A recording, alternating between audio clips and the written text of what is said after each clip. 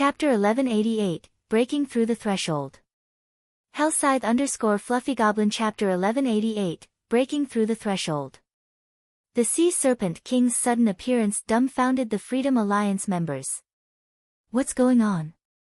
Didn't we kill it already? How did it get even stronger? This is cheating. Despair swept through the team as they looked at the two-headed Sea Serpent King. They had already lost over half of their forces to kill the Sea Serpent King. They had even used their Tier 3 summoning scroll. At this point, they were both mentally and physically exhausted, yet not only had the Sea Serpent King just revived with full HP, but it also radiated a far more powerful aura than before. How were they supposed to fight the Sea Serpent King now? Meanwhile, Shifeng, who observed from afar, wasn't surprised by this development. This was the amazing aspect of King-class sea monsters, their true might. The previous fight had simply been a warm-up. Only now would the battle truly begin. In the past, many fleets had challenged King-class sea monsters during the game's early stages. However, every one of these fleets had suffered annihilation. They simply hadn't been prepared. If a fleet struggled to defeat a King-class sea monster in its first phase, once the boss entered its second phase, the battle was a lost cause.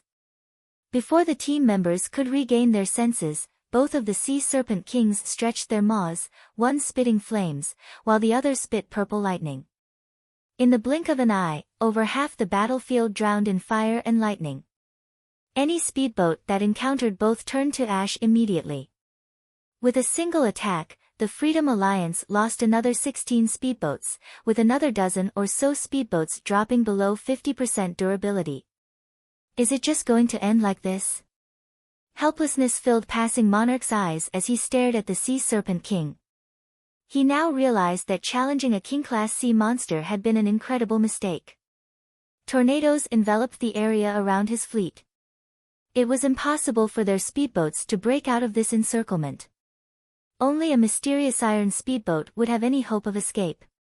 When Passing Monarch thought about how the fleet he and his companions had put together after through so much difficulty was about to be destroyed due to his reckless choice, guilt gripped his heart. Those were 4 bronze speedboats they were talking about. Their third fleet had spent a ton of effort to obtain these bronze speedboats. It would take them a very long time to secure another 4. Suddenly, Passing Monarch received another message from Shifeng. Interested in working together now? When Passing Monarch read the new message, he was confused. Do we still have any hope of winning? Their Tier 3 summoned creature had less than 1/3 of its HP remaining. They had less than 40 speedboats. Even with the strength of a mysterious iron speedboat, they had no chance of defeating the Sea Serpent King. However, when Passing Monarch recalled Shifeng's attack against the Serpent King before it had died, he realized that it was possible that the man may have predicted this situation. Immediately, Passing Monarch sent Shifeng a friend request. This way, both sides could contact each other with ease.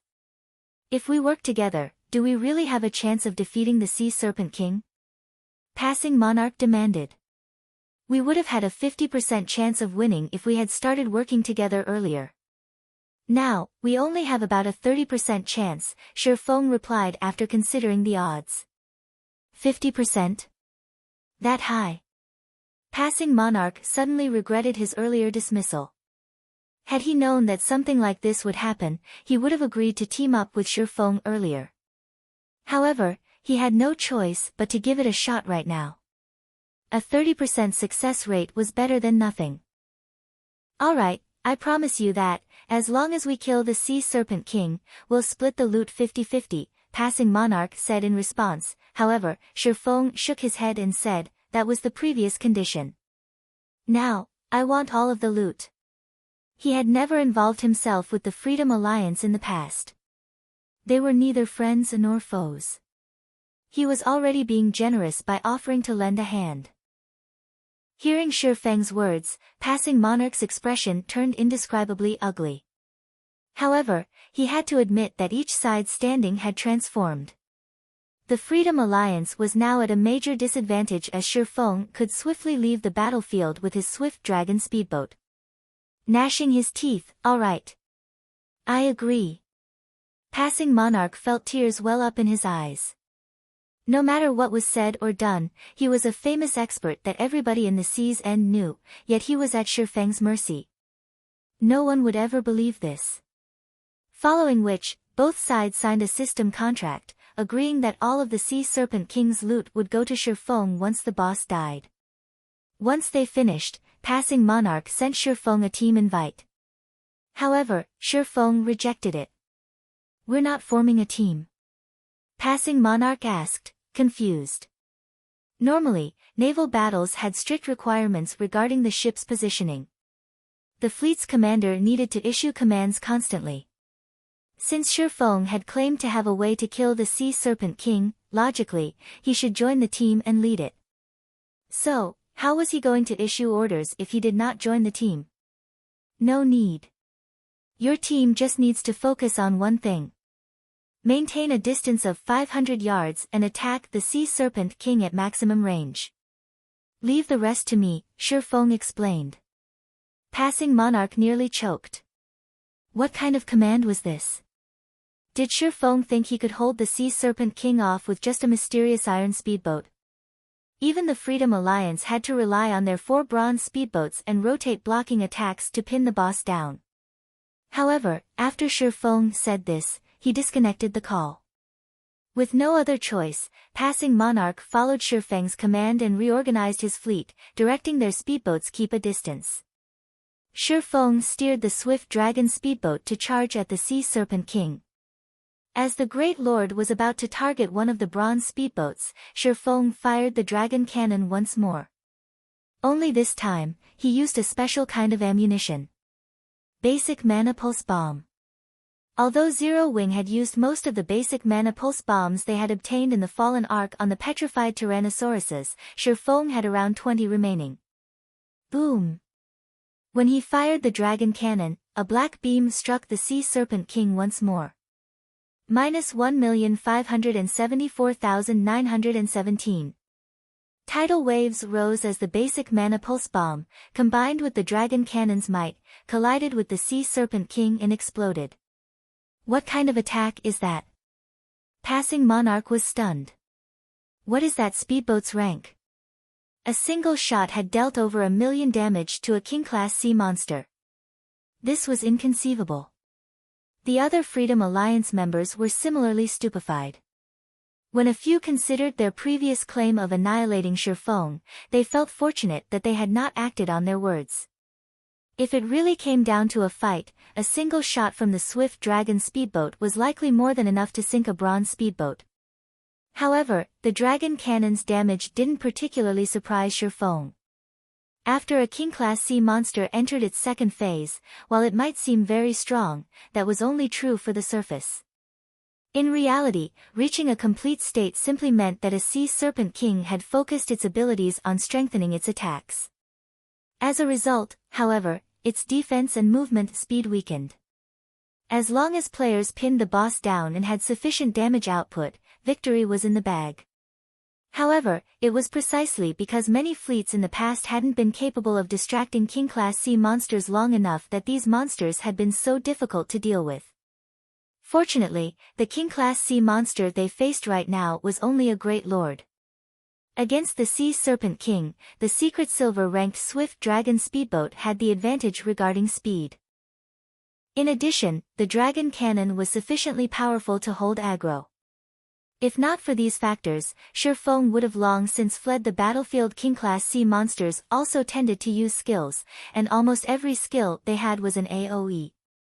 If a fleet couldn't defeat a King-class sea monster before their overall firepower fell to the minimum requirement, it would be obliterated. After Shifeng had fired the dragon cannon, the Sea Serpent King was relatively battered. The cannon fire had blown apart a large section of its scales, leaving behind a huge scorch mark. Roar! The Sea Serpent King glared at the swift dragon speedboat. Aside from a hint of fear, its gaze radiated killing intent. Without hesitation, both its heads opened their mouths and bombarded the swift dragon speedboat with fire and purple lightning. It seems that the attack was quite effective. Now that he had solidified his hold on the Sea Serpent King's aggro, Shifeng turned his speedboat and fled. He activated Accelerate, increasing the swift dragon speedboat's movement speed by 100%, easily avoiding the incoming attacks. The swift dragon speedboat was already faster than the Sea Serpent King. After activating Accelerate, Shifeng maintained a distance of 600 yards from the Sea Serpent King and attack at maximum range. This distance was also the Serpent King's limit. With this, the Sea Serpent King couldn't attack him, but it wouldn't give up the chase either. Just who is he? Shock filled Passing Monarch as he watched Shifeng's control over the swift dragon speedboat and the boat's speed. Passing Monarch finally understood why Shifeng had told him to leave the rest to him. In such a way, Shifeng led the Sea Serpent King in circles. All the Freedom Alliance's speedboats needed to do was bombard the boss and avoid the occasional AoE attack. As time went by and the Sea Serpent King's HP decreased, the Freedom Alliance's speedboats sank, one after another. Even Shifeng sometimes made a mistake and received one or two of the Great Lord's attacks. Fortunately, as a secret silver speedboat, the Swift Dragon speedboat had frightening defense. It only lost around 30 durability after a direct hit.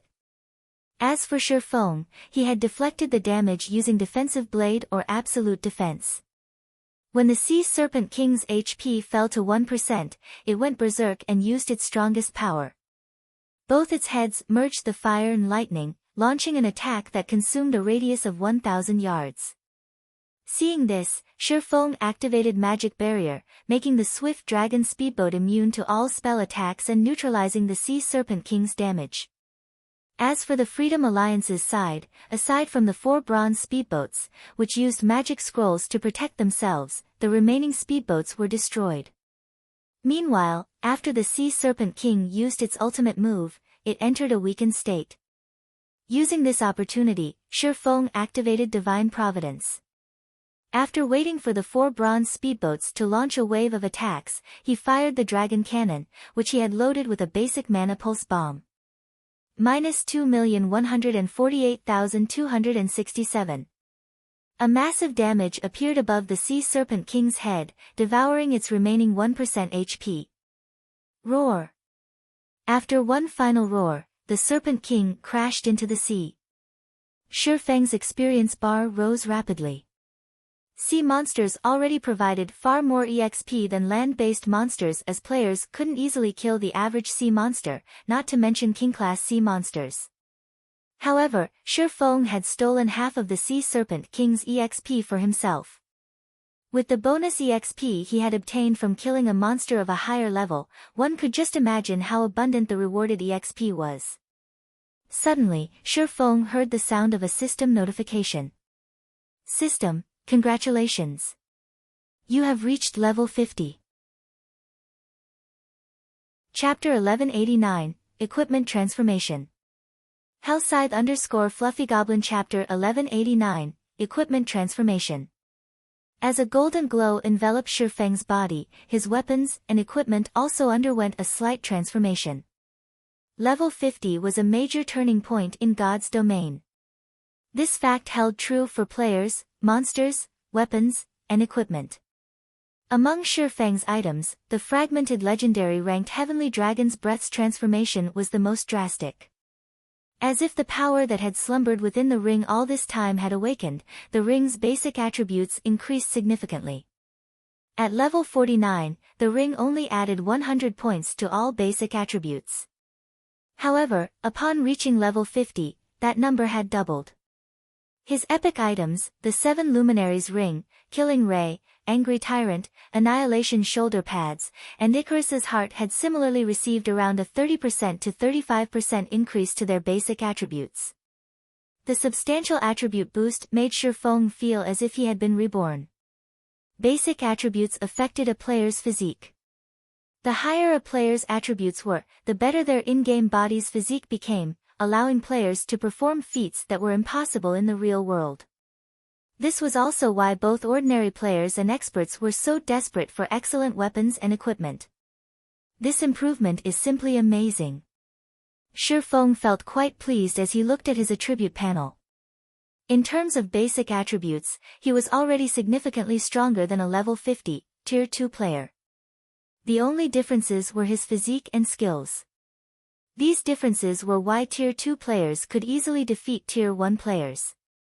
In God's domain, it wasn't unheard of for players to possess attributes that rivaled those of a higher tier. However, due to inferior physiques, they couldn't challenge those of a higher tier. Normally, players could only make up for the difference in physiques if their basic attributes far outstripped their opponents. As players rose to new tiers, their life ratings increased slightly, which would, in turn, improve their physique. For example, while her superior basic attributes had been part of the reason for Gentle Snow's victory over Miracle Dragon, the main reason the 30% physique improvement granted by the 7 Luminaries' battle armor. This effect alone bolstered Gentle Snow's physique nearly to that of a Tier 2 player. After taking into account her attributes, she had the physique of a Tier 2 player. At the end of the day, challenging experts of a higher tier was very difficult in God's domain. Few people were actually capable of doing so. Miracle Dragon was not one of them. Hence, Gentle Snow's victory hadn't been unexpected. This was the terror of tier suppression. In the past, Shifeng had suffered due to this truth. Meanwhile, the Freedom Alliance members had also noticed Shifeng's transformation. Commander, that person feels particularly dangerous. Just who is he? Not only does he have such a powerful speedboat, but his personal strength is also monstrous. As everyone looked at Shifeng, they felt as if they faced an awakened beast. Originally, they had planned to steal the Sea Serpent King's loot. After all, only their commander had signed a contract with Shifeng. Now, however, they gave up such thoughts. Although the tornadoes circling the area had disappeared with the Sea Serpent King's death, with the bronze speedboat's speed, how could they possibly outrun the Swift Dragon speedboat? They had witnessed the Swift Dragon speedboat's agility personally. Not even the Sea Serpent King had been able to keep up with it. The ship also had that frightening dragon cannon. Even if they used magic scrolls to bolster their bronze speedboat's defenses, it would take only a few shots to drain their boat's remaining durability. Moreover, they estimated that the dragon cannon's range spanned more than 800 yards. On the other hand, their bronze speedboats only had a range of 500 yards. Shifeng could easily toy with them until they died. Using return scrolls wasn't possible either. If one picked up a sea monster's loot, they would have to wait until the 2-hour holding period was over before they could use their return scrolls. When passing Monarch saw the Sea Serpent King's loots floating on the ocean's surface, envy flashed in his eyes. He hadn't imagined that so many items would drop. Sea monsters already dropped roughly 2 or 3 times more loot than land monsters, yet the Sea Serpent King had dropped over 100 items. Ha! Forget it. At least we survived and gained a level. It's better than losing our ships and lives. Passing Monarch could not help but sigh. Shifeng wasn't the only one who had leveled up after the Sea Serpent King's death. The Freedom Alliance survivors had also leveled. Most importantly, all 4 bronze speedboats were still afloat. The Freedom Alliance only needed to spend a little bit of money to obtain more ordinary speedboats. As for advanced speedboats, they might need to put in some effort, but it was possible to obtain a dozen or so within a short time span. However, bronze speedboats were not easy to replace. As expected of a godly tool, Shifeng sailed about, frantically collecting the King-class sea monster's loot. Although he hadn't triggered a jackpot, the Sea Serpent King was the first King-class sea monster to die in this sea zone. As a result, its loot was far more abundant than usual. Normally, a player would be lucky if a King-class sea monster dropped around 50 items. Moreover, over 80% usually consisted of materials. This time wasn't much different. However, perhaps due to Divine Providence's effect, among the 100-plus items, over 90 were rare materials used in producing advanced speedboats, bronze speedboats, and small sailboats. Among them, the most valuable was moonlight wood. Moonlight wood was a rare material necessary to produce bronze speedboats and small sailboats. Fortunately, Shi Feng had obtained a total of 12 logs. Constructing a bronze speedboat required 10 logs. After Shi Feng finished picking up the loot, he began to organize the items in his bag. Wonderful! A design dropped. Shi Feng grew excited as he looked at the leather book in his hands. The pages had already yellowed, and it looked as if it had been many years since anybody had read it. However, after appraising the book and discovering its name, he realized that any guild would go crazy over this design. Flying Eagle Speedboat Design. Although the Flying Eagle Speedboat was not a bronze speedboat, it was an advanced speedboat. With enough reputation, one could buy ordinary speedboats from certain NPC merchants. However, it was a different story for advanced speedboats. One could only obtain them by completing rare quests or trading special materials that sea monsters dropped. Now that he had the design for an advanced speedboat, he could build an unlimited number of advanced speedboats as long as he had sufficient materials and a small shipyard. Although the Third Fleet passing Monarch commanded had become such a powerful force in the sea's end due to the 4 bronze speedboats, the 20+ advanced speedboats also played an important role. If Zero Wing could form a fleet of advanced speedboats with the Swift Dragon speedboat in the lead, the guild could rank at the top of God's domain's naval powers. Just thinking about this excited Shi Feng. There were only a handful of super guilds that could rival such a naval force right now. Zero Wing could develop in a coastal NPC city without worry. Even if super guilds wanted to pick a fight, they would have to think twice before doing so. After all, it was far more costly to fight a war at sea than on land. Not only would their guild members lose levels from dying, but they would also lose their ships. There was no repairing a destroyed ship. Following which, Shi Feng stored the Flying Eagle speedboat design and examined the other dropped items. Among the 11 remaining items in his bag, Shi Feng discovered a very familiar item. Thunder Emblem. Chapter 1190, Authority. Hellscythe_Fluffy Goblin Chapter 1190, Authority. Is this the benefit of killing a king-class sea monster? Shi Feng was surprised and overjoyed as he looked at the purple-gold lightning emblem in his hand. The Thunder Emblem. As its name suggested, it was a Thunder Island emblem. One could also say that it was an authority symbol for Thunder Island. Any guild that obtained the Thunder Emblem would have a major advantage when contesting for authority over Thunder Island. As far as Shi Feng knew, Thunder Island had a total of 10 Thunder Emblems. If one obtained all 10, they would become Thunder Island's absolute master. However, only 5 Thunder Emblems had ever been discovered in the past, and every guild that obtained these Thunder Emblems had been one of the dominant forces on Thunder Island. The Thunder Emblem had 3 main functions. Its first was similar to the Thunder Pass. Unlike the Thunder Pass, however, each emblem allowed up to 50 players to participate in Thunder Island's contest. Every time a contest was about to begin, a fixed number of Thunder Passes would drop from sea monsters in the Sea of Death. However, that didn't count the Thunder Emblem's 50 slots. If one could gather all 10 Thunder Emblems, they could bring an additional 500 players to the island. The Thunder Emblem's second function was the Thunder Domain. While on Thunder Island, players wielding the emblem could suppress all enemies within a 500-yard radius. However, this suppression effect was not particularly strong, only reducing players' basic attributes by 5%. However, the suppression worked wonders against the island's monsters as it could reduce their basic attributes by up to 30%. As for the third function, it granted advanced authority on Thunder Island. This advanced authority was the Thunder Emblem's most important function. If a guild wanted to develop on Thunder Island, having sufficient authority was extremely important. Without enough authority, one couldn't do anything. As players gained more authority, they could enjoy more benefits on the island. Currently, the various superpowers were vying for Thunder Island. However, even if they occupied the area, they could only gain basic authority. Ordinary players had no hope of gaining any authority whatsoever. However, one's authority wouldn't remain constant either.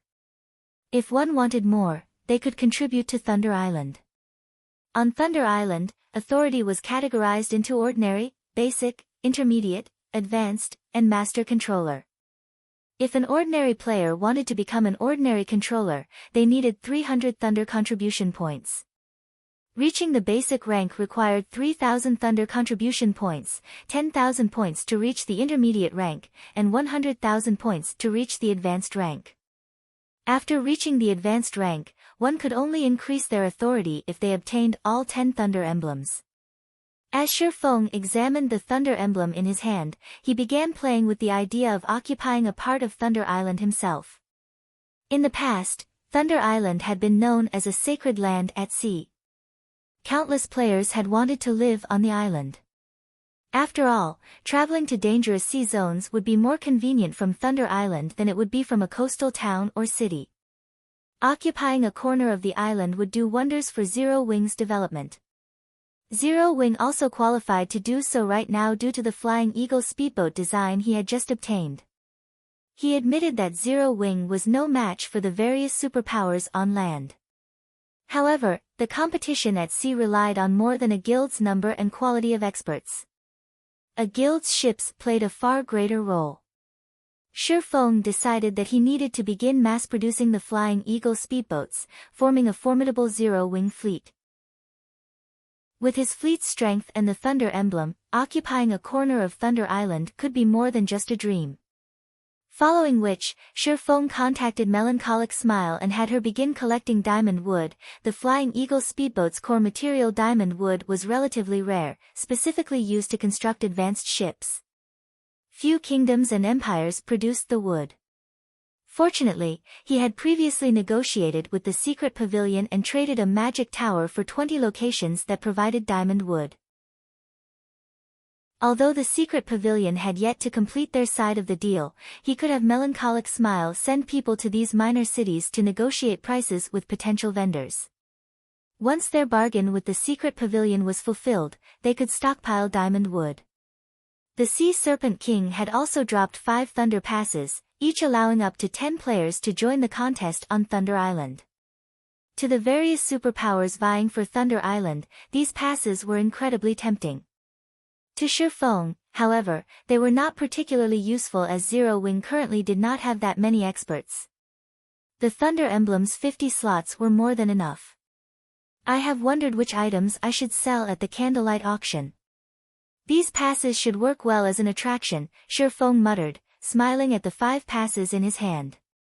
In reality, he could sell the passes to Phoenix Rain. However, doing so would cause her to question their origin. One needed to kill boss-rank sea monsters in the Sea of Death to obtain the Thunder passes. However, Zero Wing was a land-based guild that did not possess any naval power. So, how could Zero Wing kill boss-rank sea monsters? Zero Wing didn't have a foundation at sea. It was still too early to contest for Thunder Island, so exposing their trump cards was not wise. Even if they wanted to reveal their strength, they needed to do so after forming their fleet of advanced speedboats. Zero Wing simply needed to sit back and watch the various superpowers fight each other while slowly building their own naval power. Moreover, the Sea of Death was still too dangerous for current players. Even if they secured a share of Thunder Island, it would be of little use. The various superpowers only contested for the island because they wanted a head start in accumulating contribution points. Since he had the Thunder emblem, he had no need to do that. There were 3 Tier 3 magic scrolls among the remaining 5 items the Sea Serpent King had dropped, a Tier 3 summoning scroll, a Tier 3 large-scale destruction spell, and a Tier 3 defensive scroll. Of the last 2 items, one was an epic staff, Fallen Language, while the other was a bronze-rank small sailboat, the One-Horned Sailboat. What? A complete small sailboat actually dropped. Shi Feng was momentarily stunned when he saw the transparent crystal bottle. Previously, he had obtained a small sailboat from the Fallen Arkansas. However, even now, the Hurricane sailboat was unusable. Although he had asked Burning Abyss to repair it, even Burning Abyss, who was a master engineer, was powerless. The divine ruins inside the sailboat were simply too damaged. At the very least, one needed a Grandmaster engineer to repair the Hurricane sailboat. The sailboat's container also needed to be replaced. However, the Hurricane sailboat's container was not ordinary as it had been crafted with the rare epic material, space crystal. Current players had no access to this material. Hence, Shi Feng had no choice but to set the matter aside for now. Otherwise, with the mysterious iron-ranked Hurricane sailboat, he would be invincible at sea. Now that he had obtained a complete bronze-rank small sailboat, how could he not be excited? With this small sailboat, he could easily deal with many of the issues plaguing him. Chapter 1191, Legacy of the Sea. Hellscythe _ Fluffy Goblin Chapter 1191, Legacy of the Sea. Shi Feng could not bear to put away the crystal bottle in his hands. With this, my problems have been solved. Previously, he had struggled to figure out a way to transport the diamond wood needed to construct advanced speedboats. Diamond wood could not be stored in a player's bag space. Transporting the wood via teleportation magic arrays would cost enough to choke any guild.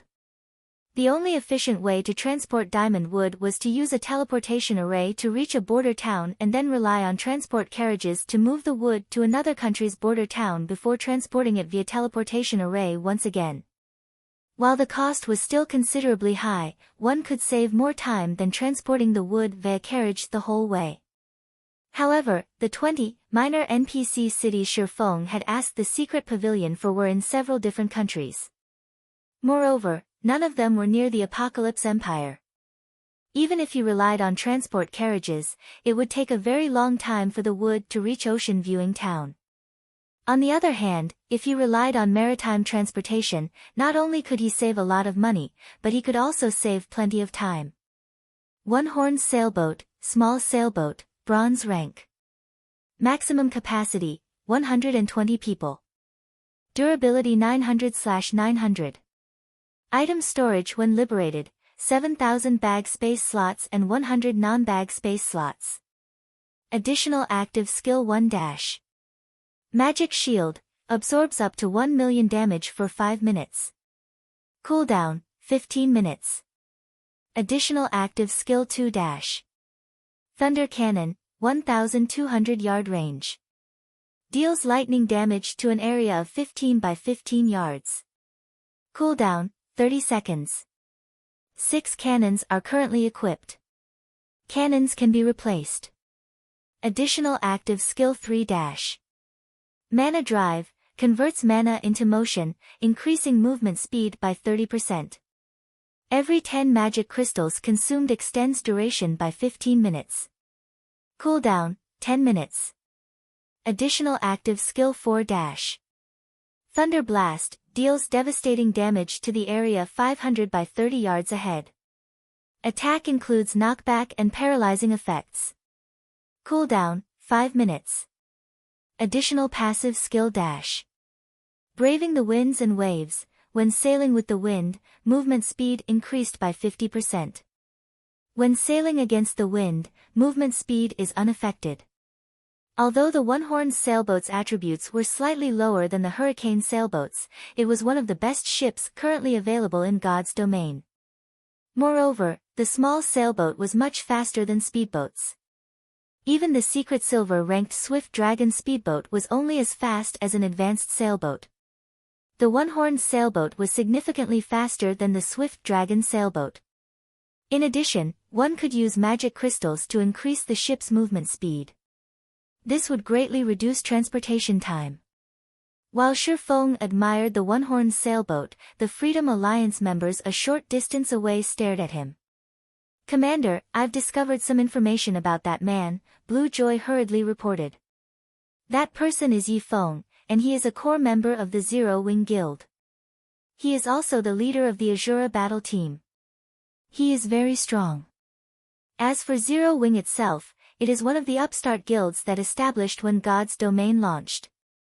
The guild's development speed is incredible, and Zero Wing has even suppressed veteran first-rate guilds.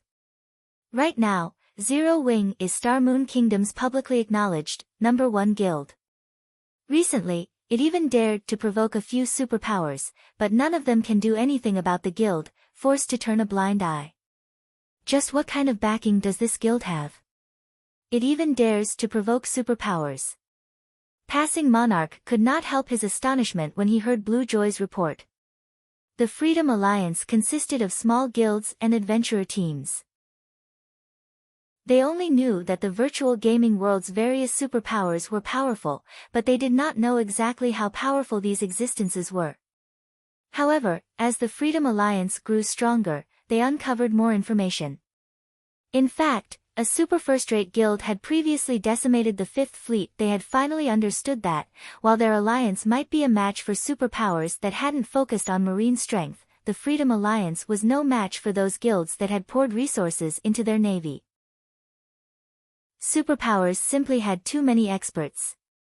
Moreover, they weren't ordinary experts. With so many, these superpowers could get their hands on advanced speedboats and bronze speedboats far more quickly than the Freedom Alliance. Hence, Passing Monarch found it unbelievable that Zero Wing had provoked multiple superpowers on land and still existed. However, what shocked Passing Monarch the most was the Swift Dragon speedboat. During the previous battle, Passing Monarch had come to understand that the Swift Dragon speedboat was not just a mysterious iron speedboat as he had assumed. It must be a secret silver speedboat. A secret silver speedboat. Since joining God's domain, Passing Monarch had never seen or heard about any of the naval powers owning a secret silver speedboat. Yet, such a speedboat had shown up in the hands of a land-based guild. This revelation excited Passing Monarch. He had come to the Sea of Death because he had heard of a low-level king-class sea monster in the area. In addition, he had heard that the various superpowers were purchasing thunder passes at astronomical prices. Hence, he had come to kill the king-class sea monster to earn some side income. After all, repairing his fleet was a considerable expenditure. He had also come here to recruit powerful adventurer teams or small guilds to join the Third Fleet. In the sea's end, strength spoke louder than words. If one wanted to obtain more resources, they needed a powerful force. Almost everyone in the sea's end had already been recruited, but it was a different story elsewhere. Land-based guilds, in particular, were just starting to extend to the ocean. He could find plenty of talent on land. Unfortunately, Passing Monarch hadn't expected the events to unfold as they had upon reaching the Sea of Death. Not only had he nearly lost his entire fleet, but he also failed to find any experts from small guilds. Rather, he had encountered a great expert with a secret silver speedboat, and this expert was backed by a guild like Zero Wing. "Commander, are you considering recruiting him?" Blue Joy asked, surprised when she saw Passing Monarch's expression. "He won't agree. After all, he is a member of a large guild. He even owns a secret silver speedboat. Why would he want to join us? Who said that I intended to ask him?" Passing Monarch rolled his eyes. "Have you forgotten the reason that we're here? Do you want to invite him to see Dragon City's festival?" Blue Joy's eyes widened in shock, unable to believe that Passing Monarch was considering something so mad. "Commander, see Dragon City's festival is our Freedom Alliance's greatest secret. It is too risky to invite outsiders." "I understand. However, you know our Third Fleet's situation. We only have one opportunity each month. If we don't perform well, we'll lose our position." Passing Monarch wore a hesitant expression. In the end, however, he steered his speedboat towards Shifeng. As Shifeng was still occupied with his jubilation about acquiring the one-horn sailboat, he did not take any precautions, even after noticing the approaching bronze speedboat. He had no reason to do so. The difference between their strengths was clear to see. Passing Monarch and the other Freedom Alliance members were aware of the fact as well. In fact, Passing Monarch's group should feel grateful that he did not have any ill intentions. "Our contract had already been completed. What other business do you have with me?" Shifeng asked Passing Monarch calmly as the man stood on the bronze speedboat's deck. "Hello. I haven't introduced myself yet. I am Passing Monarch, the commander of the Freedom Alliance's Third Fleet. You might not have heard of the Freedom Alliance before, but we are considered the overlord of the sea's end. Brother Yifeng, seeing as you have a secret silver speedboat, we like to ask for your help, passing monarch announced straightforwardly. I think that you'll be interested in my offer. You have something to interest me? Shi Feng could not help but laugh. The only thing that could capture his interest was the ability to mass-produce advanced speedboats. Obviously, the Freedom Alliance didn't have this ability as it required a large number of materials and advanced engineers. What if I tell you that it's related to the legacy of the sea? Passing monarch asked confidently. Chapter 1192, Forbidden Land. Hellscythe _ Fluffy Goblin Chapter 1192, Forbidden Land. The Legacy of the Sea. Shi Feng's heart rate quickened when he heard these words. However, he kept his composure as he said, "Tell me, then." Simply put, the Legacy of the Sea provided a specialized hidden class. With this hidden class, players could become incredibly powerful in naval combat. However, the class had serious limitations. As long as players were not at sea, the class was no different than ordinary classes. The Legacy of the Sea was different from other hidden classes, which provided improvements in all sorts of environments. It was an extreme legacy. However, to players who frequently sailed, it was highly sought after. After all, even if they obtained the legacy at the basic rank, they could display astounding power when exploring the open ocean. The peak legacy of the sea could even grant the strength to face opponents of a higher tier. Hence, guilds that wanted to develop their naval forces hungered for the legacy of the sea.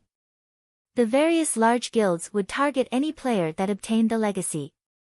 With such a player, maritime transportation would become far safer. They would also have an easier time fighting sea monsters. As far as Shi Feng knew, the Freedom Alliance had possessed many members with the legacy of the sea.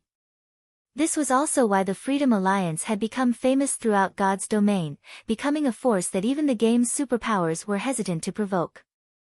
Seeing Shi Feng's interest, passing monarch knew that he had hope for cooperation. To tell you the truth, our Freedom Alliance discovered the legacy in an ancient ruin. However, obtaining the legacy depends on the player's abilities once they enter the ruins. Due to a barrier restricting the number of people that can enter, our Freedom Alliance only allows each fleet to take 10 ships into the ruins. I'd like to invite Brother Yifeng to join us. With your speedboat and our third fleet's strength, I believe that we can secure quite the bounty. We can sign a contract. If we obtain 2 legacies, one will go to you. How about it? The other third fleet members were stupefied by passing monarch's offer. They had never expected their commander to be so generous. However, after giving the matter some thought, they found it reasonable. After all, Shi Feng owned a secret silver speedboat. If they did not show some sincerity, he wouldn't bother listening to their offer. Obtain 2 legacies. Shi Feng curiously asked, "Are there many in the ruins?" Each time we enter the ancient ruins, there are a number of legacy items. It just depends on whether or not we can leave with those items, passing monarch explained confidently. When the Freedom Alliance had first activated the ancient ruins, they had dispatched 11 fleets. Inside, they discovered several legacy items. In the end, however, only one fleet had obtained the legacy of the sea. This fleet was now the strongest in the Freedom Alliance. As it had become the strongest fleet in the Freedom Alliance, it enjoyed far more benefits than its companions. The fleet was able to occupy the 3 large shipyards the Freedom Alliance managed. It was still a little too early for players to construct ships as this task required many lifestyle players. However, a large shipyard could also repair ships. During an intense battle, ships usually suffered some damage. Repairing ships in a large shipyard not only reduced the repair costs, but it also increased the repair speed. On the other hand, the third fleet only possessed a large shipyard. There was simply no comparing their 2 fleets.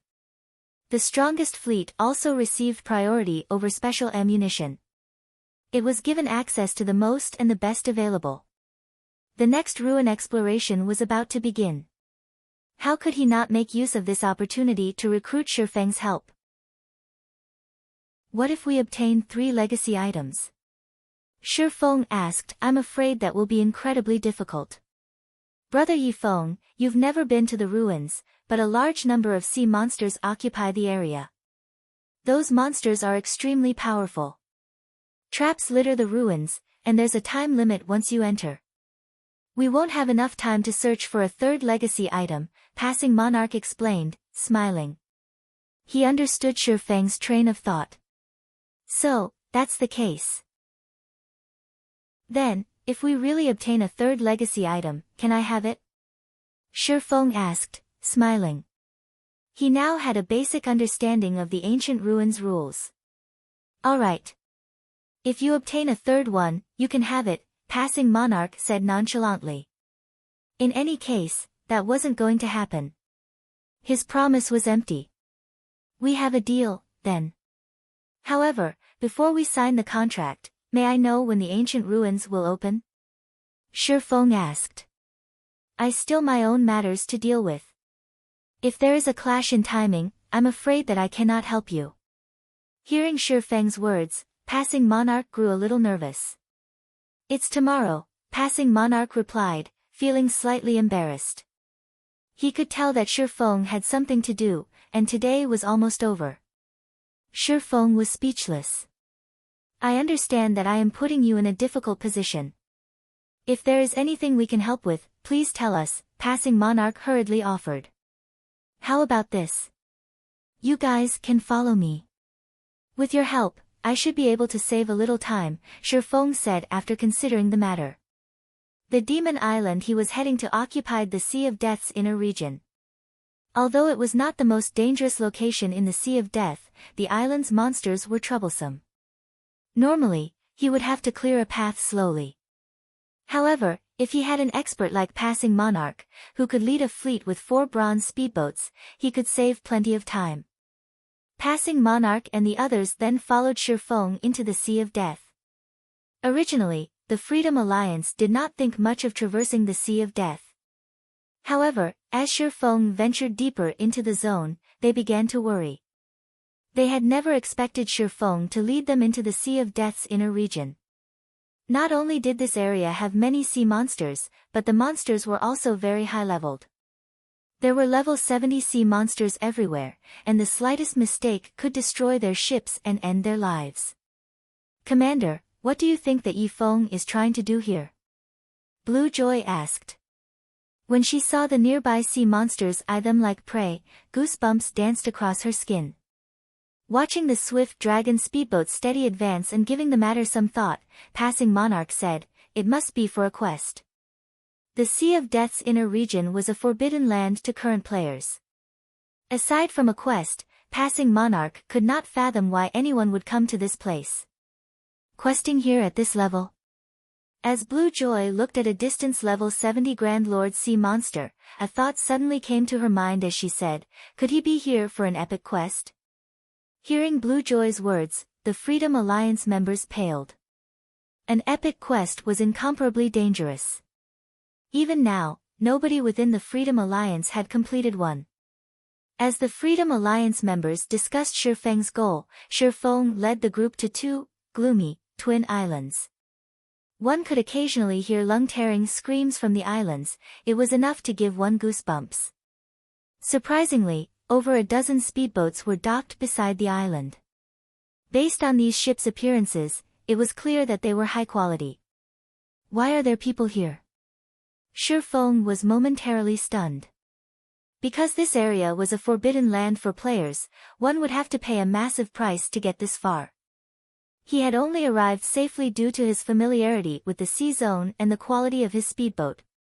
Passing Monarch and the others behind Shifeng were similarly stunned. Among the 14 speedboats docked around the island, one was a mysterious iron speedboat, 6 were bronze speedboats, and the rest were advanced speedboats. This fleet could rank at the very peak of the sea's end. After Shifeng snapped out of his momentary daze, he quickly shifted his attention to the symbol on these speedboats. The symbol consisted of 7 stars arranged in a circle. Shifeng frowned. This was the Flower of Seven Sins fleet symbol. Chapter 1193, Naval PvP. Hellscythe _FluffyGoblin Chapter 1193, Naval PvP, Grey fog enveloped Demon Island. Here, players' visibility range was limited to 150 yards. Meanwhile, Demon Island's monsters were all level 70 and above. At such a distance, level 70+ monsters could easily detect players. On the other hand, players couldn't see these monsters. However, players' main problem wasn't the island's fog. The real problem was the ever-present, dark corrosive power on the island. If players did not have high enough darkness resistance, they would not survive. Moreover, the further one ventured, the stronger this corrosive power would become. Boss Brute, 5 speedboats are approaching Demon Island, a level 43, black-clothed ranger reported as he watched the distant swift dragon speedboat. Speedboats are approaching. The bald, middle-aged man on the screen, Brute Spear, sneered and said, "Since we've already been seen, we won't let them leave alive. Get rid of them, but don't destroy their ships. We can use them to make up for the losses we suffered to get here." Great. I haven't been on a mission for so long that I'm feeling rusty. The level 43 ranger licked his lips as he observed the approaching swift dragon speedboat. Although the Flower of Seven Sins received requests every day, experts of their rank didn't often receive missions. Following which, the ranger disconnected the call and ordered the other members on the speedboat, "Get ready. Once they get here, we'll take action. We'll use that to prevent their escape if necessary." Hearing the ranger's command, anticipation filled the other Flower of Seven Sin members aboard the speedboat. These fellows really are pitiful. They have only come this far after much difficulty, yet we'll send them back before they even set foot on the island. However, based on their speedboat's quality, they should be quite strong. Hopefully, we'll get to enjoy ourselves a bit. Each of us will handle one person. Once you've killed a player, give the others a chance. The Flower of Seven Sin members aboard the speedboat chatted among themselves. Shifeng and his temporary team weren't important at all to these players. Even if these players encountered experts from some superpower, the outcome wouldn't change. When Shifeng noticed the 7-star symbol, he instructed everyone to don their black cloaks, hiding their identities. "Brother Yifeng, are they your enemies?" Passing Monarch asked, curious about Shifeng's command. However, they had already agreed that they would follow Shifeng's lead. The fleet commander and his teammates did as they were told. They're not exactly enemies. However, it's best if we hide our identities.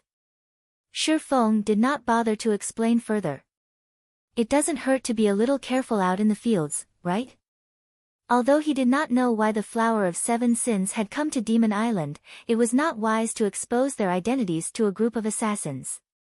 Although Shifeng would have preferred to approach the island from another side, Demon Island only had one entrance.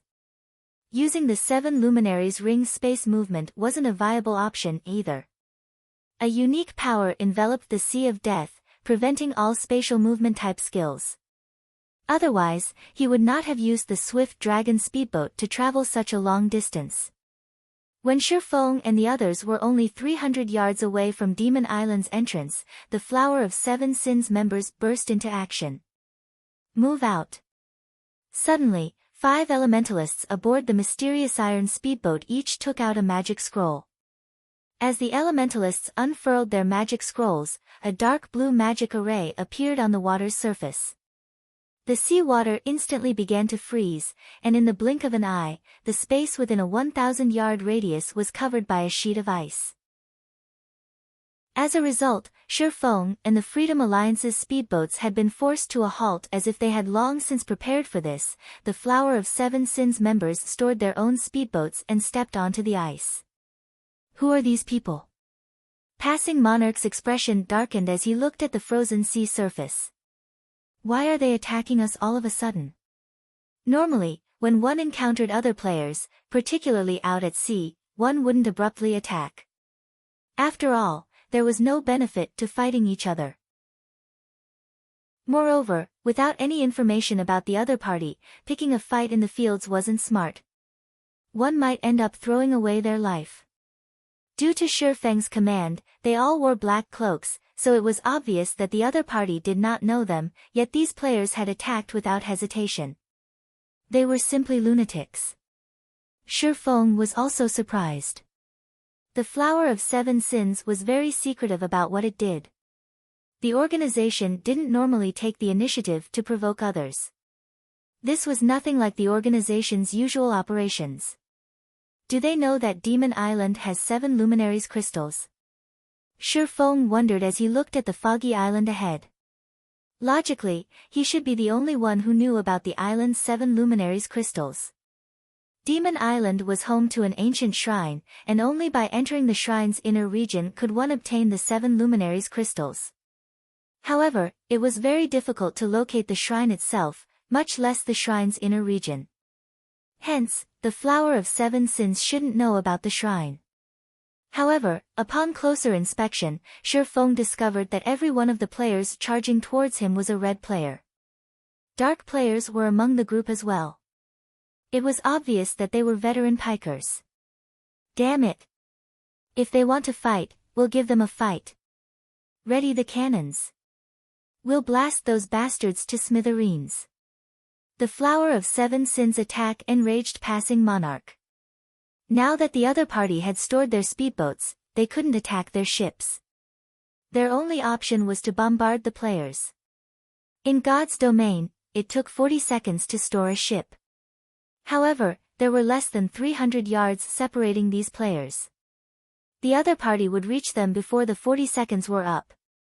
Furthermore, once players entered combat, they weren't allowed to store their ships. They had to finish these players off. As the cannons rang, one cannonball after another flew at the Flower of Seven Sins members. Foolish. The level 43 ranger in the lead sneered at the incoming cannonball. Although Speedboat's cannons were immensely powerful and could kill a player in one hit, expert players like himself could easily dodge cannon attacks by relying on the projectile prediction lines the system provided. The 100-plus Flower of Seven Sin members closed the distance to their targets rapidly. Soon, they were only 200 yards away. In front of these Flower of Seven Sin experts, the bronze speedboat's cannon fire was practically useless. These experts dodged every attack easily. Seeing this, Passing Monarch and the others were frustrated. They had thought that they had escaped danger after defeating the Sea Serpent King. Now, however, they had to face a large group of experts trying to rob them of their ships. Get ready to split up. Remember, do not damage the speedboats. Boss Brute has already laid his claim, the leading ranger commanded through the team chat. Boss, relax. We won't even give them the chance to destroy their own ships, the other members laughed. Before the battle had even begun, they looked at Shi Feng and the others as if they were dead men. As the Flower of Seven Sins members were about to cross the 100-yard mark, a black beam flashed past them. Boom! The solid layer of ice vaporized instantly, exposing the blue sea water beneath it. The affected area spanned a radius of 25 yards. Meanwhile, 6 Flower of Seven Sins members died on the spot, leaving 12 weapons and pieces of equipment floating upon the water. Chapter 1194, Demons Appear.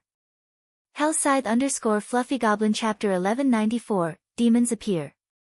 The dragon cannon's attack had pulled a gasp from the Flower of Seven Sins' remaining members. The previous few cannon attacks had only dented the ice, yet the dragon cannon had obliterated it. Moreover, its attack speed was at least double that of the previous cannons. Its attack range was even more impressive. Even without the high attack speed, with such a long range, it was extremely difficult to dodge the dragon cannon's attacks. What is that speedboat's rank? The leading, black-clothed ranger's expression twisted. He had seen a mysterious iron speedboat's cannons in action many times, so he was fully aware that a mysterious iron speedboat didn't have such fast and powerful attacks. Facing the dragon cannon at such a close range would be extremely dangerous. He had assumed that this fight would be nothing more than a game to kill time. He hadn't expected an actual opponent. Meanwhile, Passing Monarch and the other members of the Freedom Alliance celebrated the cannon's success. Ha ha ha. A secret silver speedboat is truly astounding. Just a single shot is enough to stun those bastards. I want to see if they still dare to fight us now. The Freedom Alliance members could not help but laugh at the Frozen Flower of Seven Sins members. This Yifeng really is amazing. Passing Monarch sighed ruefully as he looked at the massive hole in the ice. He had to admit that Shifeng was a skilled strategist. While the Flower of Seven Sins members had been over 200 yards away, they had been spread out. Even if Shifeng had used the dragon cannon, he would have been lucky to kill even one player. However, as these players came within 100 yards, they clustered. Since such a short distance left them little room to react, Shifeng able to kill 6 players in one hit. After such an attack, their enemies should be more cautious. The other players might even give up the fight. However, as Passing Monarch pondered these assumptions, the Flower of Seven Sins members revealed excited grins. Brother Chen, our opponent seems to be a tough one. With this, we can finally use that move, right? A level 42 assassin asked, chuckling as he looked at the black-clothed ranger. He felt nothing in particular in regard to his fallen companions. All right. The ranger nodded helplessly when he saw the eager light in his companion's eyes. Don't let any of them get away. The same goes for their souls. Brother Chen, relax. We won't let their souls go to waste, the other members assured their leader as they licked their lips, eyeing Passing Monarch and the others. The Freedom Alliance members shuddered involuntarily. These players didn't look at them like enemies, but food. With the ranger's consent, the Flower of Seven Sins members wailed painfully, dark fog swallowing their bodies. In just a short moment, they transformed. Although their weapons and equipment remained the same, their skin was now pitch black, and they had blood-red eyes. 2 curved horns grew from their heads, while a pair of pitch-black, bat wings and a tail grew from each of their backs. They didn't look human at all. What are these people? Passing Monarch's expression froze as he watched these players transform. The rest of the Freedom Alliance members were similarly stunned. There were players who could actually transform. This was definitely the first time they had seen something like this in God's domain. Not only had the Flower of Seven Sins members transformed physically, but they also emitted a terrifyingly oppressive aura. If these players had looked like a group of ferocious beasts, brandishing their fangs and claws, they now looked like monsters that no ordinary human had any hope of defeating. They all felt like humanoid lords. Among them, the ranger in the lead gave off the strongest aura. The Freedom Alliance members felt as if a higher being looked down upon them when the ranger turned his gaze towards their ships. Unlike the other Flower of Seven Sins members that transformed, this black-clothed ranger had 2 sets of wings growing from his back.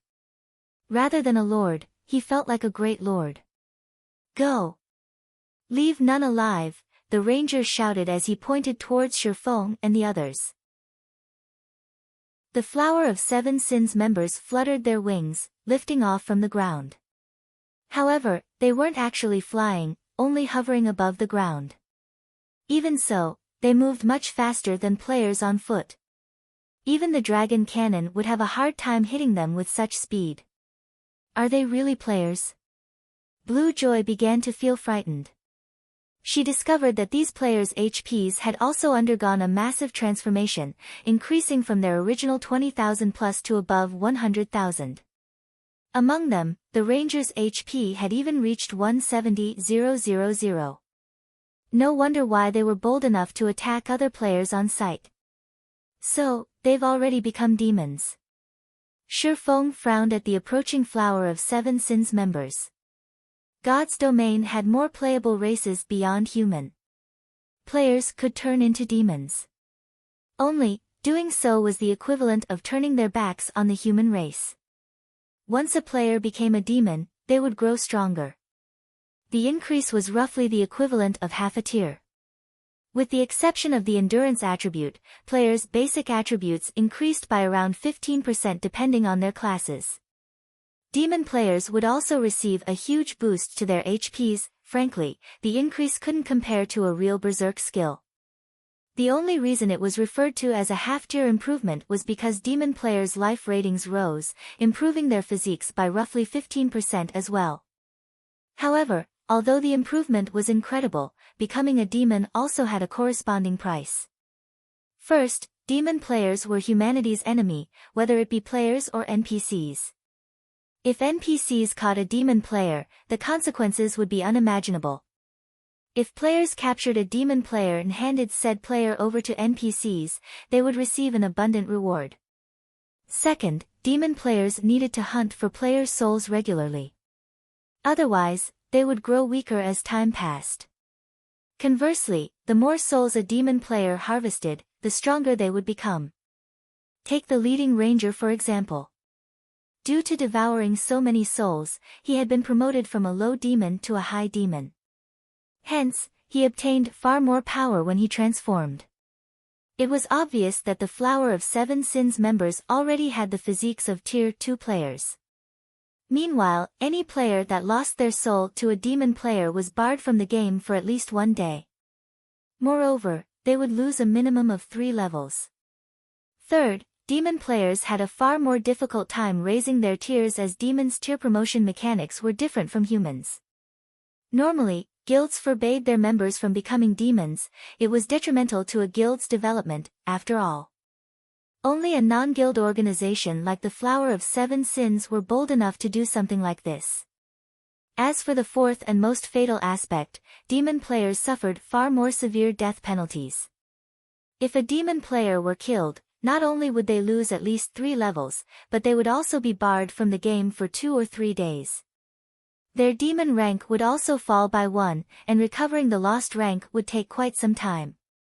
As a result, most players opted against becoming demons. Anyone capable of using berserk skills, use them now. If not, use Tier 2 magic scrolls. At this point, only Shifeng had maintained his composure. A pointless struggle. Just give up and let us devour you, the ranger demanded disdainfully as he snarled at Shifeng and the Freedom Alliance members preparing for a fight. In a short moment, the Flower of Seven Sins members boarded the Freedom Alliance's bronze speedboats. Members of the Flower of Seven Sins already had very high combat standards. Now that their attributes and physique had grown so much stronger, the Freedom Alliance lost over a dozen players in just a few exchanges. In contrast, the Flower of Seven Sins suffered no casualties whatsoever. Meanwhile, aboard the Swift Dragon speedboat, a level 42 berserker charged at Shifeng, his battle axe descending towards the swordsman. Dang! As the clang of metal echoed, this transformed level 42 berserker shot backward like a bullet, flying over a dozen yards away. Chapter 1195, Mistaken Calculations. Hellscythe_VampireCat Chapter 1195, Mistaken Calculations. Commander, these people are too strong. If this continues, we'll all die here, Blue Joy said hurriedly through the team chat. We need to find a way to leave this place. After she had activated her berserker skill, she might barely be able to prevail in a one-on-one, however, in a one-on-two situation, she would only be suppressed. Although she was not the best at PvP in the Third Fleet, she could still rank within the top 10. Hence, if she was already faring so poorly, there was no need to mention how the other Freedom Alliance members were doing. Right now, their only advantage was the fact that none of these demon players could use berserk skills. This provided them, who could use berserk skills, an edge in basic attributes and allowed them to hold off the demon players for now. However, the duration of berserk skills was simply too short. If the other side dragged out the battle long enough, their side would definitely get wiped out. Just who are these people? Passing Monarch was also extremely anxious right now. The members of their Third Fleet could be considered experts in the Sea's End. He was even one of the top 10 experts in the entire Freedom Alliance. Nevertheless, after he arrived at the Sea of Death, it was as if he had come to an entirely different world as he met one expert after another. There would have been no problem if it was just Shi Feng. Now, however, among the 100-plus players assaulting them, every one of their opponents was an expert superior to them. He even began doubting whether he was playing the same game as he had been up to now. Despite passing Monarch having already activated his berserk skill, his strength and speed superior to the black-clothed rangers, he failed to land any attacks on the ranger at all. It was as if the ranger had seen through all of his attacks. The ranger could not only dodge his attacks easily but also launch attacks at his blind spots while dodging, and this left him no choice but to defend himself. Even launching counterattacks became difficult. If not for the healers at the rear line healing him, he would have already perished by now. Currently, less than 70 people remained in the Third Fleet. Against the Flower of Seven Sins members, not only did they not possess a numerical advantage, but they were also inferior in quality. Everyone, gather together. Destroy all the speedboats and retreat. Passing Monarch commanded as he gritted his teeth. Now that the outcome of the battle was already obvious, there was no meaning in them continuing this battle. Without a doubt, they would be annihilated, and their speedboats would fall into the Flower of Seven Sins' hands. Rather than accepting such an outcome, it would be much better to destroy their speedboats. That way, neither side would end up winning. As soon as passing Monarch said so, however, he saw a 2-meter-tall berserker blasted from the swift dragon speedboat. As the berserker's body crashed heavily into the icy ground, his HP fell by over 3,000. Torrent, are you all right? Several nearby Flower of Seven Sins members could not help but look at the level 42 berserker in surprise. Although Violent Torrent's combat standard was only average for their team, he was equipped with a complete set of level 40 fine gold set equipment and wielded a level 40 dark gold battle axe. In terms of strength, he could rank within the top 5 among their team. After demonizing, his strength would have increased by 17%. Even a berserker equipped with a complete set of level 40 dark gold set equipment would lose out slightly to Violent Torrent in terms of strength. Despite that, he had actually been sent flying by a swordsman. It was simply inconceivable. I'm fine. My hands are just a little numb. It seems his berserk skill should be a strength-oriented one. You guys should be careful, the berserker named Violent Torrent replied nonchalantly as he shook his hands. The others nodded in response to his words. They then began carefully approaching Shi Feng. After they transformed into demons, they would lose the ability to use berserk skills, the price they had to pay to become demons. Otherwise, it would simply be too overpowered if they could stack the attribute bonus they received from demonizing with the effects of a berserk skill. The main god system obviously would not allow this to happen. However, although their demon transformation indeed did not provide as many attributes as a berserk skill did, the 15% improvement to their physiques allowed them to dodge even attacks from opponents with superior attributes. With this, they could slowly whittle down their opponents. At this time, a level 42 silver-robed elementalist said, since it's a strength-oriented berserk skill, we'll attack him from a distance. I'll support you guys from the side, Violent Torrent said as he dashed back towards the swift dragon speedboat. However, the Flower of Seven Sins members had obviously misunderstood something. Shi Feng did not have any of his berserk skills activated right now. His previous slash was simply a normal attack. The reason why Violent Torrent went flying was entirely the recent upgrade to Shi Feng's equipment. He had yet to adapt himself to the changes. Hence, he had failed to control his power properly and unintentionally sent Violent Torrent flying. When Violent Torrent was halfway back to the swift dragon speedboat, Shi Feng had already jumped down from the craft. He then used Wind Blade and dashed at the berserker, his speed so fast that nobody managed to catch a clear sight of him. So fast. By the time Violent Torrent reacted, Shi Feng was already before him, the abyssal blade descending towards him. Pang! Violent Torrent instinctively executed Whirlwind Slash to block the abyssal blade. What power! The intense force pushing down on Violent Torrent nearly drove him to his knees. Fortunately, the icy ground had served to cushion some of the impact, though web-like cracks formed on the ice layer as a result. However, almost at the same time as Violent Torrent stopped the abyssal blade with his battle axe, Shifeng slashed Killing Ray at the berserker's chest. Chop! Minus 25,578. Instantly, Violent Torrent lost close to a quarter of his 110,000 HP. Demon players sure have high HP and defense. Shifeng was slightly surprised. If Violent Torrent were an ordinary level 42 berserker, Shifeng could have reduced the berserker's HP to a critical level in one attack. Demon players didn't just have a lot of HP. Their defenses got a significant boost as well. Hence, it was very difficult for ordinary players to capture demon players. Normally, one would need at least a party of players to capture a demon player of the same level. Due to this, quite a few independent players and dark players would choose to become a demon. In the past, even the expansion pack, Demon's Return, was triggered. Meanwhile, one of the conditions for triggering this expansion pack was the number of demon players in God's domain reaching a certain level. After the Demon's Return expansion pack was triggered, a demon empire suddenly appeared in God's domain. The incident back then had thrown God's domain into chaos. Who is that guy? Why can he cause so much damage to Torrent? Several Flower of Seven Sins members nearby were momentarily stunned. They were fully aware of how frightening their defense became after transforming into demons.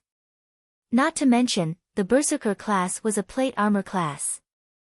A Berserker of the same level would be fortunate to deal minus 6,000 damage to Violent Torrent after using a powerful skill.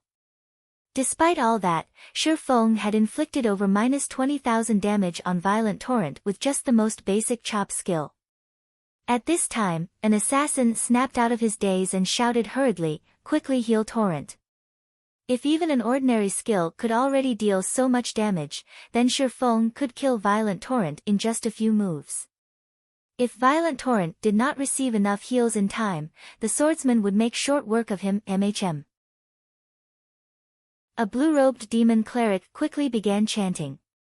Meanwhile, Shifeng sent a glance at the Freedom Alliance members, noticing that they would not be able to hold out for much longer, as they had already begun destroying their own speedboats. I need to finish them off fast. Having no other choice, Shifeng activated Heavenly Dragon's power. The instant Shifeng activated Heavenly Dragon's power, a golden glow wrapped around his body. Faint golden dragon scales appeared around his body, making it seem as if he had just donned dragon scale armor. His body also exuded an invincible aura. He then sent a slash at the berserker before him. Illusory shadow. Before Violent Torrent could see what was going on, 6 streaks of blue light cut across his body, penetrating his tough armor. With a face filled with confusion, he fell to the ground as his HP reached 0. Chapter 1196, Strategic Level Expert. Hellscythe_Vampirecat Chapter 1196, Strategic Level Expert. He died. The surrounding Flower of Seven Sins members could not help but gape in shock. Even the demon cleric chanting a greater healing stopped abruptly as he stared at Violent Torrent's motionless body. Violent Torrent had close to 80,000 HP remaining just now. With his strength, he should have been able to resist for some time. Otherwise, the demon cleric wouldn't have chosen to cast greater healing, which had a considerably long casting time. At this moment, when the several Flower of Seven Sins members turned to look at Shifeng, a possibility suddenly occurred to them, and they could not help but shudder at the thought. That possibility was that Shifeng had not used his berserk skill when he was fighting Violent Torrent before, even after the berserker had turned into a demon, and had activated the skill only now. Not good. We met a hard one. He's a peak expert. Hurry up and contact Brother Chen, a thinly built man said. The man felt his breathing stifled as he looked at Shifeng. There were few peak experts even in the Flower of Seven Sins. These existences were normally part of the organization's middle management. Shi Feng would have little trouble going up against more than a dozen half-step refinement realm experts like themselves at the same time, especially now that he had activated his berserk skill. Currently, only Brother Chen, the ranger leading the team this time, as well as a few others could possibly resist someone like Shi Feng for long. Just as this thinly built assassin was done speaking, Shi Feng advanced and suddenly appeared before a guardian knight. Without hesitation, this guardian knight activated protection blessing. However, Shi Feng remained unperturbed by this reaction as he brandished killing ray. Thundering flash. Immediately, 4 blue arcs of lightning struck at 4 different locations. Combat technique 4 Moon Lotus. After the 4 lightning snakes pierced through the guardian knight, they each struck at the 4 magical class players behind him. The guardian knight instantly lost over half of his 140,000 HP, whereas the 4 magical classes behind him lost 1/3 of theirs and had their spellcasting interrupted by the impact of thundering flash. Block him. Don't let him get close to the magical classes. Hearing this, a guardian knight immediately used Justice Roar on Shi Feng. The demon cleric at the rear also cast Truth Shield and Rapid Healing on the guardian knight. As for the other melee players, they each used a control skill on Shi Feng. At the same time, the ranged classes launched attacks to seal Shi Feng's movements. Shi Feng could not help but admit that every member of the Flower of 7 Sins was an expert. Their coordination with each other was also impeccable. In combination with their high HP and defense, it made dealing with them extremely difficult. If it were any other expert here, they would definitely choose to pull back first. However, Shi Feng never entertained the thought of retreating. Instead, he activated Defensive Blade without hesitation, greatly extending his attack range. At the same time, he switched the basic Tyrant title to the Swordsmanship Master title, increasing his attack speed by 30%. Sword's Orbit. Starlight immediately emerged around Shi Feng's body. Not only did he manage to block all incoming attacks, but before anyone could react, everyone within a 15-yard radius of him also began losing HP rapidly. Despite the demon cleric at a distance spamming heals on the guardian knight, he still failed to keep the MT alive. In the blink of an eye, everyone within 15 yards of Shi Feng died. Meanwhile, the oracle reporting to the ranger called Brother Chen was stupefied. Hello. Why are you contacting me at such a time? Did something happen? The level 43 ranger asked as he toyed around with passing monarch. Brother Chen, and not good. There's a emo monster here, the level 42 oracle stuttered during the time the oracle was giving his report. Shi Feng had used silent steps and appeared behind the thinly built assassin, who had just activated wind steps. Shi Feng then executed Chop, the speed of his attack so fast that the assassin did not even react, as he died instantly. A monster. Did one run all the way out here from the island? The ranger asked, perplexed. And no. There's a peak expert on the speedboat we attacked. Torrent and the others, they're all dead. At this moment, the oracle was quickly losing his ability to speak as he watched his companions die one after another. A peak expert? Okay, I'll head over there now. The ranger immediately grasped the severity of the situation.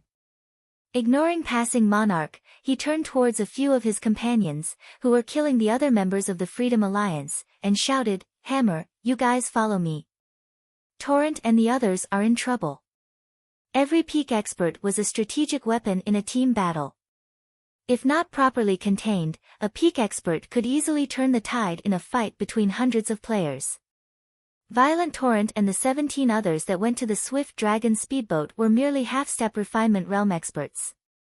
They were simply no match for an expert of such caliber. If the ranger delayed, they would no doubt be annihilated. Hence, he needed to hurry over there right away. He's leaving. Passing monarch was filled with confusion as he looked at the black-clad ranger flying towards the Swift Dragon speedboat. However, The ranger's departure was a good thing for the Freedom Alliance, since the ranger and the 3 companions that followed after him were the ones who had killed the most Freedom Alliance members. With the bronze speedboats less than 50 yards away from the swift Dragon speedboat, the ranger took less than 5 seconds to glide across this distance. However, as soon as the black-clad ranger descended, he was shocked by the scene before him. At this moment, none of the 18 people sent to snatch the swift Dragon speedboat was alive. However, only 5 seconds had passed since he received the report. 18 half-step refinement realm experts who had turned into demons had died, just like that. The ranger glared at Shifeng, who stood a short distance away, and asked coldly, "Where are your companions? Or are they thinking of ambushing us while we're fighting you?" No matter how he looked at it, one person simply could not have finished off so many demonized half-step refinement realm experts within such a short time. At the very least, such a feat required several experts working together. "Companions?" Shifeng shook his head and said, "I'm the only one here. If you ran all the way here just to ask this, can we start the fight now? Hammer, you and Letter deal with that guy. Scorpion and I will assist from the side and prevent others from ambushing us," the ranger commanded hurriedly. It was obvious he did not believe Shifeng. "Leave it to me." The level 43 berserker named Hammer nodded seriously as he looked at the cloaked Shifeng. The fact that the swordsman before them could work with other experts to get rid of violent Torrent's group so quickly proved that his strength was extraordinary. Not to mention, Hammer also sensed a dangerous aura coming from Shifeng, and he could tell that he was definitely no match for Shifeng in a one-on-one fight. However, if he coordinated with Letter, even if they could not defeat Shifeng, it would also be impossible for Shifeng to kill them. However, just as Hammer finished speaking, Shifeng had already dashed towards him. So fast. The assassin named Letter was shocked. At this speed, even if he activated a berserk skill in his human form, he would be no match for Shifeng. If not for his demon transformation improving his physique, he wouldn't even be able to catch a glimpse of Shifeng's figure. Hammer also paled at this sight. Hurriedly, he brandished the great sword in his hands and executed the Tier 1 skill Death's Harvest, which could be used only in his demon form immediately. Numerous streaks of black light shot forward, enveloping a cone-shaped area 20 yards before him. This skill could not be blocked, only dodged. Is he dead? When the black light dissipated, there was no sign of Shifeng's figure anywhere. Letter, be careful. At this time, the ranger, who stood 10 yards behind the assassin called Letter, suddenly noticed Shifeng appearing above the assassin's head. However, his warning came too late. Shifeng promptly used the Tier 2 taboo skill Instant Strike, his attack speed increasing by 500% and damage by 400% for 3 seconds. The distant ranger only saw many streaks of blue light flashing in front of him. Before the assassin called Letter could even activate Vanish, his body was already falling to the ground. Shortly after, Hammer finally reacted to the situation. However, by the time he did, several streaks of blue light were heading towards him. Responding slightly better than Letter, Hammer executed Whirlwind Slash to defend himself. However, as the gap in speed between him and Shifeng was too massive, before his greatsword could even start picking up momentum, he had already been struck several times. Hammer's vision then turned gray as his body fell to the ground. Who is he? The ranger shuddered when he saw this scene. The male elementalist called Scorpion took an involuntary step back, terror surfacing on his face. 2 refinement realm experts, each with over 100,000 HP, were actually killed instantly. How was this just a peak expert?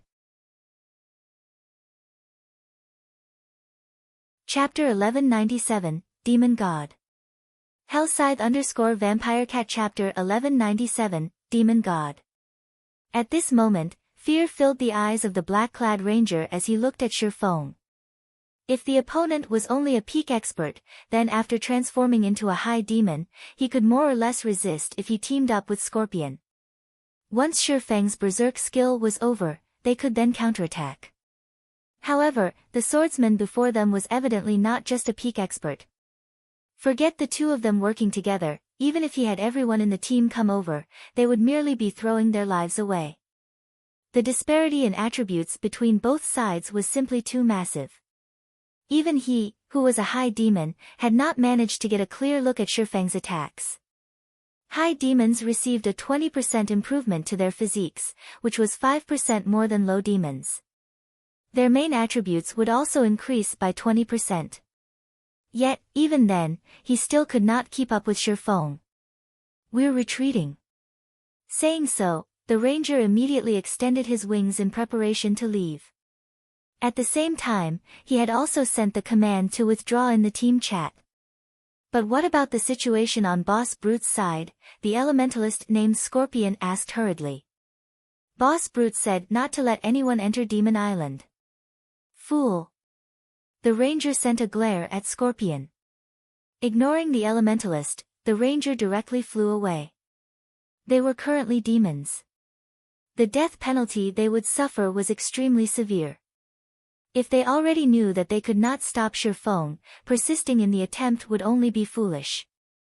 Moreover, even if they wanted to stop Shifeng and the others from entering Demon Island, the best place to fight him was not at sea, but on Demon Island itself. They were demons. They had very high innate magic resistance, particularly darkness resistance. They did not need to worry about the dark corrosive power on the island. However, the same could not be said for their opponents. More importantly, Demon Island was shrouded in gray fog, which significantly reduced the player's range of vision. However, demons like themselves were not affected by Demon Island's gray fog at all. They would have plenty of opportunities to deal with Shifeng and the others, whose berserk skills would be on cooldown, at that time. It's too late to run away now. Shifeng did not give the ranger and elementalist any opportunities at all. Activating Wind Rider, he left behind an afterimage where he had stood as he instantly appeared before the two Flower of Seven Sins members. He then violently swung down Killing Ray. Thunder Flame Explosion. Lightning and fire descended on the ranger and elementalist, and even the ice layer beneath the two began crumbling and evaporating. He escaped.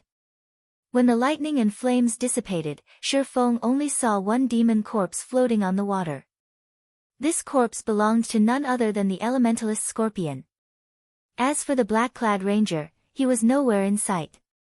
However, Shifeng was not particularly surprised by this result. Unlike low demons, high demons not only received more improvements to their physiques and basic attributes but also got to learn some powerful demon skills, even a skill with a powerful escape ability. Dark Transfer. This skill allowed one to teleport to any location within a 3,000-yard radius. Its activation required no preparation time, but it had a long 6-hour cooldown. The existence of this skill made killing high demon players very difficult. The ranger managed to escape, but the other Flower of Seven Sins members fleeing back to Demon Island were not high demons. Without hesitation, Shifeng immediately began chasing those demon players. Although both sides were moving in the air, Shifeng was able to fly freely in the sky due to Wind Rider, whereas the demon players could only glide. The speeds of the two sides were worlds apart from each other. As for the attacks launched by the demon players, not only did Shifeng easily dodge them, but he even used the opportunity to shorten the distance between them.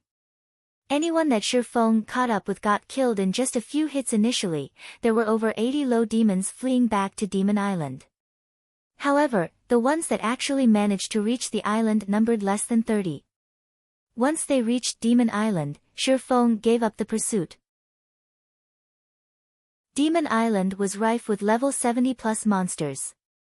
If he was not careful, he would definitely attract the monsters' attention.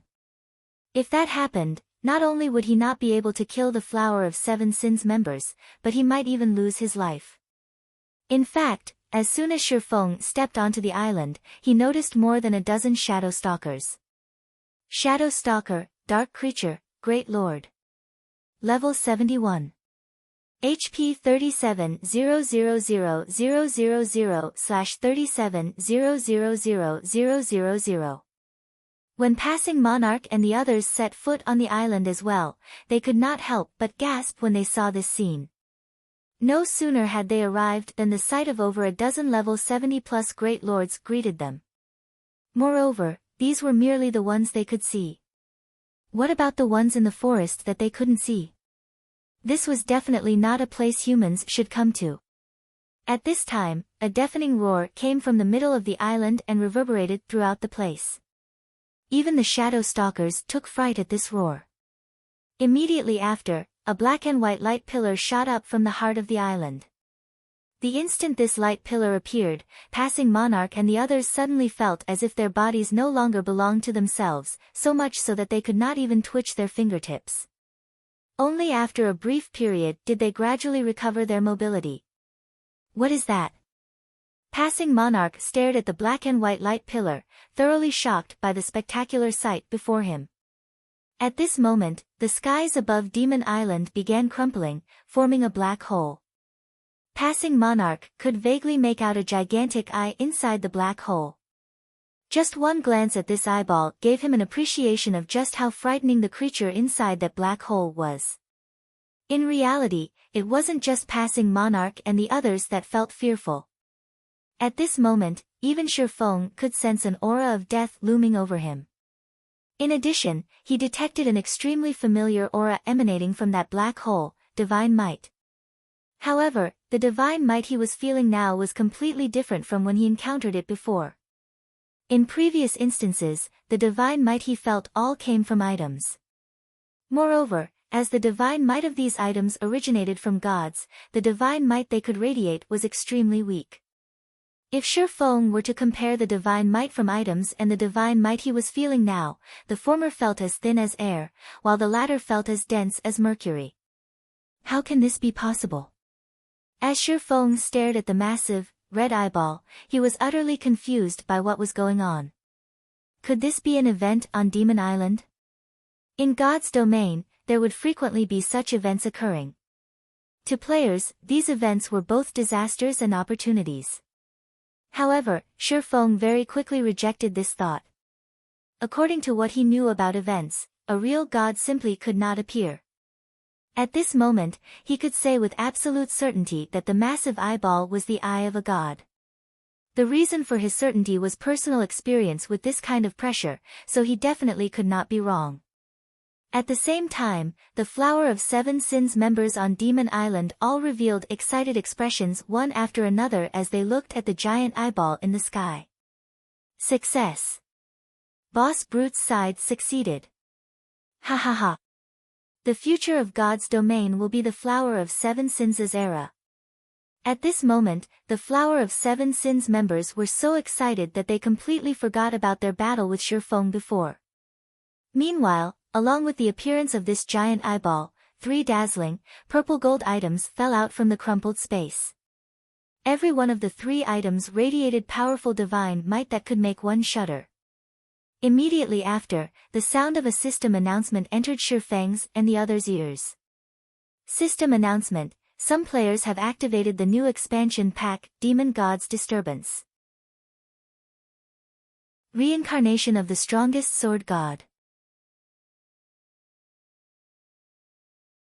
Chapter 1198, Darkness Rising. Hellscythe _Fluffy Chapter 1198, Darkness Rising. The system announcement echoed in everyone's minds for a long time. The players throughout God's domain who had received the news were stunned. Some players had gone directly to the game's official website, searching for any information about this latest expansion, whereas others thought nothing of it at all. After all, this wasn't the first expansion the game had launched. They had long since gotten used to such occurrences.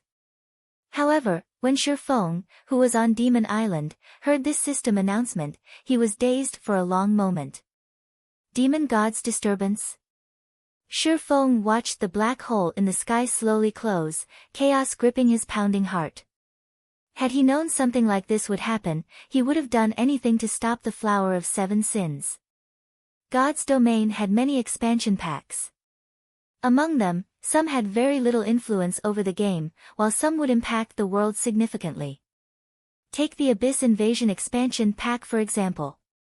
The expansion pack had only affected the Twin Towers Kingdom and neighboring countries. The Demon Gods Disturbance expansion pack, however, affected all of God's domain. One could even say that the expansion pack's impact was just as massive as a system update.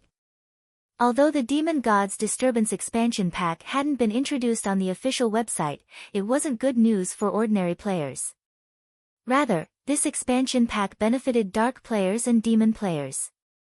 Due to this Demon Gods Disturbance expansion pack, the system's restrictions on God's domain had loosened, possibly broken, allowing the Dark forces to grow exponentially stronger.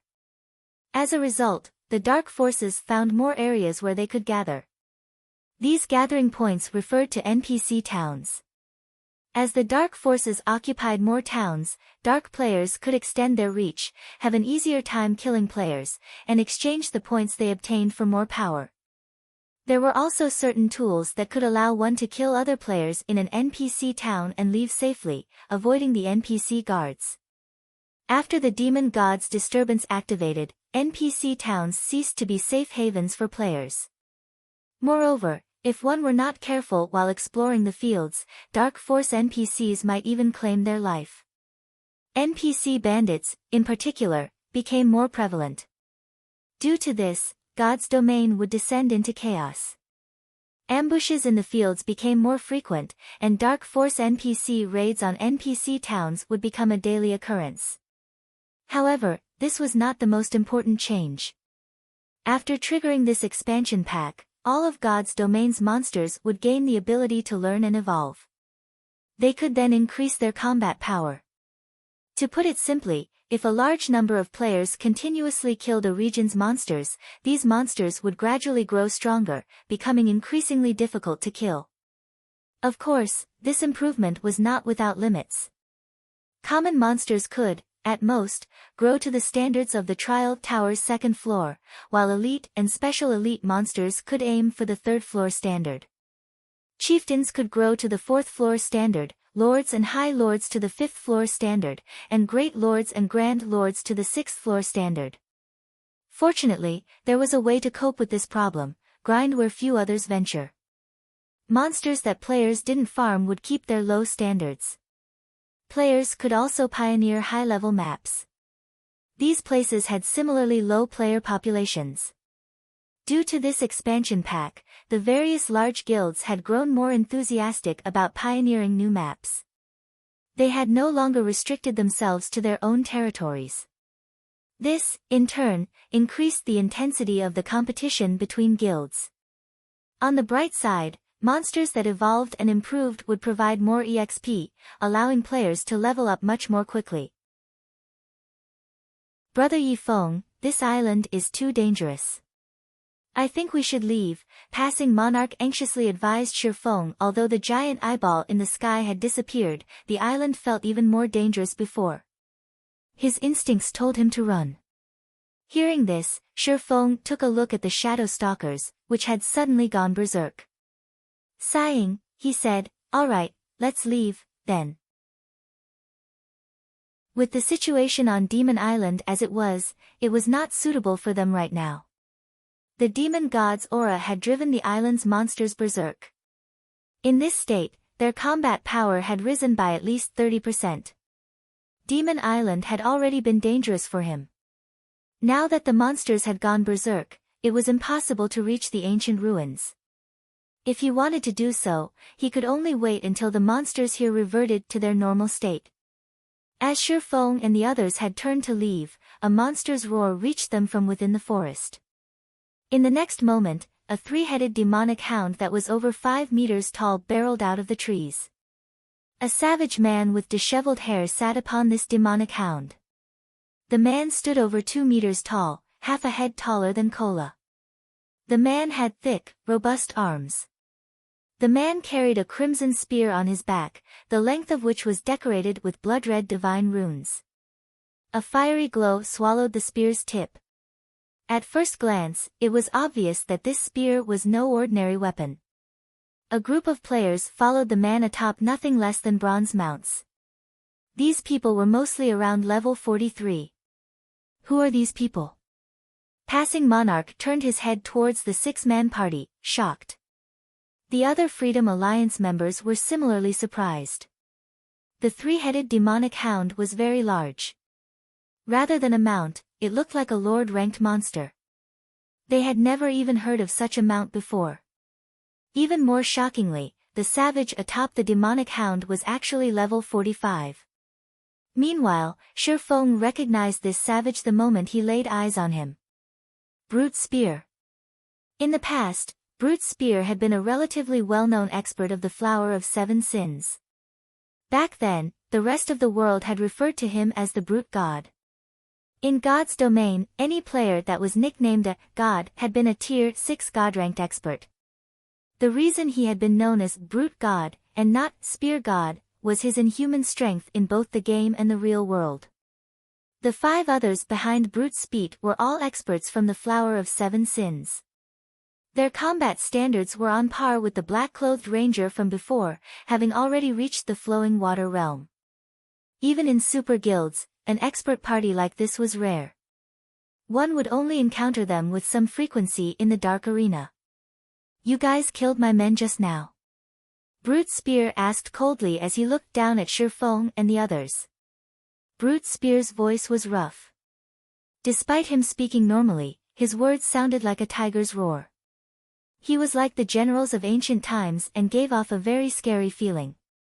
Fellow friend, is there some misunderstanding between us? Passing Monarch asked hurriedly when he noticed Brute Spear and the other Flower of Seven Sins members showing signs of taking action. We didn't take the initiative to attack your people. They attacked us first. We were simply retaliating. I don't care. Right now, I'm asking whether you guys killed my men or not. Brute Spear demanded once again, ignoring Passing Monarch's words. Chapter 1199, Demon God's Items. Hellscythe _ Fluffy Goblin Chapter 1199, Demon God's Items. Cold ruthlessness colored Brute Spear's words. Everyone suddenly felt the surrounding air grow heavy as an intense pressure weighed down on them, making it difficult to breathe. Freedom Alliance had the advantage in numbers, but Passing Monarch did not doubt that, if Brute Spear and the others wanted to kill them, they would be powerless to resist. The difference in strength between both sides was too obvious. Compared to the black-clothed ranger he had fought earlier, Brute Spear and the others were much stronger. If they simply fell in a fight against Brute Spear and his companions, they could deal with the outcome. However, when the black-clothed ranger had killed his companions, even resurrection hadn't revived the dead. His companions had been thrown from the game and hadn't been able to log back in. Hence, if they died now, they would lose their monthly opportunity to obtain the legacy of the sea. As for relying on Shi Feng, while Passing Monarch admitted that Shi Feng was monstrously strong, the swordsman had just used his berserk skill. He couldn't use it again within a short time. His chances of defeating the six experts before them weren't great. While Passing Monarch and the Freedom Alliance members remained silent, not sure how they should answer Brute Spear's question, Shi Feng opened his mouth and said, "That's right. I did it." When Passing Monarch and the others heard Shi Feng's honest answer, they paled as they fell speechless. How could Brute Spear possibly not know that they were the ones responsible for his companions' deaths? It was obvious that Brute Spear was toying with them. A fight is inevitable. Flee with everything you have, Passing Monarch said hurriedly in the team chat. In reality, they were already considerably lucky.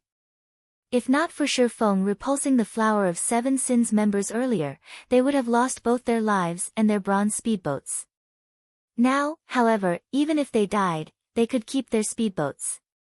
As Passing Monarch prepared for a fight, Brute Spear jumped down from the three-headed demonic hound.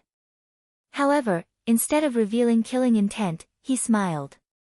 Ha ha ha. Not bad. You actually admit that you killed my men. Brat, I have to admit, you're quite courageous. Brute Spear laughed at the cloaked Shi Feng. On behalf of your bravery, I'll give you a chance to leave this place with your lives. Of course, you guys can refuse my offer. However, you'll have no hope of escape. Like your companions, you'll be barred from God's domain for some time. Not only that, but you'll also lose 3 levels when you log back in. How is that possible? Doesn't the death penalty only reduce 1 level? The Freedom Alliance members could not help but panic. Losing 1 level was already a heavy punishment. If they lost 3, they would need a long time to catch up. As for whether Brute Spear was lying or not, the man had no reason to. After all, the initiative was in Brute Spear's hands. Whether they were going to battle or not was all up to Brute Spear. What you're going to do is have a match with me. You all can even come at me together. As long as you shave off a quarter of my HP, you win. If you win, you may leave here in one piece. On the other hand, if you lose, you'll need to contribute a portion of your souls, Brute Spear said, smiling as he glanced at Passing Monarch and the others. Contribute our souls. This was the first time Passing Monarch had heard of such a thing, and he could not help but ask, if we contribute our souls, what kind of price will we have to pay? It's nothing much. You'll just be in a weakened state for several days. You won't actually die, Brute Spear explained, fully understanding Passing Monarch's worries. After you guys contribute your souls, I'll similarly let you all leave safely. Based on his personality, he should have already killed every one of these people. However, he had just received 3 treasures from the demon god, and he needed someone to test them on. Otherwise, he would have taken action instead of wasting so many words with these people. Brother Yifeng, what do you think? Passing Monarch could not help but turn to ask Shifeng. To him, Brute Spear's conditions seemed beneficial.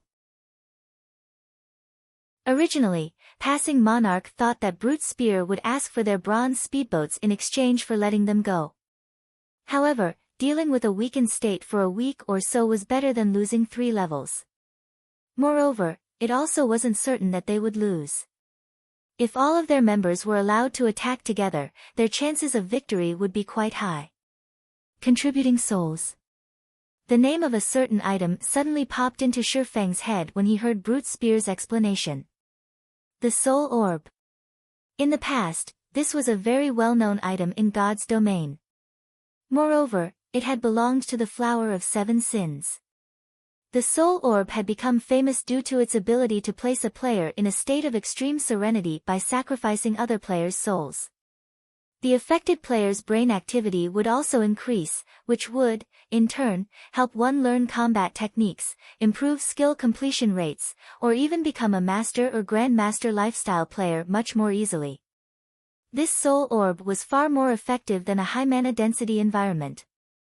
As a result, when the various superpowers wanted to nurture a particular genius, they traded with the Flower of 7 Sins.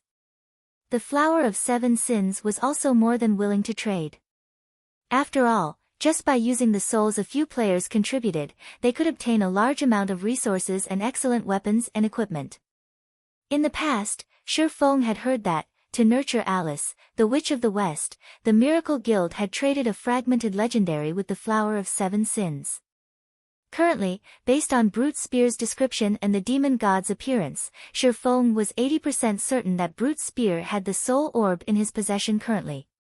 In God's domain, aside from basic attributes, skills, and items, combat techniques also affected a player's combat power.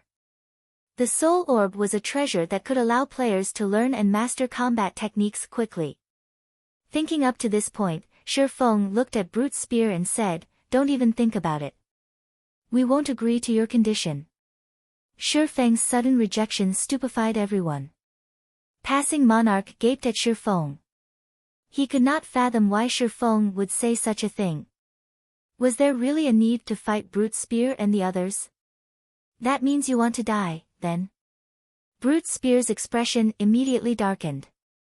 Suddenly, the surrounding atmosphere became extraordinarily heavy, and Passing Monarch and the other Freedom Alliance members struggled to breathe.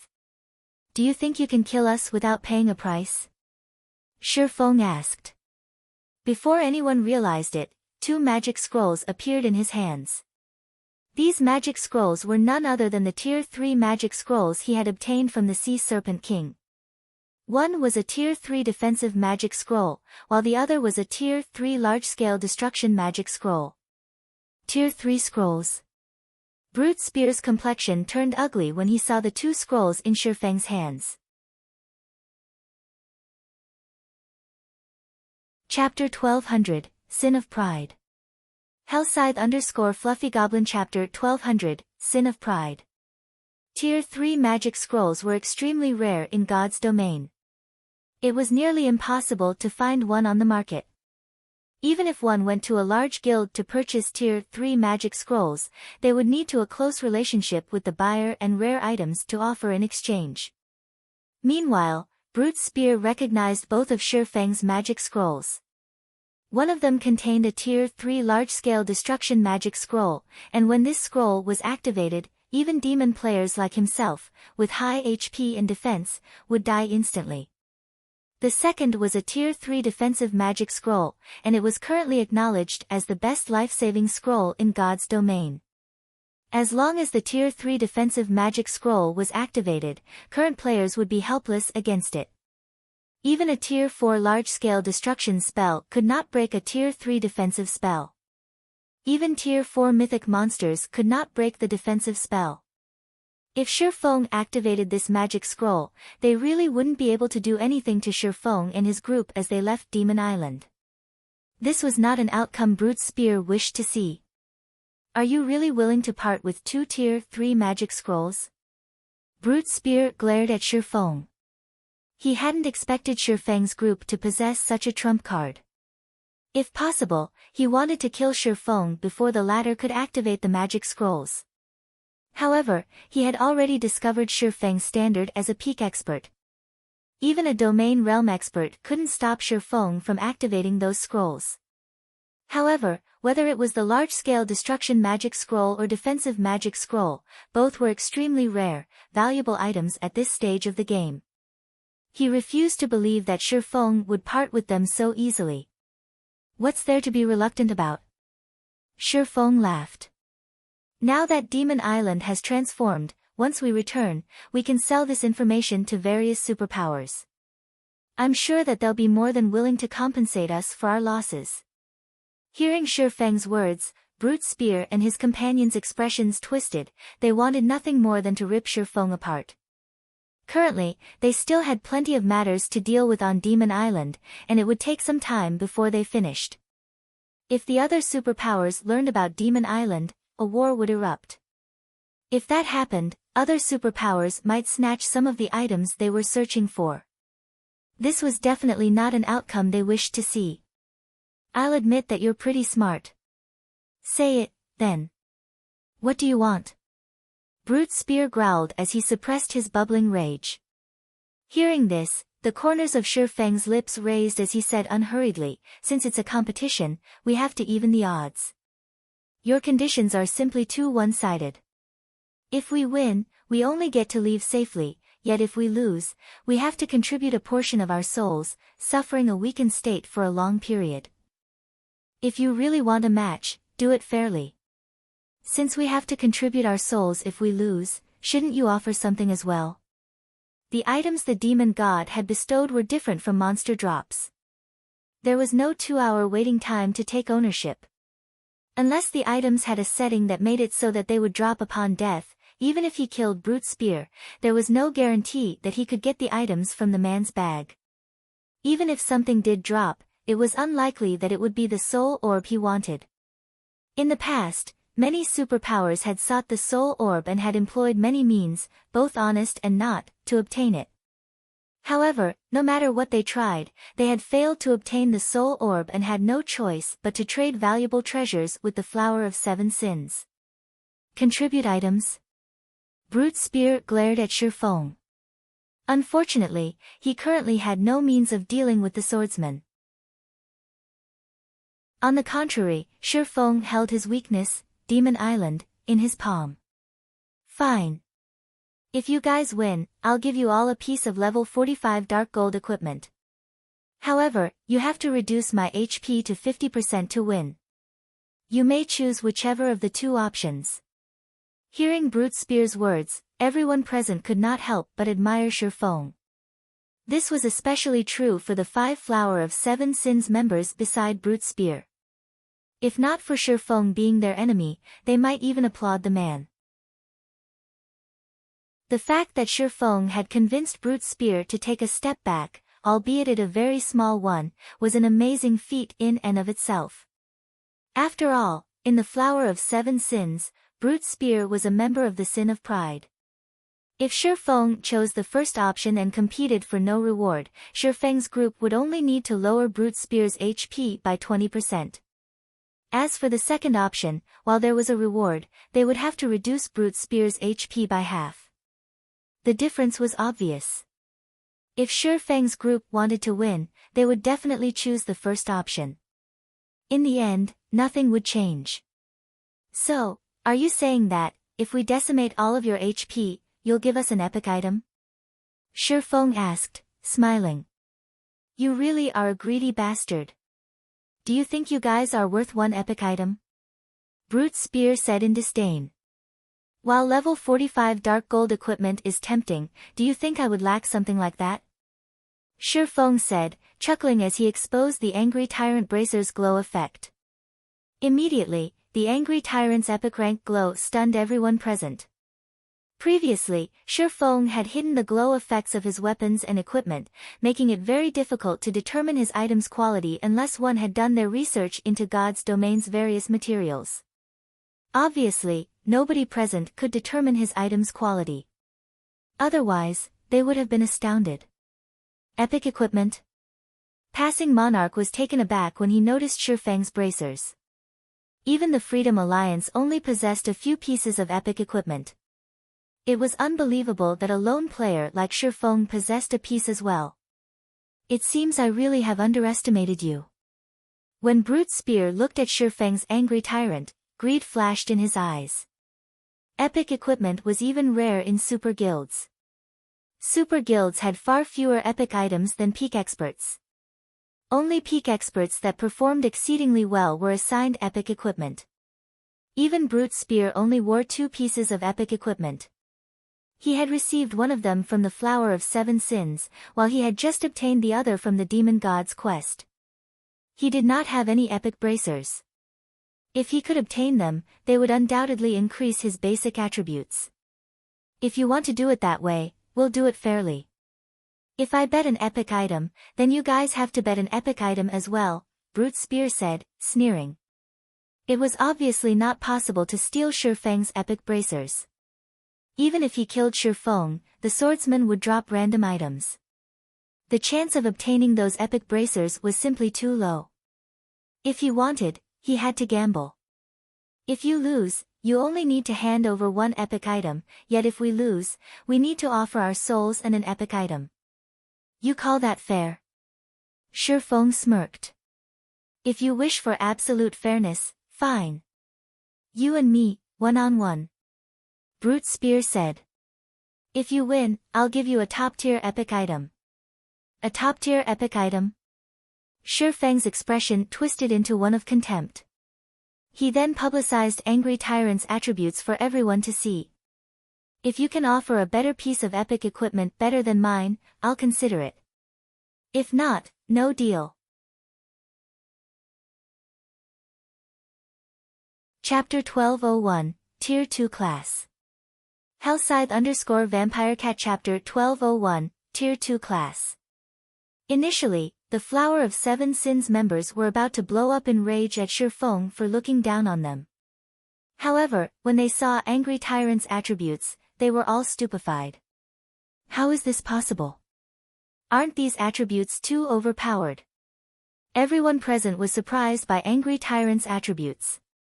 Although the bracers did not possess any active skills, their 2 passive skills were practically tailored for berserkers. An increase of 20% in strength and 30% in attack speed when the wearer's HP was below 50%. Just thinking about this gave everyone the shivers. Not to mention, there was also a certain chance for the wearer's strength to double when attacking. It was practically impossible for any other epic equipment to surpass the Angry Tyrant bracers. Angry Tyrant was definitely the best among epic equipment. Only equipment at the fragmented legendary rank and above would be better. When Brute Spear saw the bracer's attributes, he could no longer hide the greed in his eyes. He was a berserker. Moreover, he preferred strength-oriented equipment. In fact, every piece of equipment below epic rank that he had equipped right now focused on strength. Strength-oriented epic equipment was something he always dreamed of obtaining. However, just being able to obtain epic equipment was already plenty difficult. Wanting to get epic equipment that perfectly suited him was practically a dream. How could such excellent equipment for berserkers possibly fall into the hands of a swordsman? I must obtain it. Unfortunately for Brute Spear, although he wanted Angry Tyrant, just like Shifeng said, he indeed could not produce any top-tier epic equipment that was equal or superior to the bracers. No matter how he thought about it, he had only 2 items on hand that were worth more than Angry Tyrant. One was an item that the Flower of 7 Sins wanted, while the other was the epic rank tool's Soul Orb. Eventually, Brute Spear gnashed his teeth as he said, "Do you think I can't take out something of even higher value? I have an epic tool here. It is definitely more valuable than your Angry Tyrant bracers. If you can defeat me, I wouldn't mind gifting this epic tool to you." Epic tools were generally more valuable than epic weapons and equipment because epic tools did not take up a player's equipment slots. Players could use an epic tool even if it was in their bag space. Hence, the price of epic tools was generally double that of epic equipment, more if it was an epic tool with good attributes. An epic tool? Shifeng feigned hesitation as he said so. Inwardly, however, he was extremely excited. All right. Let's sign a contract. He had deliberately exposed Angry Tyrant's attributes precisely to bait Brute Spear. Now, he had succeeded. As for whether the tool Brute Spear would wager was the Soul Orb or not, Shifeng was 100% sure that it was. Epic equipment was already quite rare. The chances of Brute Spear obtaining 2 epic tools at this stage of the game were lower than winning the lottery. Brother Yifeng, is there really a need to do this? Passing Monarch was bewildered as he watched Shifeng sign a contract with Brute Spear. Originally, if their whole group fought against Brute Spear, they'd had over a 70% chance of winning. Now, however, Shifeng was going up against Brute Spear in a one-on-one. Even if Shifeng was very powerful, in passing Monarch's opinion, Shifeng would be lucky to have even a 30% chance of victory. After all, Shifeng had already used his berserk skill. Meanwhile, Shifeng was actually gambling epic equipment on such low odds. This was simply insane. Ha ha ha. That fool really signed a contract. Boss Brute sure is lucky. Not only did he obtain an epic tool from completing the quest this time, but he is even going to get a pair of excellent bracers for berserkers. That's right. I wonder what kind of expression that person will reveal when they see the strength Boss Brute reveals. With the addition of these epic bracers, Boss Brute will have 3 pieces of epic equipment in total. He will definitely become our Sin of Pride's #1 berserker with this. Brute Spear's several companions began a hushed discussion among themselves as they looked at Shifeng. They all considered Shifeng extremely foolish to gift away such excellent equipment. As a peak expert, Shifeng indeed possessed the qualifications to be prideful. However, Brute Spear was similarly a peak expert. In their opinion, if it were before Brute Spear had completed his quest, he would have had roughly a 60% chance of winning. The reason for this bullish evaluation was Brute Spear having been a high demon. After he transformed, both his main attribute and physique would receive a 20% improvement. If both sides were almost equal in attributes and combat standards, a 20% improvement to physique would allow Brute Spear to achieve an overwhelming victory. The only way Shifeng could make up for this difference was through activating a berserk skill. However, as far as they knew, Shifeng had already used his berserk skill and wouldn't be able to use it again within a short period. This doomed Shifeng to a lower chance of winning. Meanwhile, now that Brute Spear had completed his quest, his strength had received another considerable improvement. Even if Shifeng's combat standard was above Brute Spear's still had a 90% chance of victory. With the contract signed, both sides distanced themselves and provided Shifeng and Brute Spear with sufficient space for a duel. As the duel timer began counting down, Brute Spear retrieved the crimson spear slung on his back and slammed the spears but on the ground, causing an earth tremor. As thanks for gifting me the angry tyrant bracers, I'll let you have the honor of witnessing my full strength, Brute Spear sneered. Originally, I intended to reserve this strength for competing against Bart for the position of number 1 berserker in the group. Saying so, Brute Spear let out a low shout as his entire body began releasing scorching hot, pitch-black smoke. This pitch-black smoke quickly wrapped around Brute Spear's entire body. In the next moment, the berserker began transforming. In the blink of an eye, he had become a demon. However, unlike the black-clad ranger from before, Brute Spear's demon form had 3 sets of wings. The aura he radiated was also much stronger than the black-clad ranger's. There was absolutely no comparison. We're doomed. After seeing Brute Spear's demon form, the last strand of hope passing monarch clung to vanished entirely. At this moment, Brute Spear's companions likewise had shocked expressions on their faces, having all received a fright from Brute Spear's transformation. This is an ennobled demon. Amazing. High demons simply cannot compare. With this transformation, Boss Brute will no doubt become the number 1 berserker in our Sin of Pride in the future. After demon players transformed into demons, they would still have ranks, which was also the reason why demon players were half a tier stronger than ordinary players. When players first demonized, they would start out as low demons. Afterwards, they could promote to high demons through hunting for a large number of player souls. However, further promotions after reaching the high demon rank depended on more than just harvesting sufficient souls. One also needed to possess the corresponding status, in other words, attaining nobility.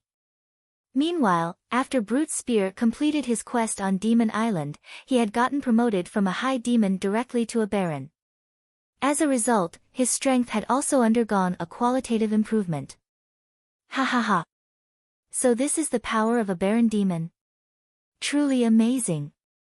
At this moment, Brute Spear could not help but revel in this newfound power of his. Baron-ranked demon players received a 30% increase to both their attributes and physique when transformed. Currently, both his attributes and his body's physique were already at the Tier 2 standard. The only thing he lacked now was Tier 2 skills. Aside from that, he could already be considered a Tier 2 player. The disparity between Tier 2 and Tier 1 classes was much greater than that between Tier 1 and Tier 0 classes. If a Tier 2 class fought against a Tier 1 class, even without using any skills and under a situation where both sides were at the same level, the Tier 1 class would be powerless to resist. After Brute Spear stretched his body a little, his blood-red eyes shifted to the swordsman before him. Alright, I'll let you have a taste of despair now. Chapter 1202, Hidden Ability. Hellscythe_Vampirecat Chapter 1202, Hidden Ability. When the duel timer came to an end, Brute Spear walked at a measured pace towards Shifeng. It was as if he was strolling casually through a park right now. He did not take this duel seriously whatsoever. As expected of a quest that could prompt the demon god to emerge, it instantly promoted a high demon to the baron rank. Shifeng unsheathed the abyssal blade and killing ray, his expression turning serious as he looked at the approaching berserker. Even after 10 years had passed, demon players that managed to reach the baron rank had still been uncommon, with the majority stuck at the high demon rank. If one wanted to get promoted further, they needed to get the acknowledgement of the demon god or upper-class demons and have them willingly share a portion of their power. However, upper-class demons and the demon god were allowed to bestow their power on only a limited number of people. As a result, the number of demon players that could become nobility was extremely low. Currently, Brute Spear, who was level 45, already possessed 240,000 HP. On the other hand, even after reaching level 50, Shi Feng's HP was just slightly over 42,000. The disparity was nearly sixfold. Moreover, Baron demons possessed much higher defense and magic resistance than high demons. Even ordinary Tier 2 expert players would find it hard to kill the current Brute Spear, not to mention that there was not a single Tier 2 player in God's domain yet.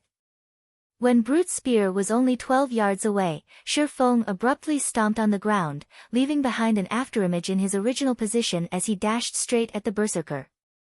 So fast. The 5 Flower of Seven Sins members spectating from the side were astonished when they saw Shi Feng appearing before Brute Spear in the blink of an eye. Shi Feng was definitely the fastest swordsman they had ever seen. If it were them fighting against Shi Feng right now, they would be caught off guard if they were not careful. Moreover, Shi Feng's movements and judgment were also considerably acute. Unlike berserkers that used great swords or battle axes, berserkers that used spears had a longer attack range. Their spears could reach roughly 2 yards farther than the other weapons. The optimum attack range for a spear-wielding berserker was between 4 and 8 yards. Meanwhile, a swordsman that used a long sword had an optimum attack range between 1 and 3 yards. Although their sword auras could reach up to 5 yards, enemies that were standing within 4 to 5 yards could easily dodge such an attack by retreating 1 or 2 yards. If a longsword-wielding swordsman wanted to suppress a spear-wielding berserker, the best way to do so was to close in and move within 1 to 3 yards of the latter. This way, the berserker could not utilize the spear to its fullest potential. Conversely, if Shi Feng allowed Brute Spear to gradually approach him, then before he even reached his attack range, Brute Spear would have already begun attacking, a considerably disadvantageous situation to Shi Feng. Hence, taking the initiative to launch a fast attack was an extremely wise decision. You have quick reactions, I'll give you that. Unfortunately, you met me. Brute Spear was indeed surprised by Shi Feng's speed and judgment. However, while others might have difficulty keeping up with Shi Feng's speed, he could see the swordsman's movements perfectly. Moreover, due to his improved physique, he had a much clearer grasp of his surroundings. Right now, he could perceive everything within a 20-yard radius. In fact, the instant Shi Feng prepared to take action, he already knew what Shi Feng would do. Whirlwind Slash. Having long since anticipated Shi Feng's attack, Brute Spear swept the spear in his hands horizontally, his move capable of dealing a serious blow to all enemies within a 10-yard radius. An explosion rang out in the air as he swung the crimson spear, the spear moving so fast that it became invisible to the naked eye.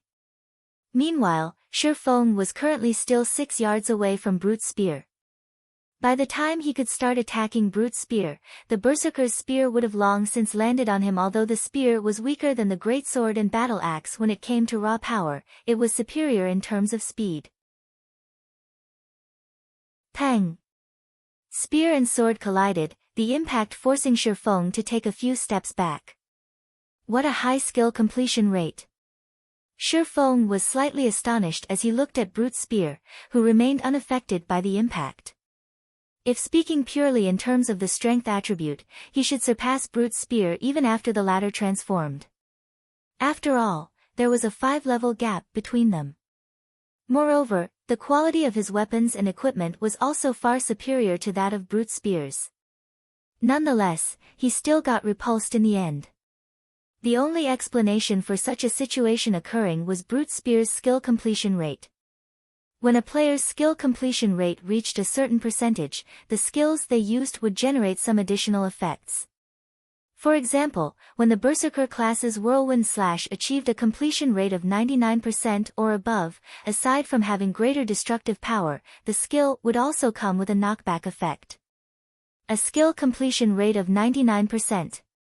This was a completion rate that Shi Feng could only occasionally achieve, and both his body and mind were in an excellent state. Despite that, the Berserker before him was able to achieve this feat casually. Is this a hidden ability of a demon noble? Shi Feng did not believe that Brute Spear himself was capable of achieving such a high completion rate. After all, the Berserker had just been promoted to a Baron Demon. After transforming, the bonus attributes he received should be much higher than when he was just a high demon. He should have great difficulty properly controlling this newfound strength immediately. He would need some time to adapt. Hence, the only explanation was that this high completion rate was a hidden ability of a demon noble. In the past, Shi Feng had never gotten the opportunity to fight against a demon noble. Or to put it in another way, he had not possessed the qualifications to do so. As a result, he had only a little information on demon players. As for the hidden abilities of demon nobles, there hadn't been any fools that revealed such a secret. No wonder Chen Su said that you're powerful. Your strength attribute is actually so high. Looking at his still trembling spear, Brute Spear could not help but turn to look at Shi Feng. After this brief exchange, he grew even more fond of the bracers on Shi Feng's arms. Even after transforming into a demon, he was still weaker than Shi Feng in terms of strength.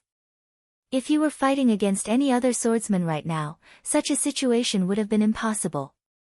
The only explanation for this was Shi Feng's weapons and equipment. After saying so, Brute Spear directly used charge at Shi Feng, the spear in his hand stabbing at Shi Feng's heart.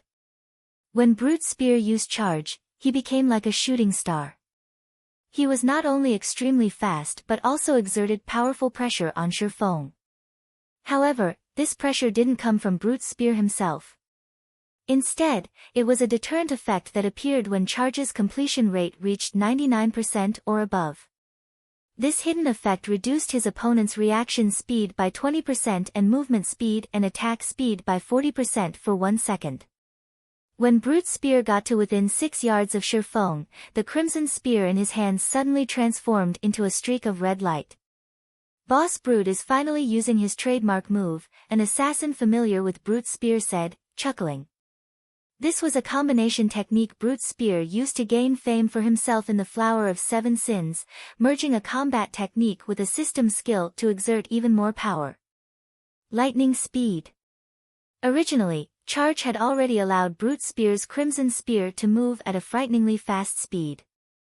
Then, during the time he was using charge, he would transfer the power of his entire body to his spear, applying additional acceleration the instant it was about to reach its target. This speed made the attack practically impossible to dodge or block. Pang!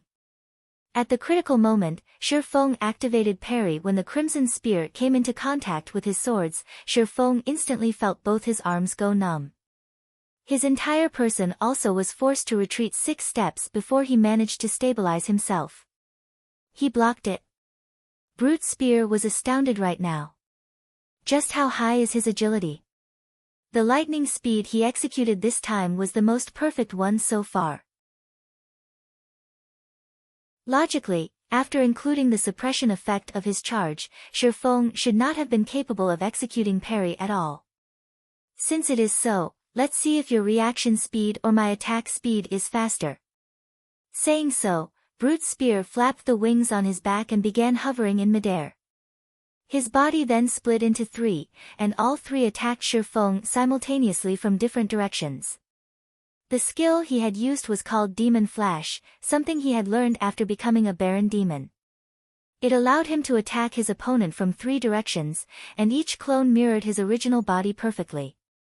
There was also no need for him to control his mirror images as they would carry out the same actions as he did. During the attack, he and his clones would also gain an enormous movement speed boost. Overall, it was a skill many times more powerful than charge.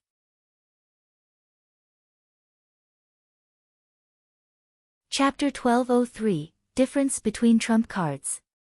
Hellscythe_Vampirecat Chapter 1203, Difference Between Trump Cards. After Brute Spear used Demon Flash, he and his mirror images moved faster than when he used charge. The surrounding spectators could barely see the 3 berserkers' afterimages, much less their real bodies. Is this his true strength? Passing Monarch was deeply shocked when he saw this scene. It was no wonder Brute Spear was so confident before. With that kind of speed and destructive power, even if all of them went at him together, they would be fortunate to land an attack on him, much less shave away 1/5 of his HP. So fast. Although Shi Feng's physique had improved a lot after reaching level 50, in the end, he had yet to obtain his Tier 2 class, which would provide a massive boost to his physique. At this moment, his eyes could no longer keep up with Brute Spear's speed. He could only rely on the changes in his surroundings to determine Brute Spear's movements. You should consider yourself fortunate to fall to this move of mine. Brute Spear executed lightning speed on Shi Feng once more. Compared to the time he attacked with charge, the speed of his spear this time had increased by a large margin. Moreover, his two clones had also attacked using the same strength and speed. If attacked at such a speed and from 3 different angles, even a Domain Realm Assassin expert would not be able to evade properly. Dang! Dang! Dang! However, just as the 3 crimson spears were about to reach Shi Feng, they abruptly stopped in their paths, unable to proceed even an inch farther due to Shi Feng activating the swordsman class's strongest life-saving skill, Defensive Blade. Brute Spear was not particularly surprised by this situation. After all, the swordsman class's life-saving skills were only second to the assassin classes. Now that he had forced Shi Feng to use both life-saving skills consecutively, he would have a much easier time dealing with the swordsman. So what if you block them? Brute Spear sneered. In a single breath, he rapidly jabbed 5 times with his spear, targeting Shi Feng's blind spots. Meanwhile, his 2 mirror images had also launched identical attacks.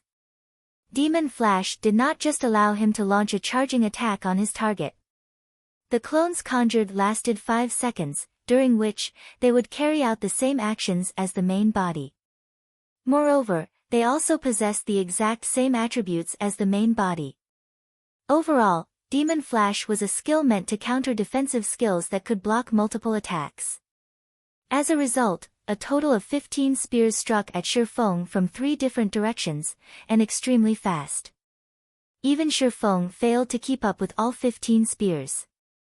Meanwhile, these 15 spear attacks had already exceeded the number of attacks Defensive Blade could block. Sure enough, a Baron Demon really is difficult to handle. Shi Feng finally understood why demon nobles were so difficult to kill. In the past, when he saw certain experts on the God's Domain experts list successfully killing a demon noble, he had thought nothing of it. Now, however, it would seem that killing a demon noble of the same tier was a very difficult task. Shi Feng immediately activated Killing Ray's additional skill, Summon Lightning. Boom! In the next moment, arcs of blue lightning shot down from the sky one after another. Not only did these lightning arcs deal 400% lightning damage to all enemies within a 15-yard radius to Shi Feng, but they could also inflict a numb effect for 5 seconds on the target struck. Afterwards, his attack range would even increase by 20 yards for 30 seconds. However, Brute Spear simply sneered at this attack. He did not bother dodging the lightning arcs at all as he abruptly stabbed his spear at Shi Feng. He intended to compete and see who could deal more damage. While the 15 spears struck at Shi Feng, the lightning arcs also bombarded Brute Spear's body. The block count of Shi Feng's defensive blade was instantly exhausted. As for the several spear strikes that got through, Shi Feng used his swords to deflect them, so he did not receive any substantial damage. In contrast, Brute Spear had over -13,000 damage from the lightning strikes. What high magic resistance! Envy sprouted in Shi Feng's heart when he saw this damage. If a normal level 45 player received this move of his, they would either die instantly or have very little HP remaining. However, a Baron Demon's high magic resistance had greatly reduced the damage Brute Spear received. Brute Spear had over 240,000 HP. By relying on battle recovery alone, he could recover over 2,400 HP every 5 seconds. In addition, Summon Lightning's numb effect was ineffective against the Berserker. As Summon Lightning ended, Brute Spear launched 5 spear strikes once more. This time, however, Shi Feng no longer possessed Defensive Blade to protect himself. What a pitiful bastard. He actually dared to challenge Boss Brute to a duel. He might have had a fighting chance if he had his berserk skill. Unfortunately, he's already used it against Chinsu. However, Boss Brute is also amazing. I feel that the skills he used all have very high completion rates. When the 5 Flower of 7 Sins members saw this scene, they all knew that this fight was as good as over. Originally, Brute's spear already possessed a huge advantage in HP and defense.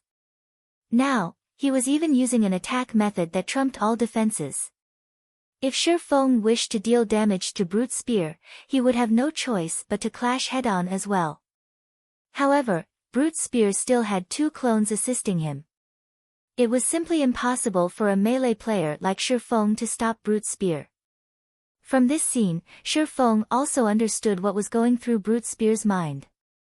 However, he also had to admit that this was a good plan, as he really did not possess any method of coping with it. Shi Feng used silent steps right away and appeared behind Brute's spear. He then pointed the abyssal blade at the berserker. Abyssal bind. Immediately, black chains materialized in empty space one after another, every one of them shooting straight at Brute's spear. Seeing this, Brute's spear sneered as he activated a control removal skill without hesitation, causing abyssal bind to lose effect. He then charged at Shi Feng and launched another barrage of attacks together with his mirror images. You want to compete using HP? Shi Feng smiled. Come, then. Saying so, Shi Feng activated Phantom Kill and 9 Dragon Slash. Although his doppelganger only possessed 80% of his basic attributes, which made it slightly weaker than Brute's spear, it should have no problems holding off one of the berserker's mirror images. Meanwhile, the 12 abyssal blade phantoms summoned by 9 Dragon Slash could also easily stop the other mirror image. This way, the duel would revert to a one-on-one fight. At this time, Shi Feng activated Thunder God's Descent, increasing his movement speed and attack speed by 150%, damage by 50%, and decreasing the damage he received by 50% for 30 seconds. Without hesitation, he charged straight at Brute's spear and executed Sword's Orbit. Starlight suddenly filled Shi Feng's surroundings. However, Brute's spear paid no attention to this phenomenon whatsoever as he used all his strength to send out multiple spear strikes. Immediately, both sides' HP began falling continuously, the rate of decline giving the surrounding spectators a fright. How is this possible? The 5 Flower of 7 Sins members were dumbfounded as they looked at Brute's spear's plummeting HP. At this moment, Brute's spear was losing over 10,000 HP with each attack he received, 20,000 HP with a critical hit. On the other hand, although Shi Feng was similarly losing HP, he was only losing around 3,000 HP with each attack he received.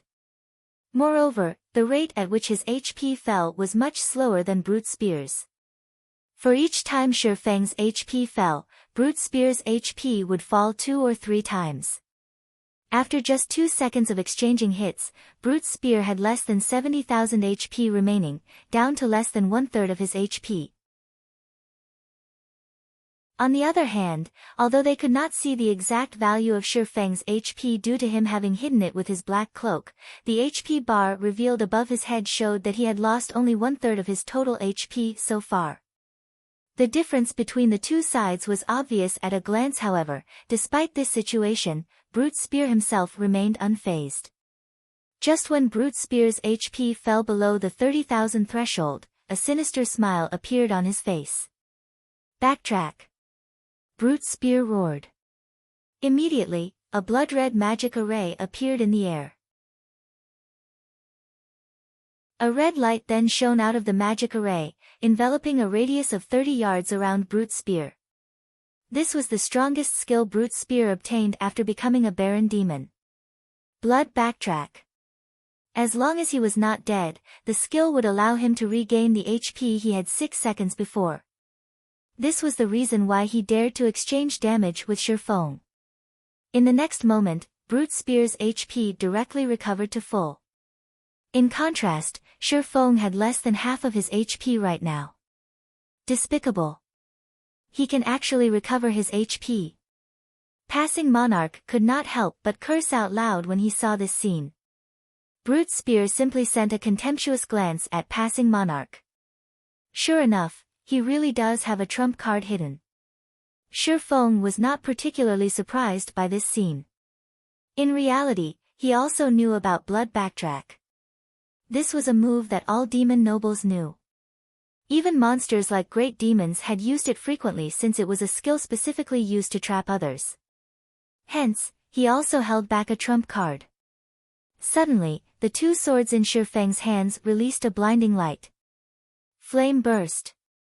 Swords orbit. One sword light after another flew at Brute Spear. A sure kill skill. Remaining unfazed, Brute Spear activated the additional skill of his epic equipment, Magic Shield, which reduced the damage he received by 30% for 10 seconds. He promptly brandished his spear to deflect the oncoming sword lights. Although Brute Spear failed to deflect all the attacks, with his body's extraordinary physique, he still managed to deflect the majority of them. In the end, he got struck only 3 times. However, these 3 hits shocked him as each one actually took over 60,000 HP from him. In just 3 blows, he had lost over 180,000 HP. When Flame Burst ended and Brute Spear was preparing to counterattack, Shi Feng activated Dragon Breath. Dragon Breath was an AoE skill that was impossible to block. Moreover, it dealt much more damage than even Flame Burst. Instantly, Dragon Breath devoured Brute Spear's remaining HP. At the same time, Shi Feng emerged the victor of this duel.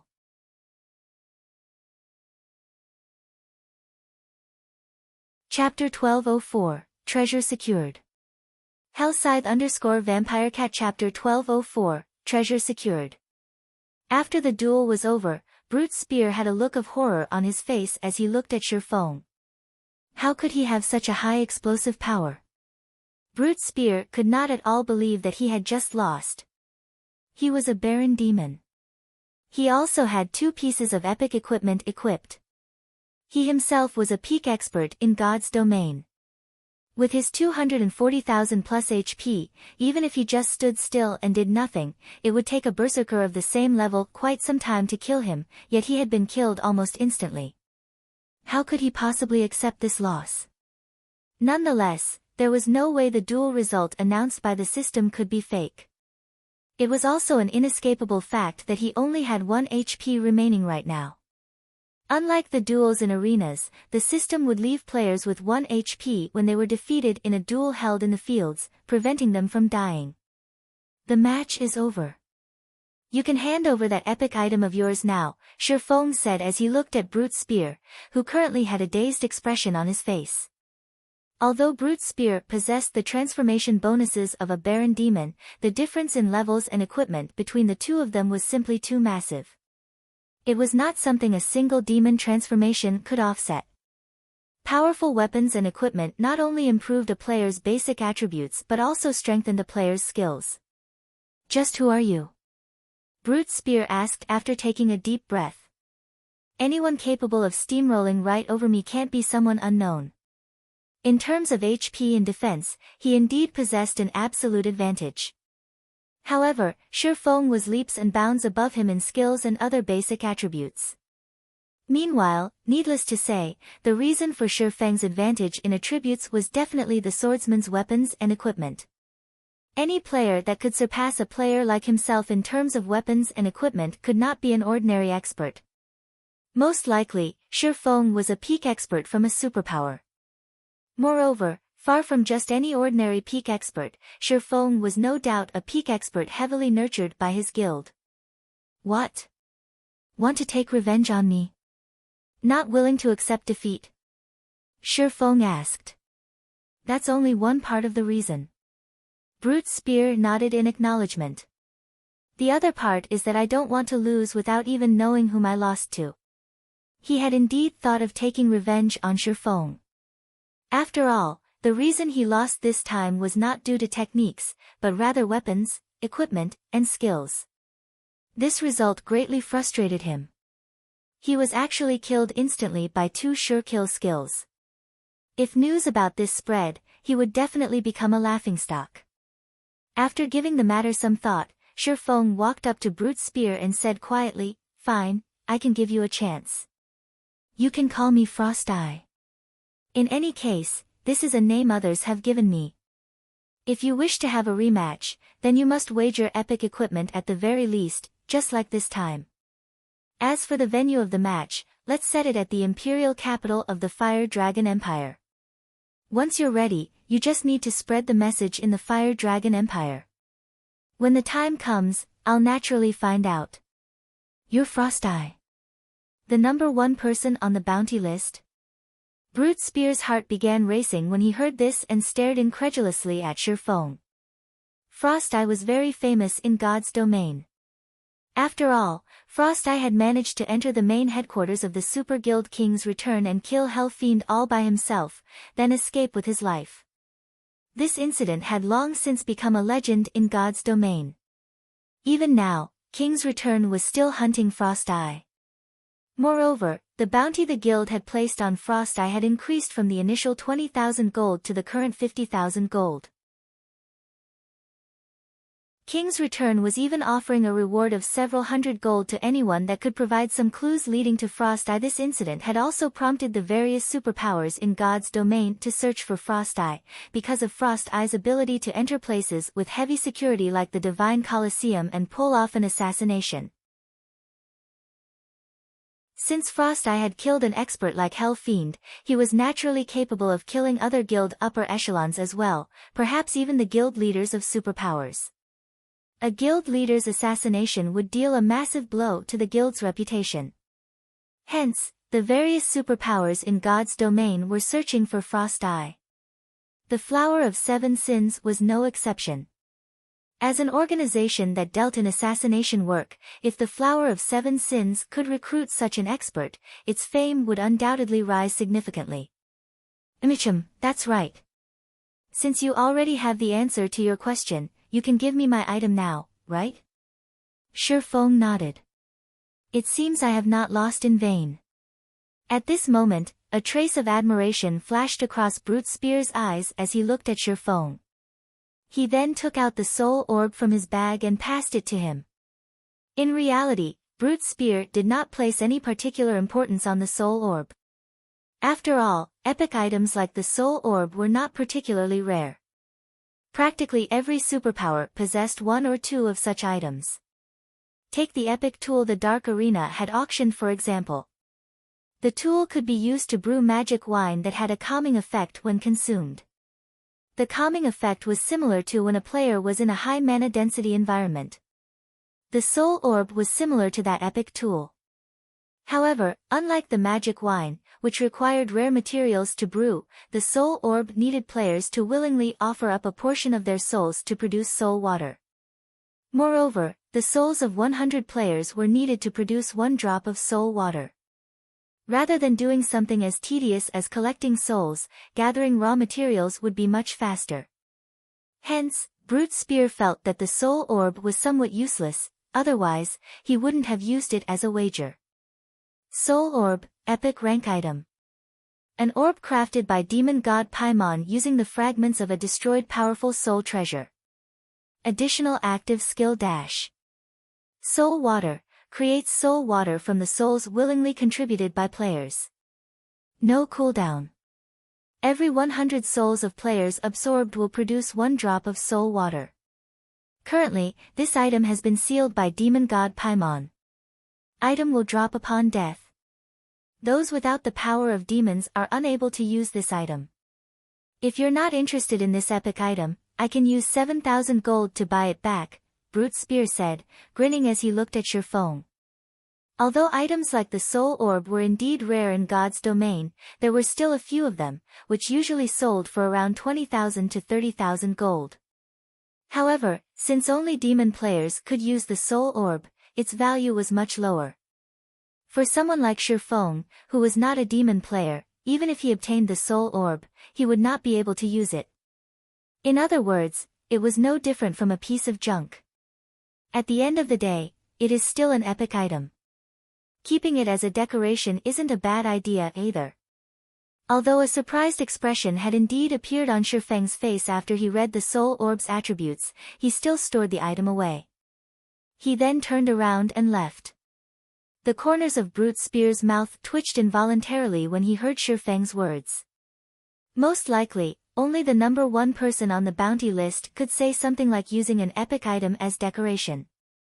As for preventing Shifeng and the others from leaving, Brute Spear did not think he and his companions had this ability. If Shifeng was capable of leaving King's Return's main headquarters unscathed back then, it would be child's play to get away from the six of them. Following which, Shifeng led Passing Monarch and the others away from Demon Island. Brute Spear and the others had failed to notice that the reason for Shifeng's surprised expression was not the fact that only demon players could use the soul orb. After all, this was something Shifeng had long since known. Instead, he was surprised because the instant he touched the soul orb, the golden stigmata on him had reacted.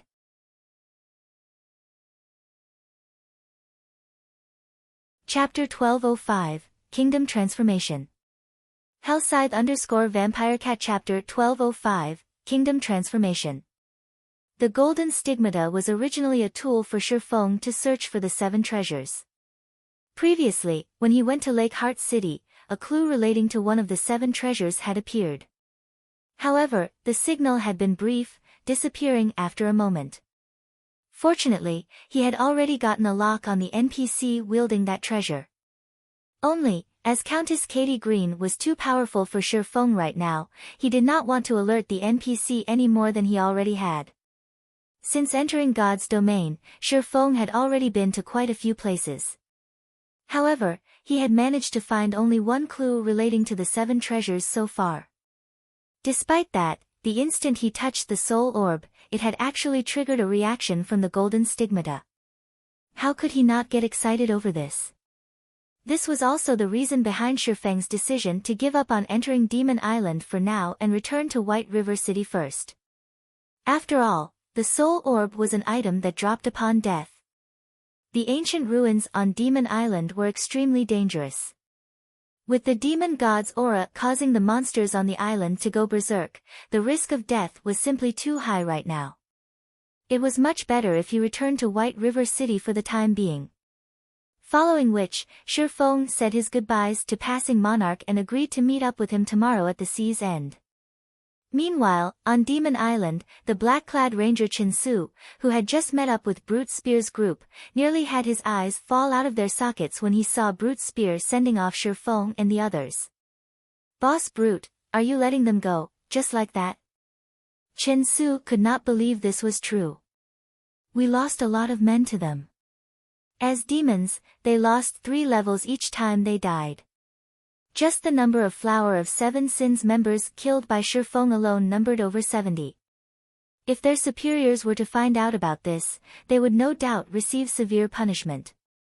After all, turning ordinary players into demons was not an easy task." "We can only consider ourselves unlucky this time," Brute Spear replied. "Boss Brute, even you weren't able to defeat them?"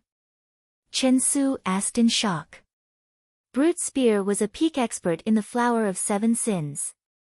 Moreover, every one of the 5 others in the Berserkers' party was stronger than Chinsu. They should be more than capable of dealing with Shifeng, whose berserk skill was on cooldown. Moreover, Brute Spear had already been ennobled into a Baron Demon.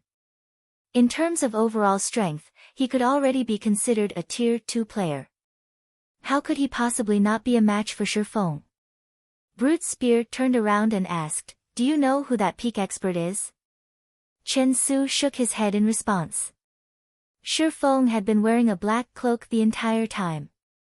Hence, Chinsu had failed to discern any information about the swordsman. Pinpointing his identity through his class was also impossible. After all, there were just too many swordsman experts in God's domain. Not to mention, many of the swordsman experts that entered God's domain were not that famous. "He is Frost Eye." Brute Spear smiled bitterly. "What? That's the guy the higher-ups have been searching for all this time?" Chinsu could not help his surprise. Ordinary players might not be familiar with Frost Eye, but he was of famous existence among the superpowers of God's domain. Even the old monsters of the Flower of Seven Sins had praised him endlessly, wishing to recruit him into the organization.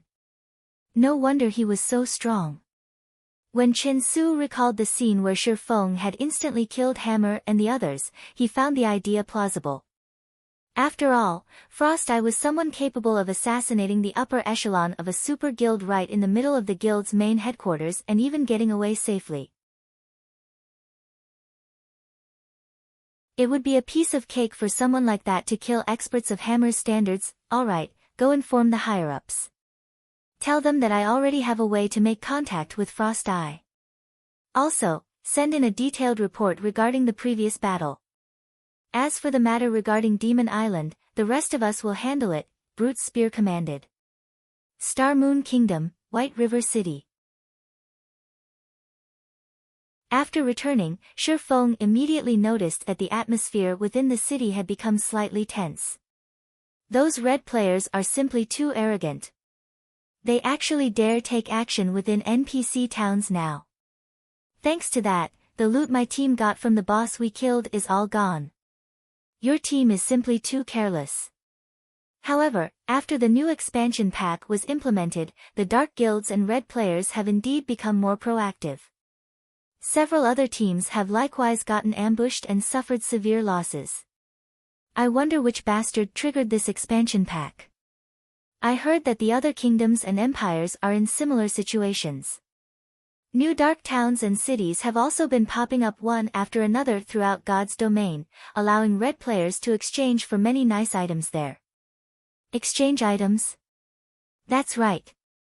Although the exchange rates are very fraudulent, requiring 3 secret silver weapons to exchange for 1 secret silver weapon or equipment of the same level, the exchanged weapons and equipment are more suited to oneself. Some normal players have even begun commissioning dark guilds and red players to help exchange items for them now. Isn't that awesome? Our team has many weapons and equipment we can't use. Rather than sell them for money, it will be much better to exchange for items that are more appropriate for us. Do you really think it's that easy? So far, the only place that has such an exchange center in Star Moon Kingdom is Evernight City as the only dark NPC city within the kingdom. Those who aren't red or dark players are prohibited entry. Moreover, if you want to exchange for high-ranking weapons and equipment, you'll need to have enough reputation with the city as well as fulfill certain conditions. Ordinary red players can exchange for bronze weapons and equipment at best. I heard that only dark players can exchange for secret silver weapons and equipment. It seems we'll have to be more careful in the future. Now that these dark guilds and red players have such a convenient source for items, they will surely become more proactive in the future. That's right. Currently, some NPC towns are no longer safe from red players. I don't know what kind of item those red players have managed to get, but they're actually able to evade detection by NPC guards for a short time. Unless they're standing very near an NPC guard, the latter won't sense them at all. Many independent teams and players were discussing the recent expansion pack and its consequences in the open-air bar of White River City's teleportation hall, and they were unanimous in hating the new expansion pack. Initially, the range of activity of dark players was not particularly large. After the implementation of the new expansion pack, however, new dark towns appeared in the vicinity of the various NPC cities. Moreover, these dark towns were all very powerful. The NPCs ruling them were usually above level 100, existences that current players couldn't go up against. As a result, this situation immediately expanded the range of activities of dark players significantly. They've begun moving already. Shi Feng had never imagined that these dark players would take action so quickly. While the Demon God's Disturbance expansion pack was indeed a blessing to dark players and somewhat of a disadvantage to ordinary adventurer players, it wasn't as though the expansion pack was a pure liability to adventurer players. Adventurer players similarly had a way to benefit from this expansion pack, crusades. Along with the rise of the dark forces, many dark NPCs that had previously hidden themselves would become active. As these NPCs were considered enemies of normal players could kill them without suffering any repercussions. As long as players managed to kill these NPCs, aside from being able to obtain weapons and equipment just like the loot from a boss, there was also a certain chance for these NPCs to drop 7 Luminaries crystals, an extremely valuable item to both players and NPCs. Unlike field bosses, some powerful NPCs would collect 7 Luminaries crystals. This source of 7 Luminaries crystals could also be considered the greatest reward to normal players from this new expansion pack. After Shifeng was done eavesdropping on the conversations of other players, he returned to the candlelight trading firm and entered a special forging room before carefully taking out the soul orb. Please don't disappoint me. Shifeng then activated Omniscient Eyes on the soul orb. Omniscient Eyes was one of the 2 active skills of the Golden Stigmata, and it allowed one to see through everything and discover certain things that were not visible on the surface.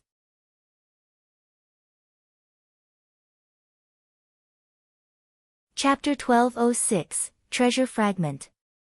Hellscythe_Vampirecat Chapter 1206, Treasure Fragment. Star Moon City. Due to the demon god's disturbance, Star Moon City's player population exploded. The majority of these newcomers were former inhabitants of the nearby towns. With the rise of the dark forces, the surrounding NPC towns were no longer safe. The safest locations right now for normal players were NPC cities. This development also prompted many adventurer teams, which were originally active in NPC towns, to move their main base of operations to NPC cities. Consequently, the prices of land in NPC cities also increased as a result of competition among many adventurer teams. This was especially true for land in the outskirts of Star Moon City. Although the land of a capital city was much more expensive than the land of other cities, the capital city was also much safer and more convenient. Moreover, Star Moon City was the closest NPC city to Evernight City, the sole city controlled by the dark forces in Star Moon Kingdom. This proximity also drew many hidden dark players to Star Moon City. Players couldn't teleport to Evernight City, dark players were no exception to this. If players wished to visit the city, they could only do so on foot. Meanwhile, Star Moon City was undeniably the best place to stay for convenience in exchanging for items. For a time, the situation within Star Moon City became very complicated. Meanwhile, inside Heaven's Burial's residence, a meeting of the highest order was currently being held. Fog, how are the contacts on your side? Singular Burial asked as he looked at the female elementalist standing beside him. Those dark guilds have already agreed to our conditions. When the time comes, we just need to exchange some of the weapons and equipment we don't need for those rare tools in Evernight City. At the same time, they've also agreed to secretly kill the players that visit Stone Forest Town, Daybreak Fog said, giggling softly. Although the new expansion pack had driven the rise of the dark forces, only minor powers like small guilds, adventurer teams, and independent players were actually affected. Large guilds like Heaven's Burial were entirely unaffected by this situation. After all, if the various dark guilds wished to thrive in Star Moon City, they would have to gain the permission of Heaven's Burial. Excellent. Now that we have the support of these dark guilds, we'll have a much easier time hindering Stone Forest Town's development.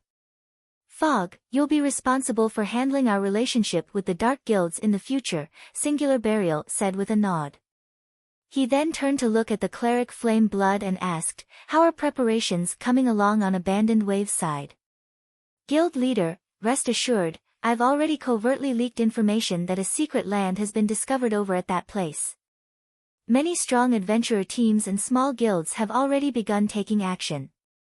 Afterwards, if we release additional fake news about finding treasure there, even more players should head over to their deaths. It won't be long before we hit the number Abandoned Wave needs. Moreover, due to this new expansion pack, the dark forces have already killed a large number of players. Thus, we won't attract any suspicions even if many players die, Flame Blood explained. However, If we supply so many players to abandoned wave, what if he turns his sword against us, once he is done dealing with Zero Wing? You don't have to worry about this point. We've already signed a contract. He won't dare go back on his word. Besides, the more sacrifices we supply abandoned wave, the more returns we'll obtain from Evernight City. As long as we help abandoned wave achieve his target requirement, Heaven's Burial will become the first guild to reside in Evernight City. By then, we'll be unstoppable. Singular Burial laughed nonchalantly at Flame Blood's worries. He was helping abandoned wave because he stood to kill two birds with one stone. The first was weakening Zero Wing. Once abandoned wave was done dealing with Zero Wing, even if Heaven's Burial could not become Star Moon Kingdom's #1 guild, it could still occupy half of the entire kingdom. The second was the position in Evernight City. As the only city belonging to the dark forces in Star Moon Kingdom, Evernight City offered simply too many benefits. Heaven's Burial could already make a hefty profit just by reselling the items bought or exchanged for there. Currently, the majority of the players in God's domain were under the impression that only dark players could enter Evernight City. In reality, though, that was not true.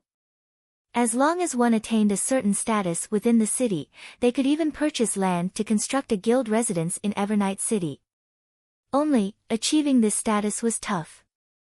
However, Abandoned Wave just so happened to provide the guild with a good way to do so. Once Heaven's Burial entered Evernight City, they could begin reselling the city's rarities.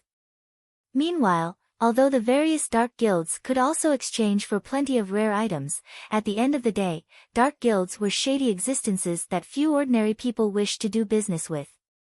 Not to mention, dark guilds thrived on killing players. If one did not possess a certain degree of strength, who would dare to trade with dark players? As a result, the number of channels they could sell their rare items through was limited. However, Heaven's Burial was different. Needless to say, players would prefer to trade with Heaven's Burial over the various dark guilds.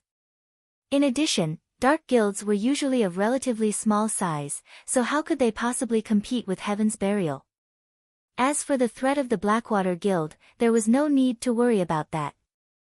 The guild had already officially withdrawn from Star Moon Kingdom not long ago and diverted its attention towards the various empires of God's domain. After all, the Blackwater Corporation was extremely ambitious.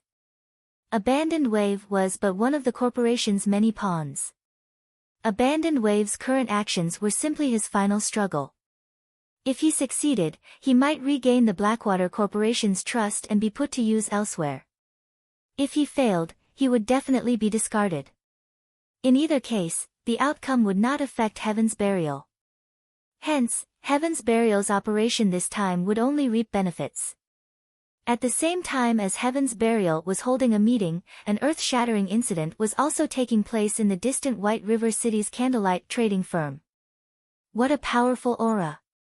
Shi Feng had a look of astonishment on his face as he looked at the floating soul orb. Currently, the soul orb was emitting frightening pressure. This aura was similar to what he felt from demon god Paimon on Demon Island. However, while the aura demon god Paimon released back then had indeed been frightening, it had also been calm. On the other hand, the aura released by the soul orb was berserk, as the soul orb contained a holy aura aside from demon god Paimon's aura. Meanwhile, these two auras were currently in conflict, making it seem as if two gods were fighting each other right now. At this moment, the entire special forging room was already a mess. Even the magically strengthened walls cracked at the might of the two divine auras. The strength of these two auras exceeded the special forging room's suppressive ability. As a result, the auras had leaked outside, paralyzing everyone within the candlelight trading firm. What's going on? Why can't I move? This aura. Could there be a monster inside the trading firm? The lifestyle players that had been toiling in their respective workshops were all frightened. This was definitely their first time to encounter such a situation. Just sensing the two divine auras made their souls shudder in fear. Feng did not doubt that the clash between these two auras would have caused a tremendous commotion in White River City if not for Candlelight Trading Firm being a 3-star shop. This was also the reason why he had chosen to appraise the soul orb there. After a short moment, the two clashing auras finally weakened and eventually reached a balance. As a result, half of the soul orb turned black and the other half, white. Meanwhile, the divine might the orb was exuding right now gave even Feng, who was level 50, difficulty in moving his body. Wonderful. It really is a treasure fragment. Feng revealed a look of ecstasy when he took a look at the soul orb's attributes once again.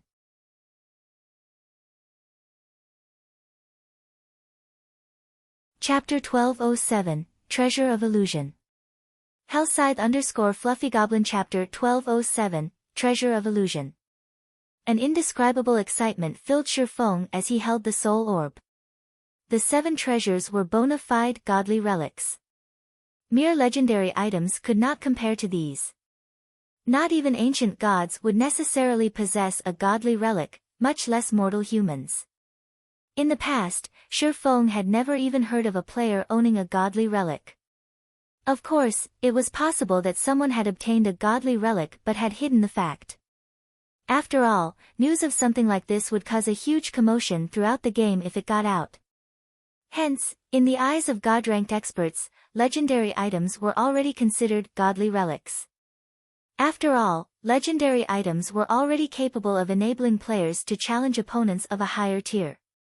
If a god-ranked expert really got their hands on a godly relic, the outcome would be simply mind-boggling. Although the 7 treasures were neither weapons nor equipment, they were still powerful enough to suppress Dark Abyss. However, now that Feng thought about it, he found the idea reasonable. The soul water the soul orb produced helped players reach an unprecedented serenity and mental clarity. This was no longer something achievable by simply raising an area's mana density. How could an epic item possibly possess such an amazing ability? Only a godly relic could produce something so unbelievable. Soul Orb, Epic Rank Item. Originally a fragment of the Treasure of Illusion. However, due to being refined by demon god Paimon, the fragment's true power has been sealed. Additional active skill dash.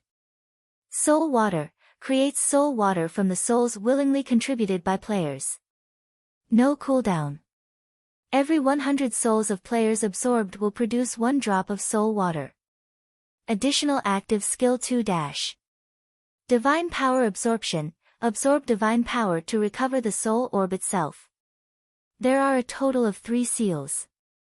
The removal of the first seal requires 10 god crystals. Current absorbed number, 0. Currently, although the soul orb has been sealed by demon god Paimon, it has been awakened by the golden stigmata. The seal can be removed by absorbing divine power. Item will drop upon death. Demonic power will devour non-stigmata bearers. Not long after Feng began to celebrate, the sound of a system notification reached his ears. System, demon god Paimon has discovered the soul orb's awakening and has issued a recovery order to all Dark Force players. If more than 3 yards separate the soul orb and the stigmata, it will be teleported back to Paimon's hands. Must the system be so serious? Feng was speechless when he heard the system notification. This system announcement had declared that the soul orb could not leave his person, he had to carry it with him constantly. However, the soul orb dropped upon death. If he died, the orb would return to demon god Paimon. The recovery order was also a vicious threat. Since it was a recovery order, dark players would definitely be given a special method to find the soul orb. In other words, as long as he was outside of an NPC city, his chances of encountering a dark player ambush were quite high. He was at a huge disadvantage. He had prioritized secrecy when moving about to prevent others from discovering his intentions. Unfortunately, the soul orb was a beacon for trouble, yet if he didn't hold on to it, he would lose the treasure fragment. Do I really have to head to the War God's temple? Feng felt a headache brewing. The War God's temple had tasked him with collecting the 7 treasures.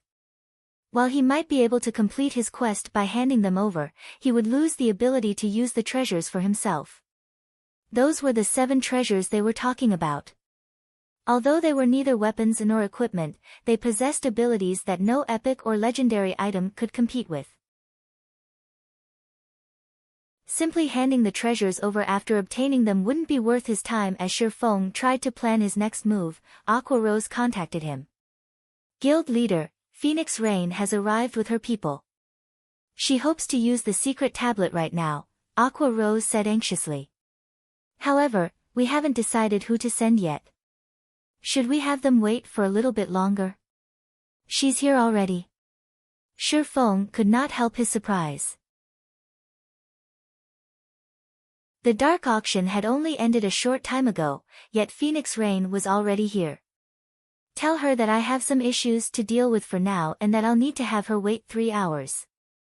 Also, gather Summer, Violet, Rain, and Yueru. You 5 will enter the tablet first. The secret spellcasting technique was a massive boost to magical class players. Although Zero Wing had quite a few magical class experts, people with great potential like Aqua Rose would have priority for learning the technique. Only, before these 5 entered the tablet, he needed to prepare. Now that the soul orb had changed, he had to put it to good use, stockpiling as much soul water as possible, before handing it over to the war god's temple. Understood. Aqua Rose nodded happily when she heard that she had received a slot as well. If she entered the tablet, she might be able to join the ranks of Zero Wing's refinement realm experts. After Aqua Rose disconnected the call, Shi Feng considered contacting Melancholic Smile to gather a group of the Candlelight Trading Firm's ordinary lifestyle players, particularly the firm's reserve members. As long as these players were willing to part with a fraction of their souls, they would receive an official member's benefits for 5 days. The Candlelight Trading Firm was the #1 trading firm in Star Moon Kingdom. The benefits one could enjoy in Candlelight could not be found in any other trading firm in the kingdom. Hence, a large number of players wanted to join Candlelight every day. However, not everyone could become an official member. Only those with potential could become reserve members. After becoming a reserve member, players still needed to pass Candlelight's test to become an official member. Meanwhile, reserve members did not receive any particularly valuable benefits. They were only slightly better off than certain independent lifestyle players. Even so, droves of lifestyle players wanted to join. Furthermore, EXP was secondary to lifestyle players. Not being able to kill monsters wouldn't affect them in any way, and the weakened state only lasted 4 or 5 days. There should be plenty of reserve members who were willing to accept his offer. How could I have forgotten about Charlene?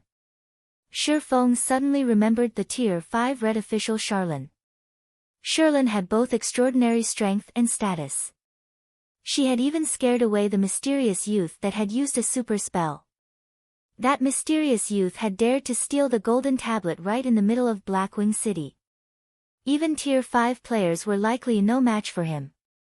Moreover, Charlene knew a lot about God's domain. She might have some method to help him keep the soul orb. Let's give it a try. If it isn't possible, it won't be too late to trade it for a reward in the war god's temple after I've stockpiled some soul water. Thinking up to this point, Shi Feng contacted Melancholic Smile and had her collect the required members. This way, once he returned from the library, she should have gathered enough people. Although Shi Feng wanted more sacrifices, the Flower of 7 Sins already knew about his acquisition of the soul orb. If he tempted fate, the Flower of 7 Sins would connect him with Frost Eye. In other words, they would learn that Frost Eye was a member of Zero Wing. If this news reached King's Return, the consequences would be unimaginable. If that happened, King's Return would do everything in its power to annihilate Zero Wing. After all, the guild's reputation was at stake. Hence, he needed to maintain a low profile while collecting souls. Moreover, he needed to do it quickly. The longer he held the soul orb, the closer the Flower of 7 Sins would come to discovering his identity.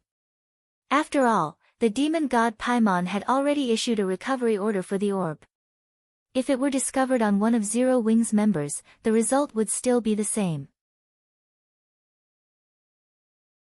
Following which, Shi Feng snuck out of the candlelight trading firm and rode an advanced carriage to the library.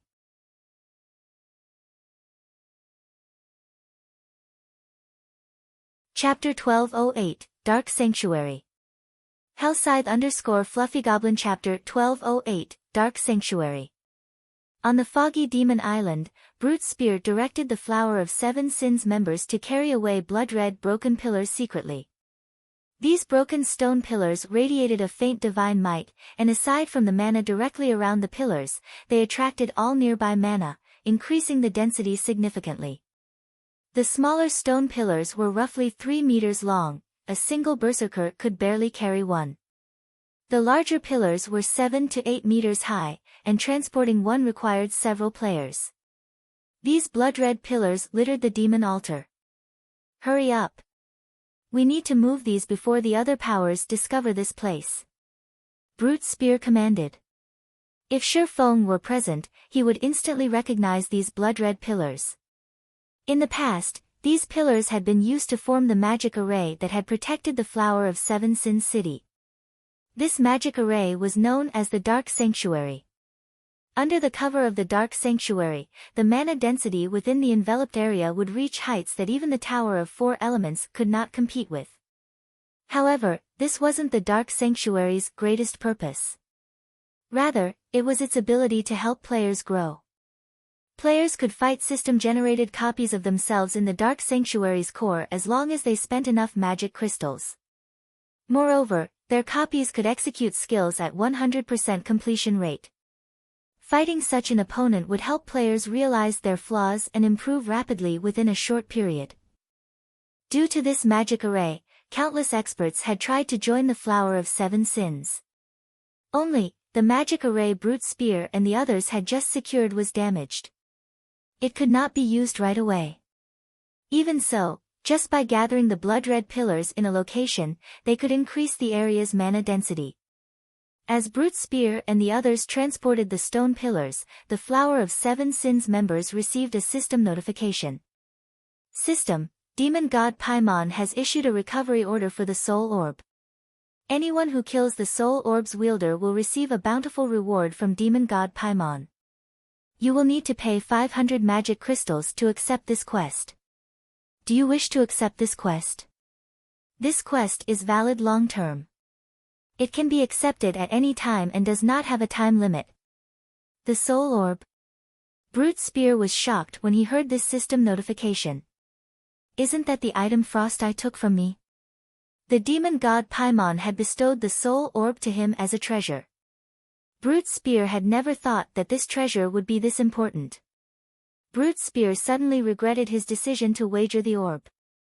Boss Brute, doesn't Frost Eye have the Soul Orb? This is interesting. The demon god's reward will certainly be impressive.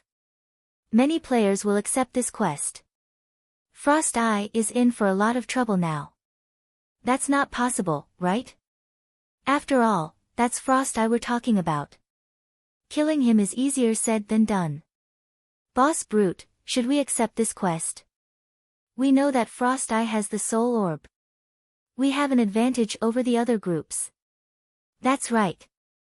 Even if we can't get it, those from the Sin of Wrath and Sin of Greed will try for it. After all, there are a few among them who are close to becoming Baron Demons. The Demon God's bountiful reward sorely tempted the Flower of Seven Sins members. They might get ennobled after completing the quest. Even if they didn't, they would still gain a significant amount of reputation, allowing them to reach the Baron rank more easily. This was a very rare opportunity for demon players. Let's not accept the quest for now. We should tell Big Sis about this first. We'll let her decide what we should do, Brute Spear said after giving the matter some thought. The others nodded in agreement at the same time. The various dark forces in God's domain began to take action. A bountiful reward from the demon god? Just who is the unlucky fellow that provoked the demon god? Anyways, this is good news to us. Both the various dark guilds and the independent dark players accepted the demon god Paymon's quest without hesitation.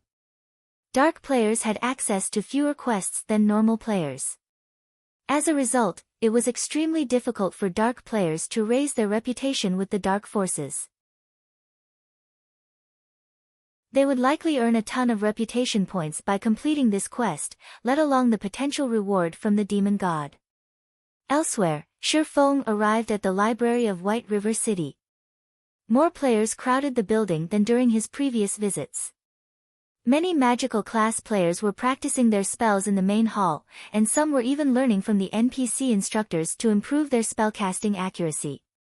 Unlike physical classes, magical class players needed a considerable amount of training to hit monsters with their spells. This was especially true after so many God's Domain evolutions.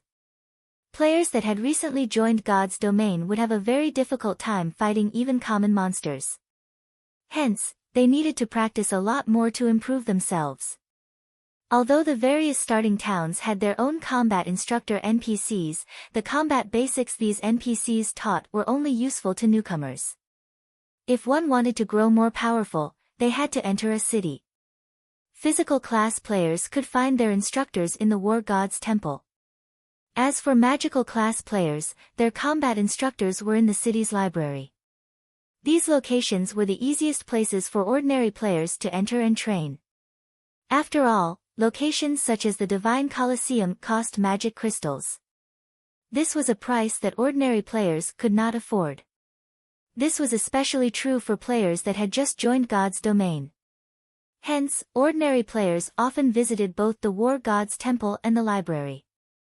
If players wished to receive guidance from a senior instructor, they had to pay 1 silver per hour, whereas a junior instructor only cost 30 copper per hour. Even ordinary players could afford this. Hence, most ordinary players came here to train at night while spending the day in the fields engaged in battle. By doing so, they could grow stronger faster than simply fighting monsters all day. Zero Wing's members were far better off. As Zero Wing now had a 3-star guild residence, it had its own training room. Not only could the training room teach players to utilize their skills and spells, but it also taught players basic combat techniques. Neither the library nor the War God's Temple offered as much. After entering the library, Shi Feng headed to the top floor.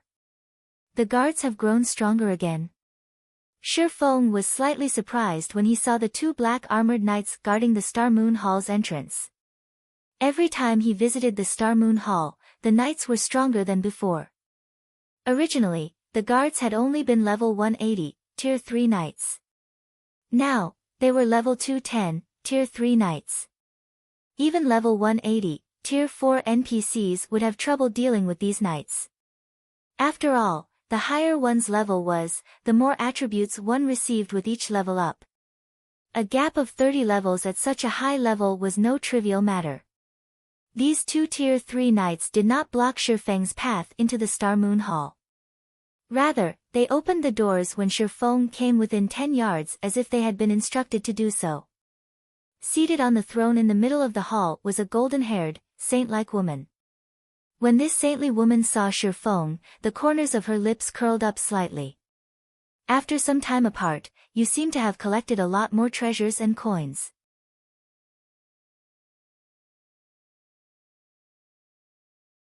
Chapter 1209, Promotion Quest. Hellscythe_FluffyGoblin Chapter 1209, Promotion Quest.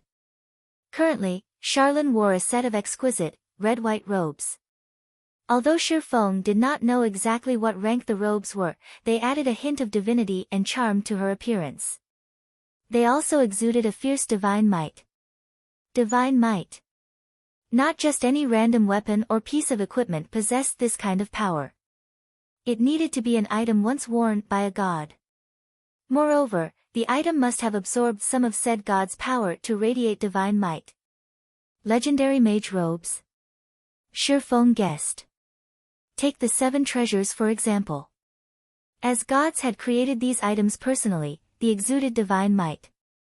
The fact that Charlene's robes radiated divine might proved that they were extraordinary. Most legendary items in God's domain did not exude divine might. However, when Shi Feng saw the faint smile on Charlin's face after hearing her comment, he shuddered involuntarily. Only now did he recall that Charlin possessed a very high-rank identification skill that could even observe the contents of a player's bag space. He currently had more than 10,000 gold on him. Why are you giving me that look? Do you think I covet your 15,739 gold coins? Contempt laced Charlin's words as she spoke. After so much time, you sure have a lot more secrets. You've even gotten your hands on a treasure fragment. I wonder how angry demon god Paimon is right now. After all, he spent hundreds of years to seal that orb. Shi Feng's heart began to pound. The war god's temple had been searching for the 7 treasures constantly, yet based on Charlin's tone, it seemed as if she had known the treasure of illusions whereabouts all along. Do you think I'm working for the war god's temple? Charlin said as if she had read Shi Feng's thoughts. Chuckling, she said, you've sought me out to find a way to prevent Paimon from taking the treasure fragment back, right? Unfortunately, I have no way of shielding the fragment from Paimon's detection. Is there really no way? Shi Feng sighed dejectedly. If he couldn't hide the soul orb from demon god Paimon, then he would have no choice but to hand the item over to the war god's temple. Even a demon god couldn't reach the orb inside the war god's temple. However, simply handing the orb over would be a huge waste. I never said there wasn't a way. If the treasure absorbs a sufficient amount of divine power, you can remove Paimon's seal. Even Paimon won't be able to do anything about it. If you wish to keep the treasure fragment, you should find more god crystals quickly. There is nothing else anyone can do to help you. After all, we are only mortal. We have no hope of resisting gods, Charlin explained. God crystals? Shi Feng smiled bitterly. He wanted to obtain a lot of god crystals. After all, he had many items that needed divine power to evolve. However, god crystals were extremely rare, even rarer epic items. Obtaining a single god crystal was extremely difficult, yet removing the first seal on the soul orb required 10 crystals. Where was he supposed to find so many god crystals? As if she had predicted Shi Feng's concerns, Charlin giggled and said, others might have a hard time finding god crystals, but for you, it shouldn't be a difficult task. Not difficult for me. Why? Shi Feng asked curiously. 5,000 gold consultation fee, Charlin demanded, smiling as she stretched out her hand. Shi Feng rolled his eyes at the woman, inwardly cursing her for being black-hearted. However, he still handed over the 5,000 gold consultation fee. God crystals were of utmost importance. Unfortunately, he had yet to discover any clues about their whereabouts. After receiving the 5,000 gold, Charlin's smile became all the more charming. It's very simple, actually. Don't you have that ancient document on you? As long as you ask the ancient document, you'll find clues regarding god crystals. Charlin waved her hand, and in the next instant, the ancient document in Shi Feng's bag appeared before him. Of course, this is only one of the clues you can use to find god crystals. The other one is the most important. Now that you've reached level 50, you can consider your Tier 2 promotion quest. I suggest you complete it as soon as possible as you don't have much time left. Initially, Shi Feng wanted to curse at the woman. Of course, he knew that the ancient document possessed such an ability. After all, he had bought it from the dark auction. However, the ancient document would only provide a clue to one god crystal. He needed 10 for the soul orb. Moreover, he had a greater purpose for the ancient document. It would be wasteful to use it to find god crystals. What does my Tier 2 promotion have to do with god crystals? Shi Feng asked. He simply needed to complete a quest for his Tier 2 promotion. Meanwhile, the gods themselves had used god crystals. The two were not related in the least. Have you forgotten that you own of one of the 10 great saint legacies? Charlin smiled as she took out an ancient book. She then explained, this ancient book contains records of the 10 great saint legacies. Every time you complete a promotion quest, you'll be sent into a different space. The ancient gods had left these spaces behind. Gods would have certainly stored items there. Hence, for you, it isn't a particularly difficult task to obtain god crystals. Hearing Charlene saying so, Shi Feng thought back to the eternal courtyard he had visited in the Origin Sword domain. An ancient god had indeed once lived there. Moreover, he had discovered the Holy Grail in that space. However, as his strength had been limited then, he had been restricted to certain areas. Just surviving and completing his quest had been extremely difficult. He had only obtained the god crystal due to luck. As Charlene had said, the sooner he completed his Tier 2 promotion, the better. This way, he would have more time to focus on other things. Once he had his Tier 2 class, he could explore new areas and find new treasures. Lady Charlene, may I know how I should go about completing my promotion? Shi Feng asked. Previously, he had completed his class change with the assistance of a legacy item. However, his legacy item had disappeared. If he had a normal class, he could simply go to the library or War God's temple and seek out a high-tiered instructor for his Tier 2 promotion. However, hidden classes didn't have that option. They needed legacy items to show the way. I can send you there. I charged you a friendship price the last time. This time, it will cost you 10,000 gold and an additional 188 mana stones, Charlene said, stretching out her hand as she revealed an expression that stated, you should be thankful I am offering such a low price. When Shi Feng heard this, he very much wished to say, why don't you go rob a bank or something? Others only needed to pay 50 gold for their Tier 2 promotion, yet his required 10,000 gold and 188 mana stones. Even if he had the Philosopher's Stone, he still needed 9,400 magic crystals to synthesize that many mana stones. If an independent player stood in his place, they wouldn't even be able to afford their Tier 2 promotion after reaching level 100. I am giving you a great deal here. If you went to find someone else to assist you, they'll have to be a Tier 5 magical class, and you'd need 3 of them. Hiring 3 such existences will cost you a fortune. On the other hand, I'm only charging 10,000 gold, Charlene explained. Alright, then. However, I don't have that many mana stones on hand right now, and I need to prepare. When Shi Feng heard that he needed 3 Tier 5 magical class NPCs to help him, he understood that this promotion quest of his was nothing ordinary. Most likely, only an NPC like Charlene could help him. Any other NPC with the required strength would be incredibly rare. Following which, Shi Feng left the library, rushing back to the candlelight trading firm. On his way, Melancholic Smile contacted him, an excited expression on her face as she said, Guild Leader, good news. Abyss has successfully constructed the first advanced transport carriage.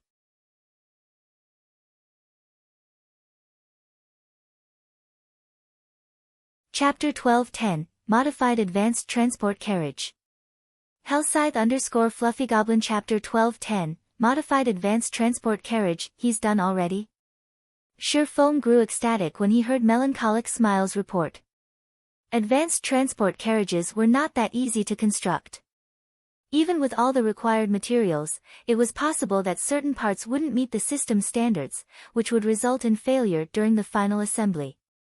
These faulty parts would need to be remade, and the carriage would have to be reassembled. These various processes were extremely taxing in both time and energy. However, as long as the advanced transport carriages were complete, they would massively assist Stone Forest Town's development. Stone Forest Town's reconstruction was already complete. However, the transport carriages, the key to unlocking the intermediate town's true potential, were still missing. Although it was possible to rent ordinary carriages from NPCs, those carriages could hold up to 4 players at a time. Moreover, the rental price was relatively high. The amount of time one could save with these carriages was also minimal as their speed was on par with common mounts. If ordinary players were asked to spend 40 copper just to save 5 hours, they would likely choose to walk the entire way. Hence, for the moment, Shi Feng had set the fee for using the rented carriages at 30 copper per player. With this, he may not make a profit, but he wouldn't lose money, either. If they could have a fleet of advanced transport carriages now, they could solve many problems. First, the speed of an advanced transport carriage was on par with a mysterious iron mount. Second, it was capable of carrying up to 20 players at a time. With these two factors, they would make quite an income by just offering players transportation. Furthermore, advanced transport carriages could carry cargo. An advanced transport carriage could carry up to 60 non-bag space items. In player towns, a wandering NPC merchant's stock depended on the town's transportation services. This was because the majority of a wandering merchant's goods were non-bag space items.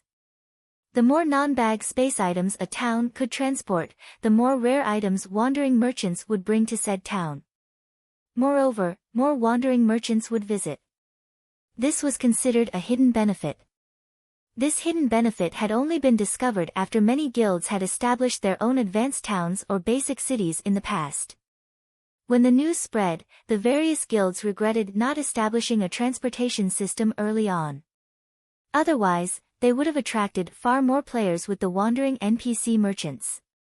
Moreover, as a town or city attracted more wandering merchants, it would unlock another hidden benefit, a mystery shop. The mystery shop mainly sold mystery treasure chests. As its name suggested, one had a random chance of obtaining all sorts of items from the mystery treasure chests such as potions, weapons, equipment, magic scrolls, food, beverages, and far more. If one were lucky, they could even obtain dark gold weapons and equipment. It had been very popular among players.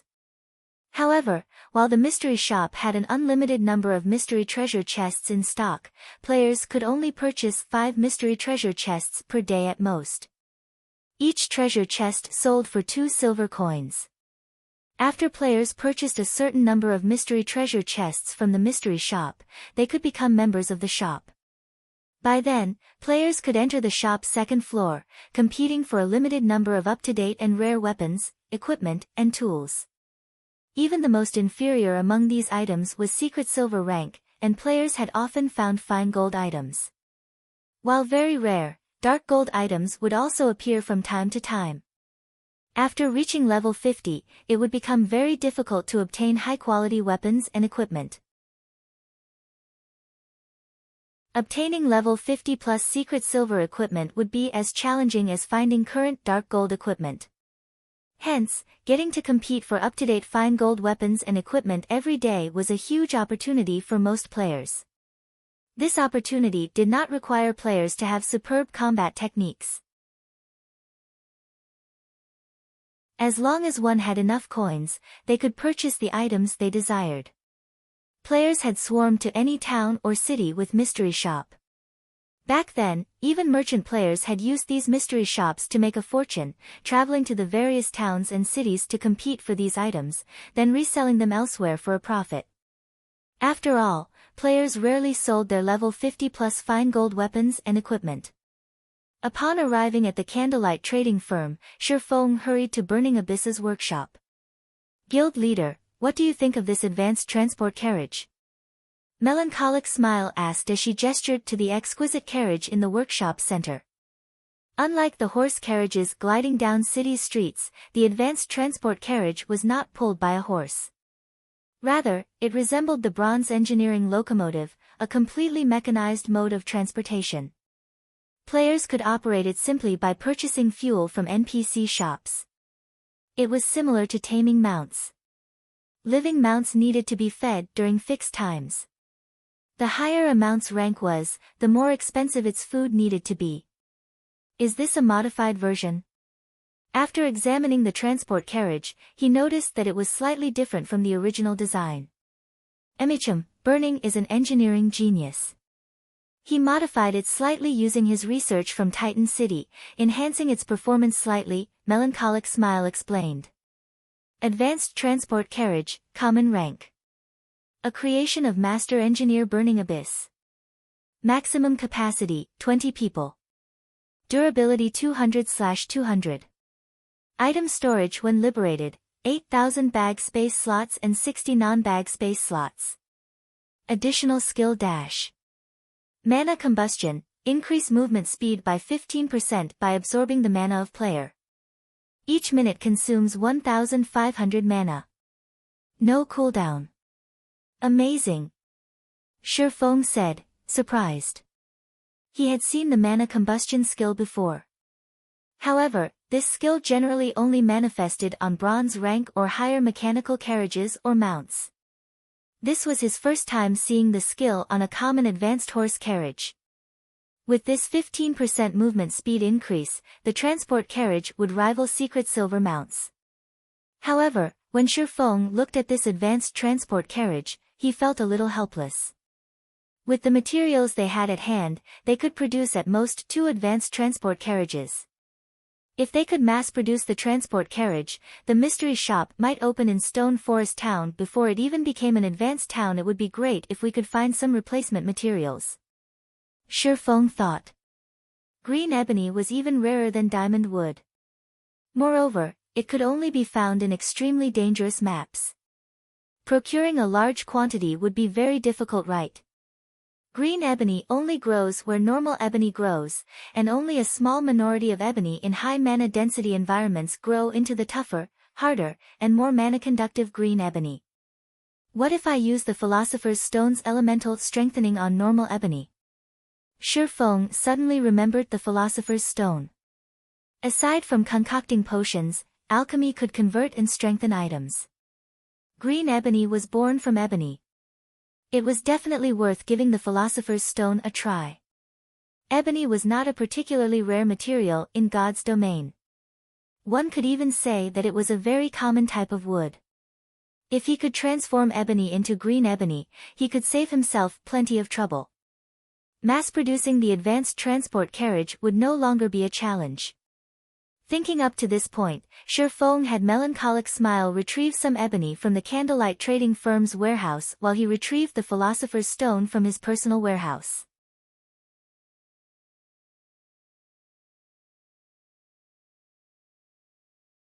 Chapter 1211, Soul Water.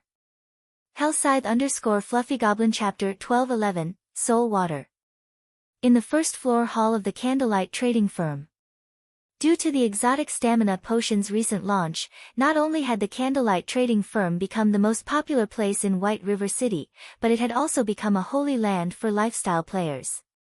Every day, a large number of lifestyle players visited the candlelight trading firm to take its entry test. Among the kingdom's trading firms, the candlelight trading firm employed the most lifestyle players. In addition, it was the only place that had the basic meditation room. Everyone had thought little of the basic meditation room when it had first appeared. However, shortly after, a large group of advanced lifestyle players had suddenly emerged in the candlelight trading firm. Even if they didn't acknowledge that the basic meditation room had anything to do with it, it was difficult to deny the truth. How else would they explain the sudden addition of so many advanced lifestyle players in the candlelight trading firm? Lifestyle players' status rose with each passing day.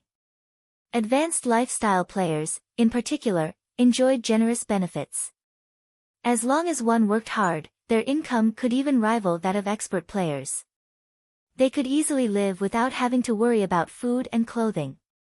If they reached the master rank, even owning a mansion and luxury cars were within reach. To become master lifestyle players, joining the candlelight trading firm was undeniably the best option. So, this is the candlelight trading firm? Seems like a pretty nice place. As a large group of independent lifestyle players lined up by the first floor hall's staircase, awaiting their turn to be tested, a female player in dark gray robes entered the trading firm and nonchalantly commented. This female player was none other than Silent Wonder, whom Shifeng had invited to work for the candlelight trading firm. Silent Wonder's comment instantly attracted many lifestyle players' attention as they all turned to look at her. Very quickly, they noticed the advanced alchemist's insignia on Silent Wonder's chest. Moreover, her level was frighteningly high, at level 42. Not even many experts had such a high level. However, Despite her level and alchemist rank, the waiting lifestyle players glared at her contemptuously. At this moment, an advanced enchanter close to Silent Wonder said, "You must have come here from another kingdom, right? If you wish to join the candlelight trading firm, you need to queue up for the test. Even advanced classes need to take the test to join this place." Silent Wonder asked the advanced enchanter standing in the long queue. The various guilds were all in desperate need of advanced lifestyle players. Practically every guild treated their advanced lifestyle players like their own children. If an advanced lifestyle player stated their intention to join a guild, plenty of guilds would welcome them with open arms, not force them to take a test. Of course.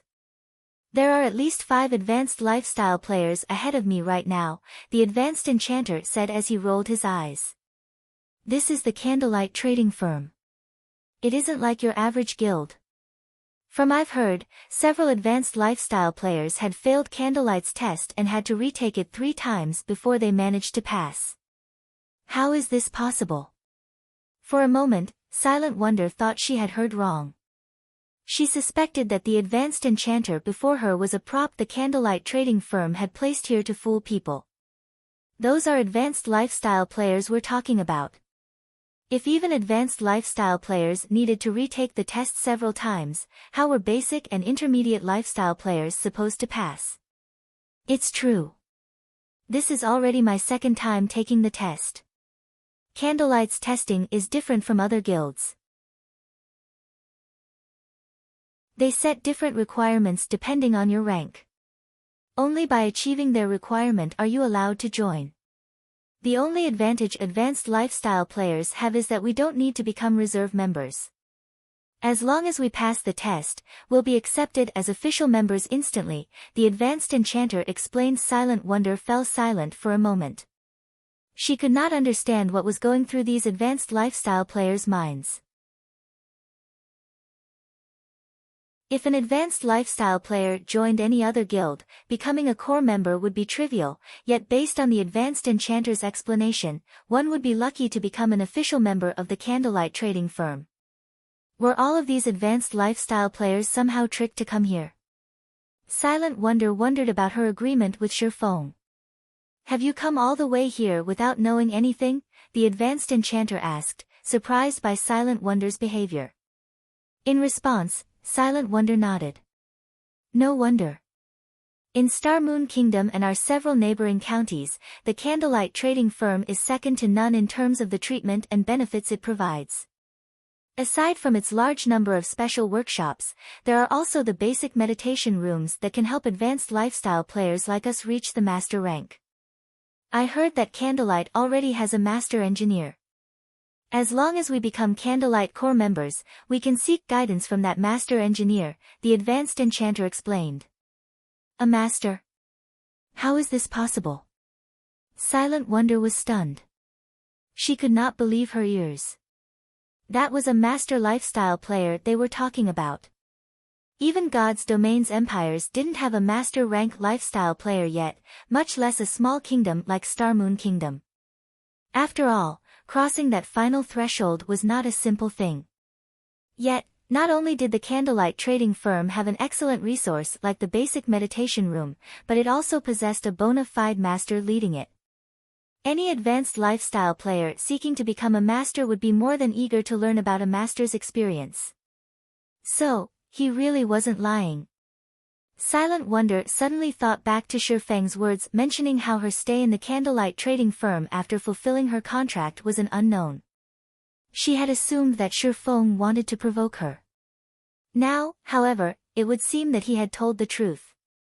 After all, with the presence of a master lifestyle player and so many advanced lifestyle players seeking said master's guidance, the competition within the trading firm would be intense. So what? I refuse to submit. At the end of the month, you'll be begging me to stay. Silent Wonder's fighting spirit flared. She had relied on herself to grow from an apprentice into an advanced alchemist. She believed that, as long as she remained in candlelight trading firm, it would be a trivial task to become the trading firm's chief alchemist. As Silent Wonder joined the queue to take the test, a large number of reserve members gathered in the fourth-floor hall. There were over 600 players present. Among these people, even the weakest were advanced apprentices, with the majority of them being basic or intermediate lifestyle players. In any other large guild, they would be official members at the very least. In the candlelight trading firm, however, they were only reserve members.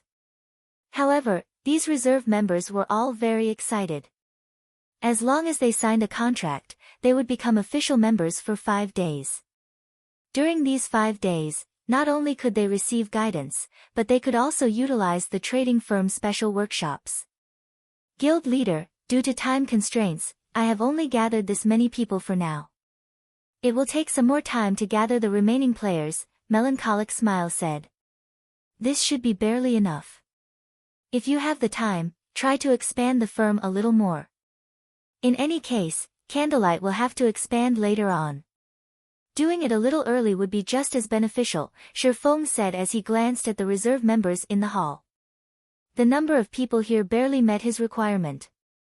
Currently, there wasn't enough ebony in White River City's candlelight trading firm's warehouse, there were only 30 logs or so. It was hardly enough for his needs. They still needed to transfer their stockpile from the other shops. It just so happened that he could use this time to obtain some soul water. After all, Phoenix Rain was in quite a hurry, and it would not help him to delay them, following which, Shifeng began absorbing the reserve members' souls. The absorption process was very simple. He didn't even need to take out the soul orb itself. A simple handshake and an agreement from the contributing party would do. One reserve member after another clicked agree when a window appeared, asking them to contribute a fraction of their souls. When the soul orb eventually gathered 100 souls, a drop of dazzling, red water formed within. After a short moment, the soul orb absorbed 624 souls and formed 6 drops of soul water. Alright. It's about time I meet Phoenix Rain. Shifeng smiled in satisfaction as he stored the 6 drops of soul water in 6 small bottles.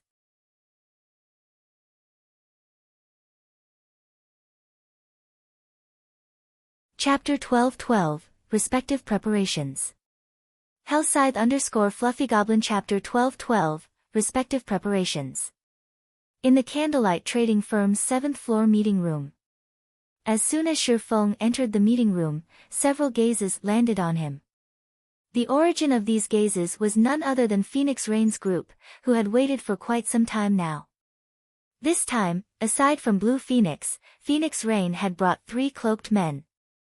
These men hid their levels, equipment, and in-game name.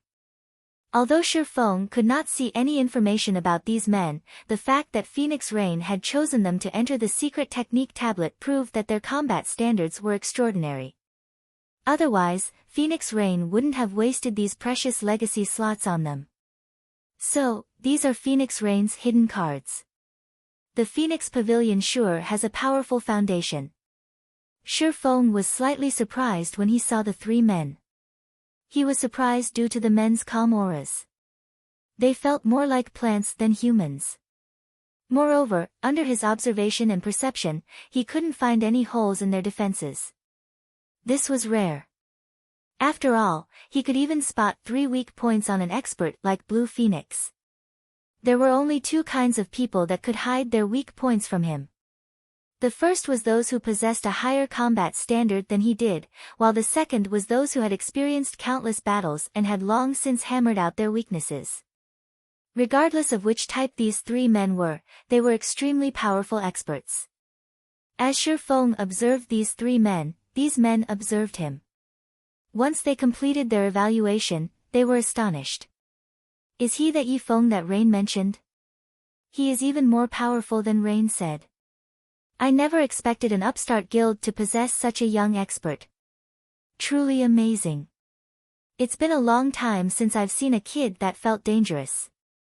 The 3 men chatted quietly as they looked at Shifeng.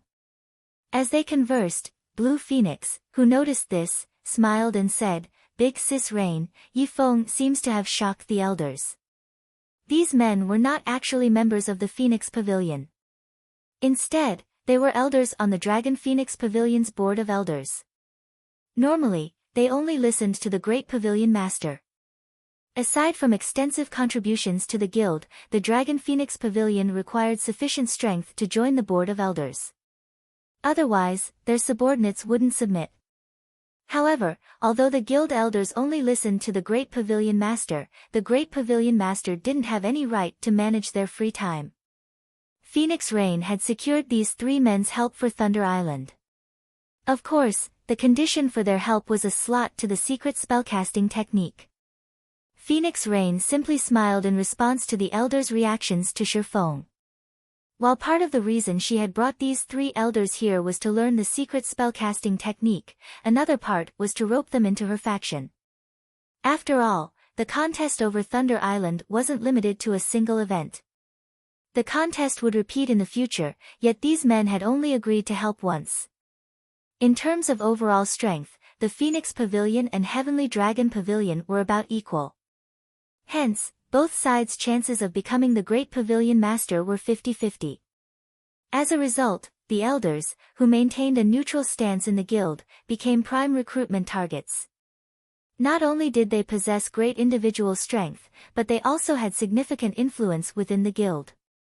Every elder would massively boost their respective factions. Naturally, these elders understood that the future Great Pavilion Master would be one of the two current Pavilion Masters. However, while it was important to pick a side as soon as possible, it was also important that they chose the strongest. Strength came in many forms. For starters, there was the strength of collaborators. The stronger collaborators a side possessed, the more help these collaborators could be. Many elders had criticized Phoenix Rain for partnering with Zero Wing. However, after Blackwater's defeat and the Evil Dragon Battle Team's annihilation, some of these elders had begun to see her in a new light. Sorry for making you wait. I had some preparations to see to.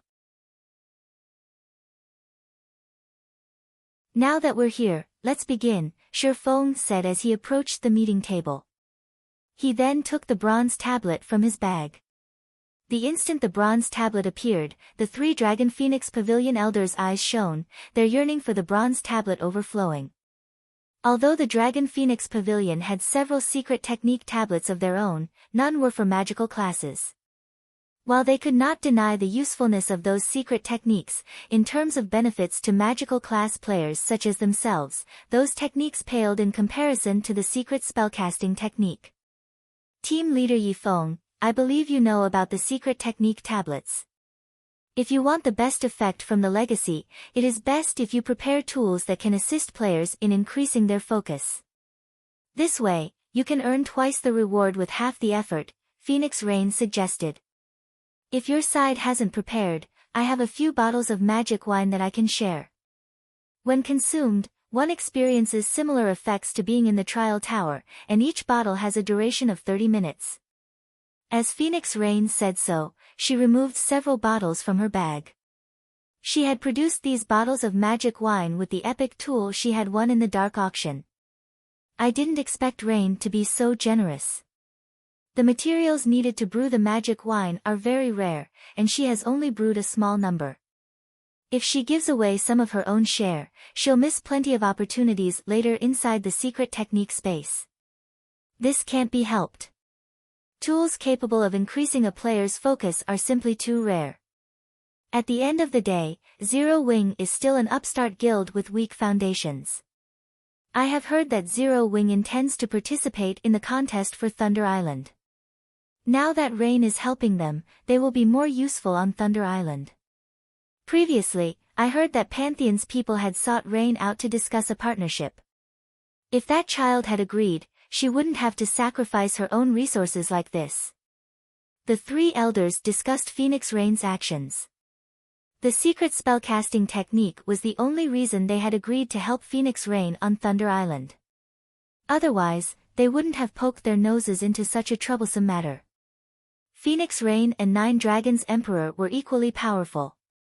However, the difference between their collaborators was obvious at a glance. While they did not mean to belittle Zero Wing, Nine Dragons Emperor had partnered with the Super Guild King's return. Moreover, recently, Miracle had also agreed to a non-aggression pact with Nine Dragons Emperor for the contest on Thunder Island. Nine Dragons Emperor's advantages far outstripped Phoenix Rain's. Just as Phoenix Rain was about to reveal another bottle of magic wine, Shifeng shook his head and said, "Thank you for your goodwill, but we have come prepared." "You already have them?" Phoenix Rain could not help her astonishment. She hadn't expected Zero Wing to have such a foundation.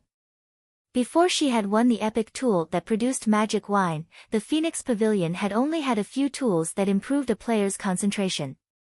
Meanwhile, Aqua Rose and the others, who stood by the side, weren't surprised in the least. If one wanted to discuss tools that improved focus, nothing throughout Star Moon Kingdom and its several neighboring kingdoms and empires could compare to the 100-berry wine. The 100-berry wine's effects were simply wondrous. Unfortunately, the supply was limited. To improve their efficiency with learning the secret spellcasting technique, Shifeng had given each of them 5 bottles. "Aqua, you guys take these. Each person only gets 1 bottle," Shifeng said before revealing 5 bottles of soul water. The crimson droplet within the glass bottles immediately attracted everyone's attention. The instant Shifeng took out these glass bottles, everyone present thirsted for the soul water. Even a fool could tell how amazing the soul water was. When Aqua Rose and the others held the soul water, they could not help but take a deep gulp, their minds practically shouting at them to consume the soul water. How could such a frightening tool actually exist? The 3 elders were dumbfounded as they stared at the soul water in wonder.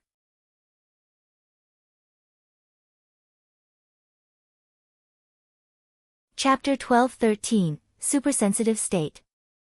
Hellscythe_FluffyGoblin Chapter 12-13, Supersensitive State. Phoenix Rain was similarly shocked when she saw the soul water. There were plenty of delicacies in God's domain. However, those were only attractive in terms of taste and smell. However, the soul water was different.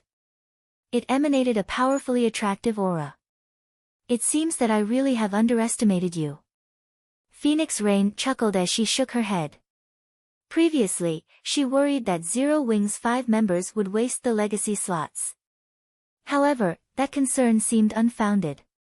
Following which, Shifeng activated the bronze tablet for the secret spellcasting technique while everyone else began to draw a copy of the magic array that had appeared on the tablet. As the basic magic arrays began taking form, they resonated with the array on the bronze tablet. A black hole then formed on the tablet, pulling everyone but Shifeng into it. In the blink of an eye, Shifeng was alone in the meeting room. "I've done all I can. How much you grow will depend on you now." Shifeng glanced at the now empty space where Aqua Rose and the others had stood before turning and leaving the room. Elsewhere, after being pulled into the black hole, Aqua Rose and the others were transported to the entrance of a 9-story tall, golden temple. The temple was nearly 600 meters tall, looming like a large mountain. Its appearance alone shocked Aqua Rose and the others. This temple also radiated a suffocating pressure, making everyone's movements extraordinarily sluggish. "So, this is the secret technique space." Aqua Rose and the others looked around curiously. The pair of bronze doors before them was tightly shut, and it did not seem as if they could enter the temple at the moment. 2 large words had been carved into the doors. Bronze Temple.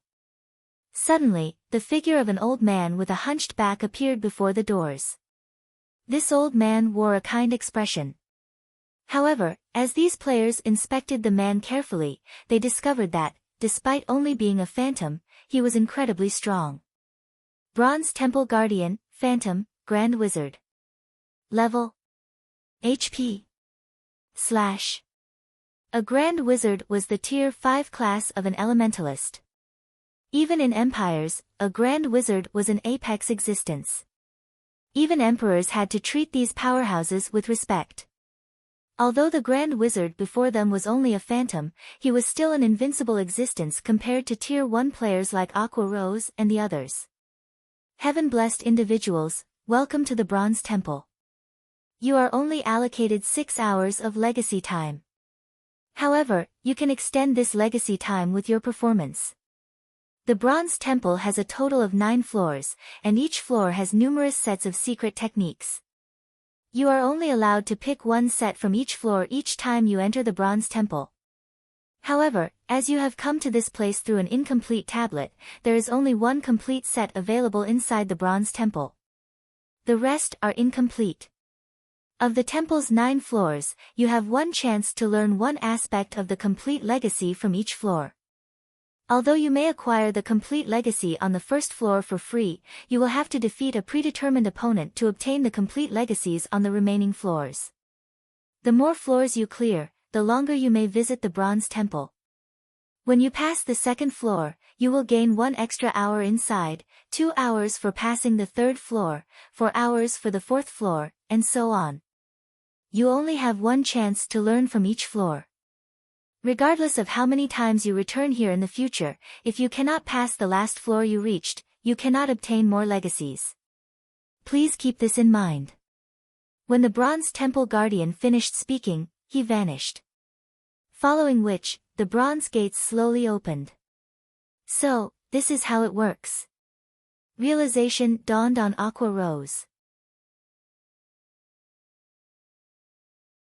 It was no wonder why it was mentioned that the first entry into a secret technique tablet was the most effective, while subsequent entries would be less so. After all, the higher a player's skill level, the more difficult it would be to improve. This was similar to skill completion rates. The closer one was to reaching 100% completion rate, the more difficult it would be to raise it. If a player reached the 4th floor on their first attempt, but couldn't reach the 5th floor during their second attempt, then they wouldn't obtain any legacies. They would have wasted a trip. Aqua Rose and Phoenix Rain's group of 10 entered the Bronze Temple. The Bronze Temple's first floor had a similar setup to a football stadium. A massive, magic water ball dominated the center of this stadium. It was obvious that the players were supposed to receive their legacies from this liquid orb. As this wasn't the first time Phoenix Rain's group had entered a secret technique space, they habitually retrieved their magic wine from their bags and drank it. Without hesitation, they approached the water ball in the center. In the next moment, Phoenix Rain's group of 5 entered the water ball and disappeared as if they had been transported to a different space. Big Sis Aqua, let's go, too, Violet Cloud said excitedly. The secret spellcasting technique was a combat technique tailored for magical classes. If she could grasp it, she could definitely improve her techniques. Imichum, let's enter as well. Aqua Rose nodded. She then took out the soul water from her bag and drank it. Soul water, when consumed, increases players' focus for 2 hours. Cooldown, 10 hours. The instant Aqua Rose drank the soul water, she felt as if she had somehow left her body. Her mind experienced a calm like never before, and she felt physically stronger and more agile than ever. When she tried to recall the void steps she had previously learned, countless thoughts and inspiration bombarded her mind. Aqua Rose hadn't been aware that consuming the soul water placed one in a supersensitive state. This state was far beyond what players experienced even in absurdly high mana-dense environments. The guild leader really is impressive. This soul water is at least 10 times stronger than the 100-berry wine, Alluring Summer commented in astonishment. When she had first joined Zero Wing, she had been thoroughly impressed by the 100-berry wine.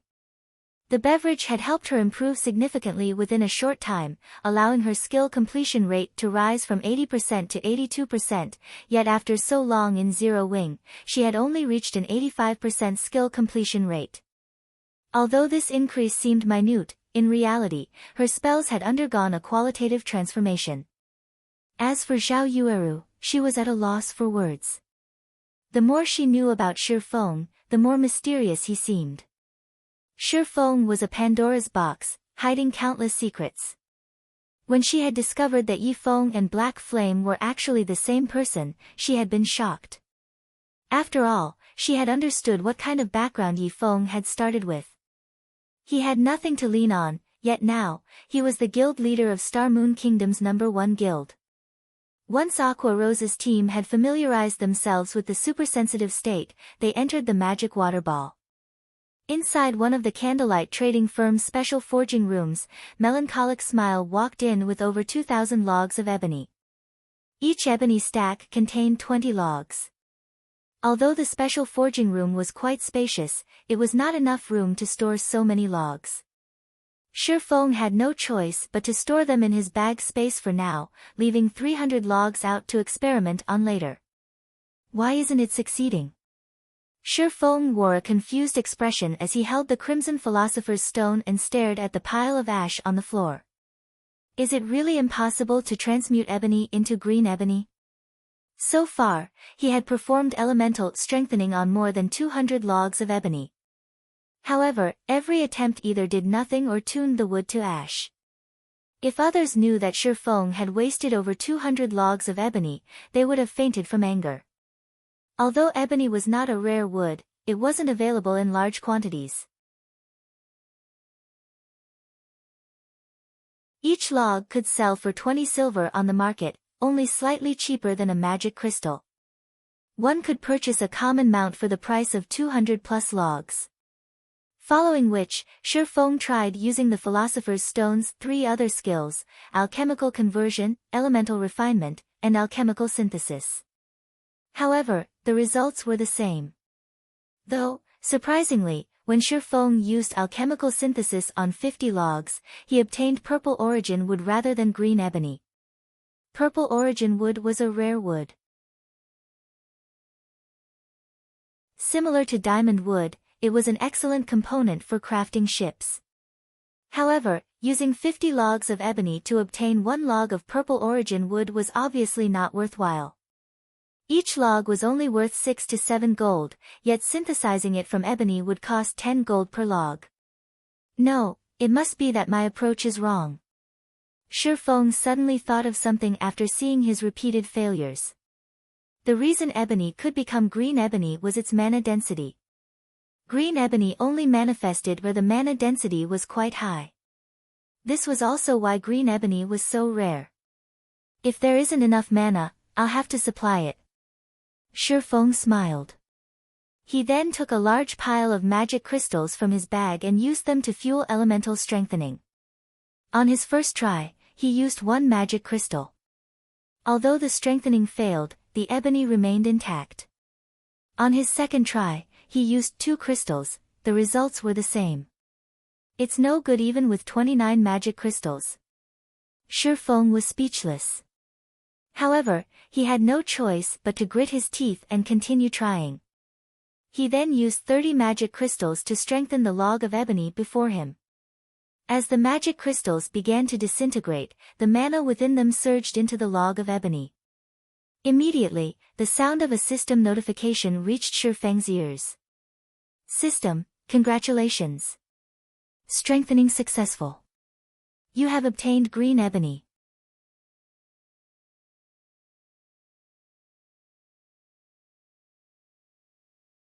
Chapter 12-14, Raising Fame. Hellscythe_FluffyGoblin Chapter 12-14, Raising Fame. Finally. Shifeng released a sigh of relief when he saw the green ebony log on the stone table before him, a hint of excitement flashing across his eyes. Although the magic crystal cost had been high, strengthening ebony into green ebony would save him a lot of time. His only other option would be harvesting green ebony, and he had no idea where to find the large quantity he needed. A single advanced transport carriage required 15 logs of green ebony. Even if he sent Blackie and the others to grind trolls in the Crying Ghost Ridge, they'd be lucky to obtain 8 or 9 logs per day. Furthermore, the Crying Ghost Ridge was currently home to the ancient abyssal monsters. The risk was simply too high. A single mistake could claim Blackie and the others' lives. In Shifeng's opinion, trading 30 magic crystals and 1 log of normal ebony for a log of green ebony was worthwhile. However, magic crystals are going to be a problem. I can't mass-produce green ebony just yet. Shifeng looked at the magic crystals in his bag and felt a headache brewing. Currently, with the 40,000 plus magic crystals left in his bag, he could create plenty of green ebony. However, if a guild wished to develop, it needed to invest resources in various aspects. If he wanted Zero Wing to advance by leaps and bounds within a short time, he needed to invest even more. This was especially true for the guild's elite members. Their training in the Divine Colosseum could not be forsaken. Considering this, Shifeng somewhat lacked magic crystals. Although he had made a fortune in the Dark Arena, he had already spent his earnings. Moreover, he owed Phoenix Rain a monstrous debt of 250,000 magic crystals, which he needed to pay off within the next 5 days. The majority of his earnings from the Dark Arena consisted of weapons and equipment. If he traded these excellent items for coins and magic crystals, he could pay back the magic crystals he owed Phoenix Rain with a sizable stock to spare, enough to begin his city's construction. However, Zero Wing was expanding rapidly and in urgent need of excellent weapons and equipment. Unless he had truly run out of options, Shifeng wanted to avoid selling those items. It seems that I'll have to increase Stone Forest Town's fame, Shifeng pondered. Currently, Stone Forest Town was an intermediate town. Not only did it occupy a massive area, but it also had 3 magic towers, increasing the town's mana density significantly. Although the town had only reopened shortly after the war, far more players now occupied the town. However, if you wanted to earn a fortune from Stone Forest Town, attracting Star Moon Kingdom's players wasn't enough. After all, there was a limit to how many players in Star Moon Kingdom could afford a membership for the battle arena. However, there were plenty of players available in the neighboring kingdoms and empires. Unfortunately, these players either didn't know about Stone Forest Town, or it wasn't an attractive enough reason to make the journey. Considering his options, Shifeng began to strengthen the ebony he had. If he wanted Stone Forest Town's fame to reach more players, he needed a convenient transportation system. Mass-producing Burning Abyss's modified advanced transport carriage would solve that problem. The nearest teleportation point to Stone Forest Town was roughly 10 hours away on foot.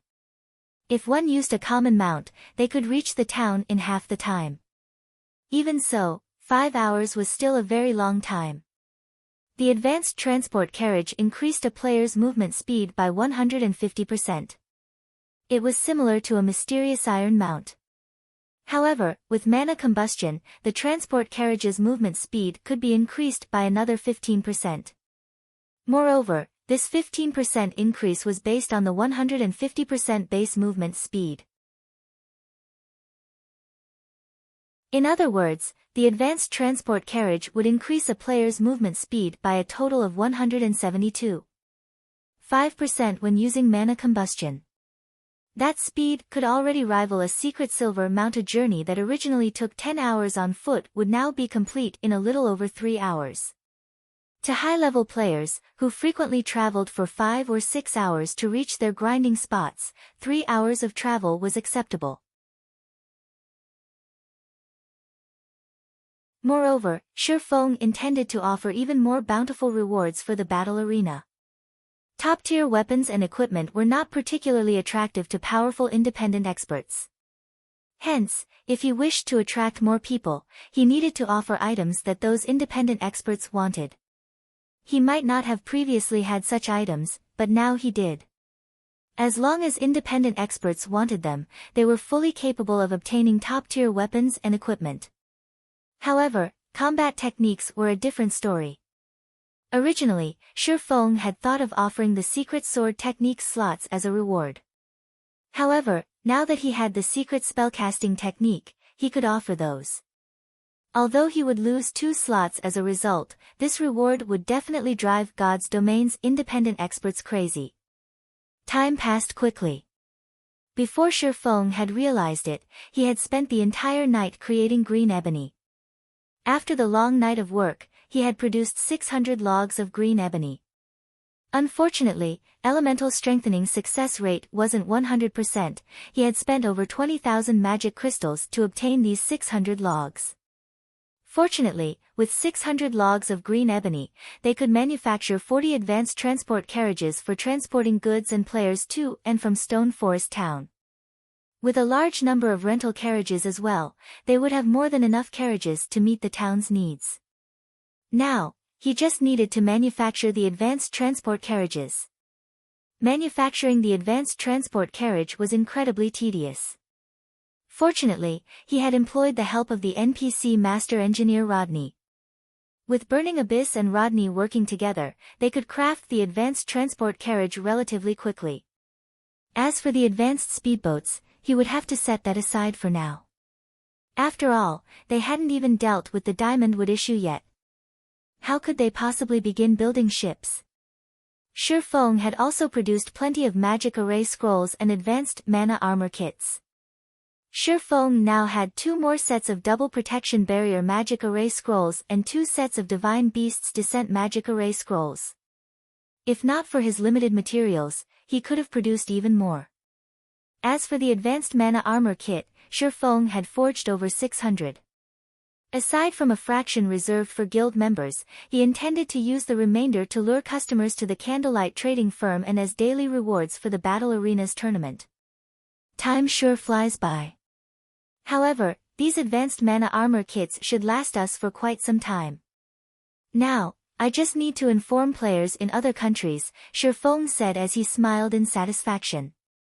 The advanced mana armor kit was exclusive to Zero Wing and the Candlelight Trading Firm. It was also one of the best available armor kits currently. With the addition of the secret spellcasting technique, he could already imagine the commotion Stone Forest Town would cause. Neither the advanced mana armor kits nor the secret spellcasting technique could be purchased with coins. Most likely, even independent experts would not be able to hold themselves back from joining the Battle Arenas tournament. As Shi Feng was about to write a post on the official forums, Melancholic Smile contacted him. Guild leader, the Phoenix Pavilion Master has emerged from the secret technique space and said she wishes to discuss something with you. She is waiting in the top floor meeting room. She's out already? Shi Feng could not help his surprise. From what she had heard from Phoenix Rain, even a powerful expert could easily remain in a bronze secret technique space for over 12 hours, much less an expert like Phoenix Rain, yet only 10 hours had passed. Logically, she should not be out so soon.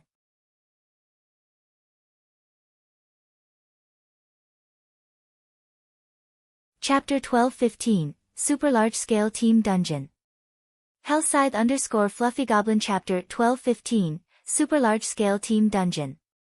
The Candlelight Trading Firm's top floor meeting room. As soon as Shi Feng entered the room, he noticed the change in Phoenix Rain, who was currently sat beside a French window. If Phoenix Rain had radiated a calm, collected feeling with the aura of a superior, she now felt free and natural.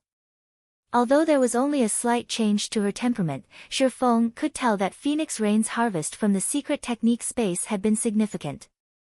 No wonder why the various superpowers are desperate for secret technique tablets. Their effects are truly extraordinary. Shi Feng was inwardly surprised. If a bronze tablet was already so effective, Shi Feng found it hard to imagine what kind of effects the golden tablet, which the mysterious NPC youth had stolen, would have. Phoenix Pavilion Master, you sure are early. I had assumed you would be in there for at least 30 hours, Shi Feng said as he sat down. May I know what urgent matter you wish to discuss? Although this might sound a little blunt, I need to know. Do you have any of that soul water left? Phoenix Rain asked, her expression stern as she looked at Shi Feng. A faint hint of anticipation glittered in her eyes. If you still have some, I am willing to purchase it for 50 gold per bottle or magic crystals of equivalent value. Shi Feng was, more or less, surprised to hear Phoenix Rain's question. Even the most expensive consumable item that could improve a player's focus did not exceed 20 gold. In Zero Wing, guild members could purchase the 100-berry wine from the Dark Den for around 8 or 9 gold. Yet, Phoenix Rain had offered to buy soul water for 50 gold per bottle without hesitation. Phoenix Pavilion Master, why are you suddenly so interested in the soul water? Shi Feng asked curiously. It was impossible to determine the soul water's effects based on its description. Only by testing it personally would one understand its benefits. He had obtained a total of 6 drops of soul water and had stored them in 6 separate glass bottles, 5 of which he had already given to Aqua Rose and the others. He had saved the last bottle for himself in case he needed its effects. Logically, Phoenix Rain shouldn't have any way of knowing the soul water's true value.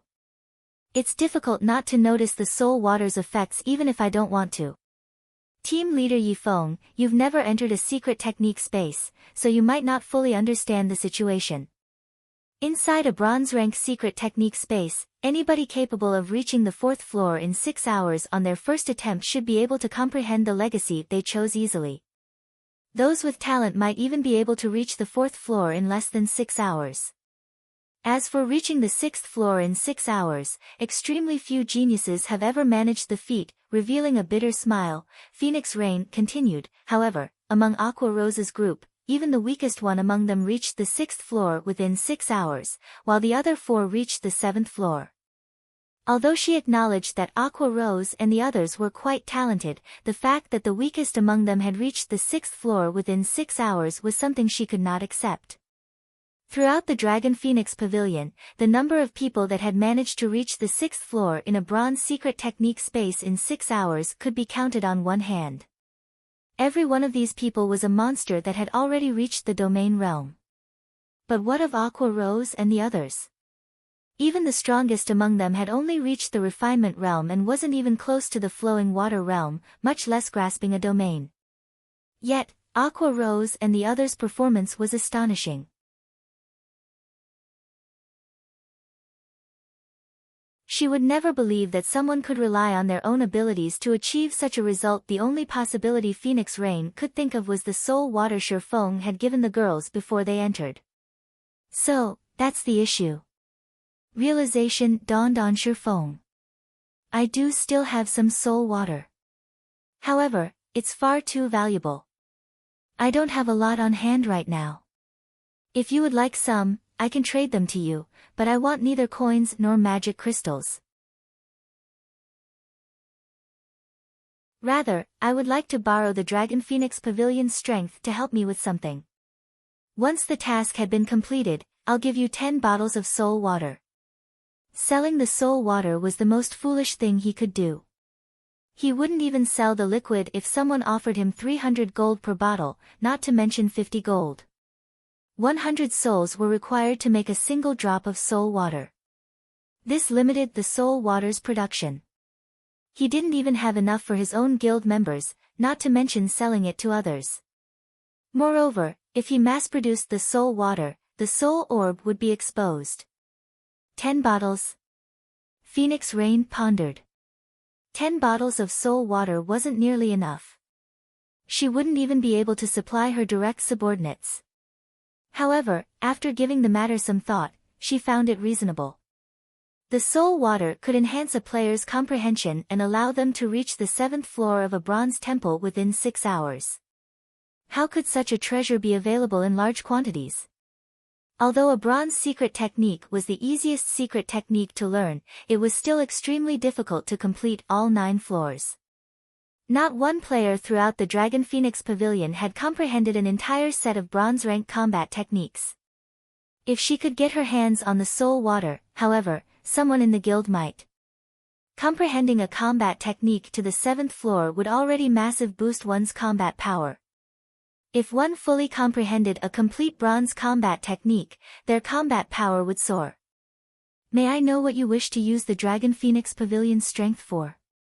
Phoenix Rain asked. It's very simple.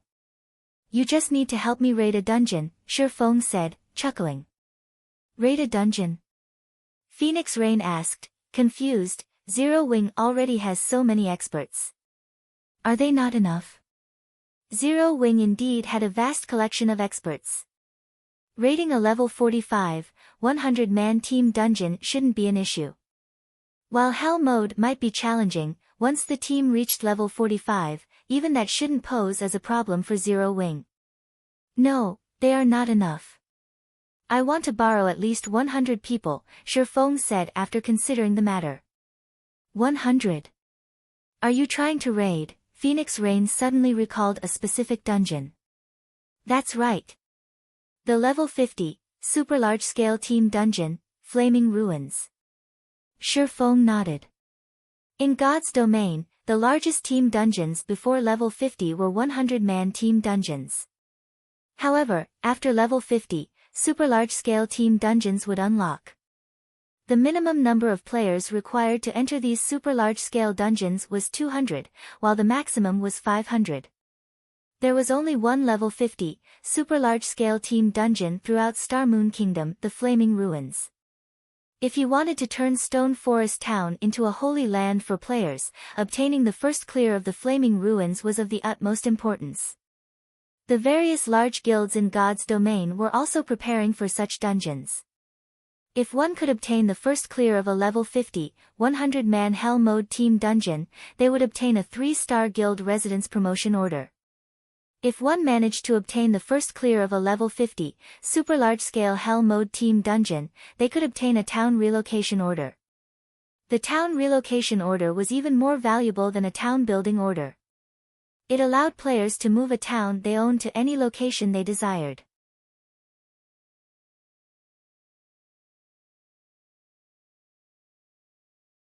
Chapter 12-16, Stone Forest Town's Shocking Transformation. Hellscythe_VampireCat Chapter 12-16, Stone Forest Town's Shocking Transformation. The Flaming Ruins?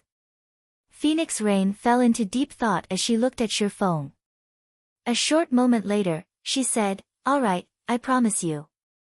Notify me in advance when you're going to raid the Flaming Ruins.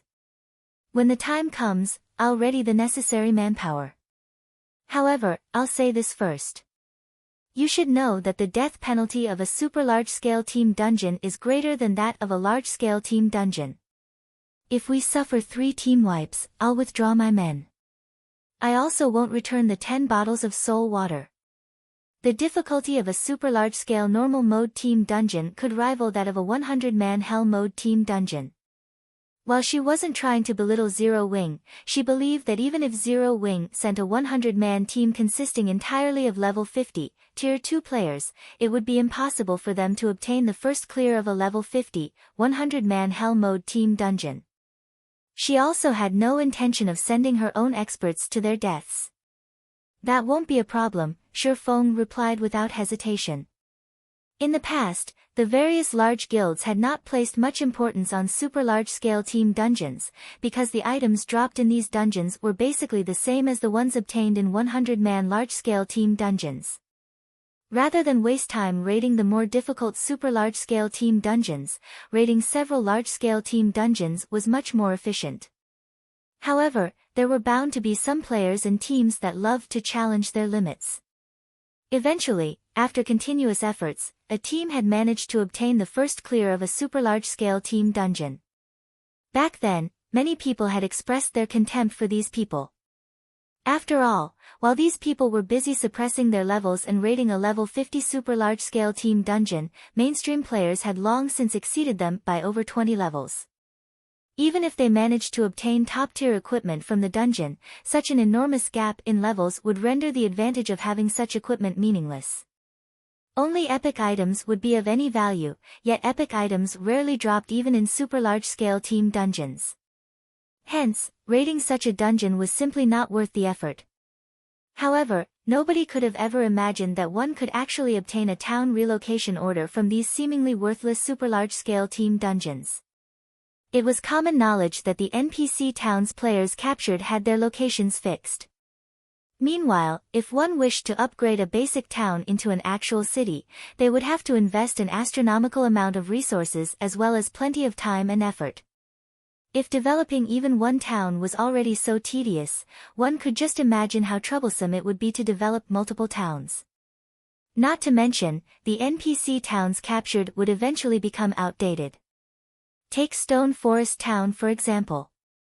Due to the town's location next to a regional dungeon like the Stoneclaw Mountains, it became a travel destination for both players and guilds.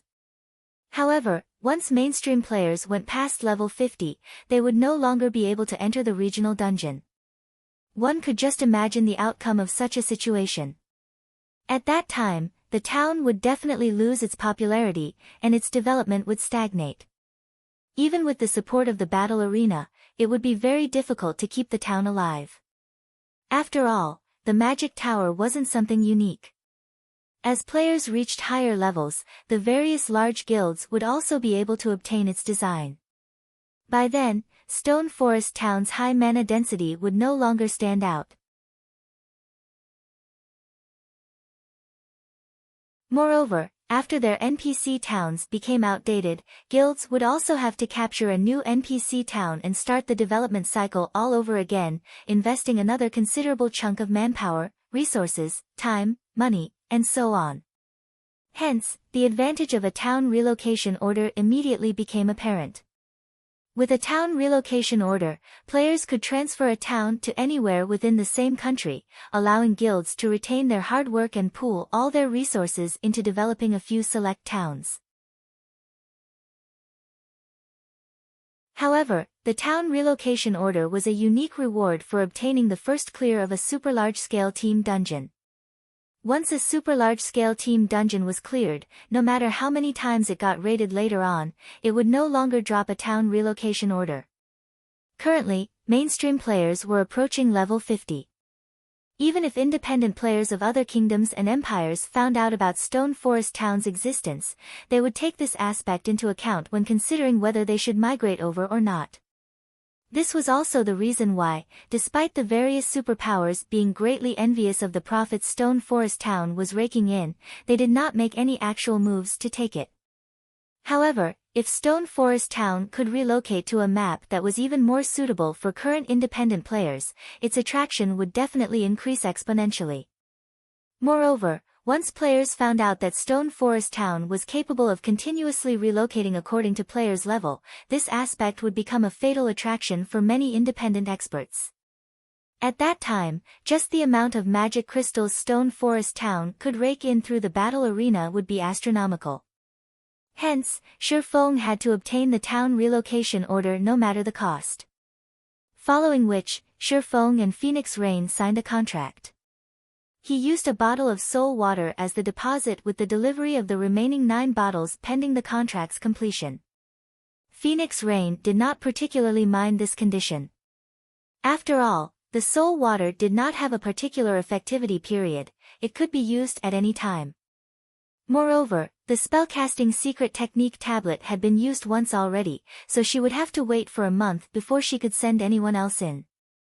By then, the 10 bottles of soul water would have long since entered her hands. Inside the dense forest a short distance away from Stone Forest Town. Due to the opening of the traffic route to Stone Forest Town, as well as the hiring of the temporary carriages, the number of players and NPC merchants going to Stone Forest Town had increased significantly. Right now, the traffic route itself was already a part of the Stoneclaw Mountain scenery. At this moment, over 100 carriages were traveling through the dense forest.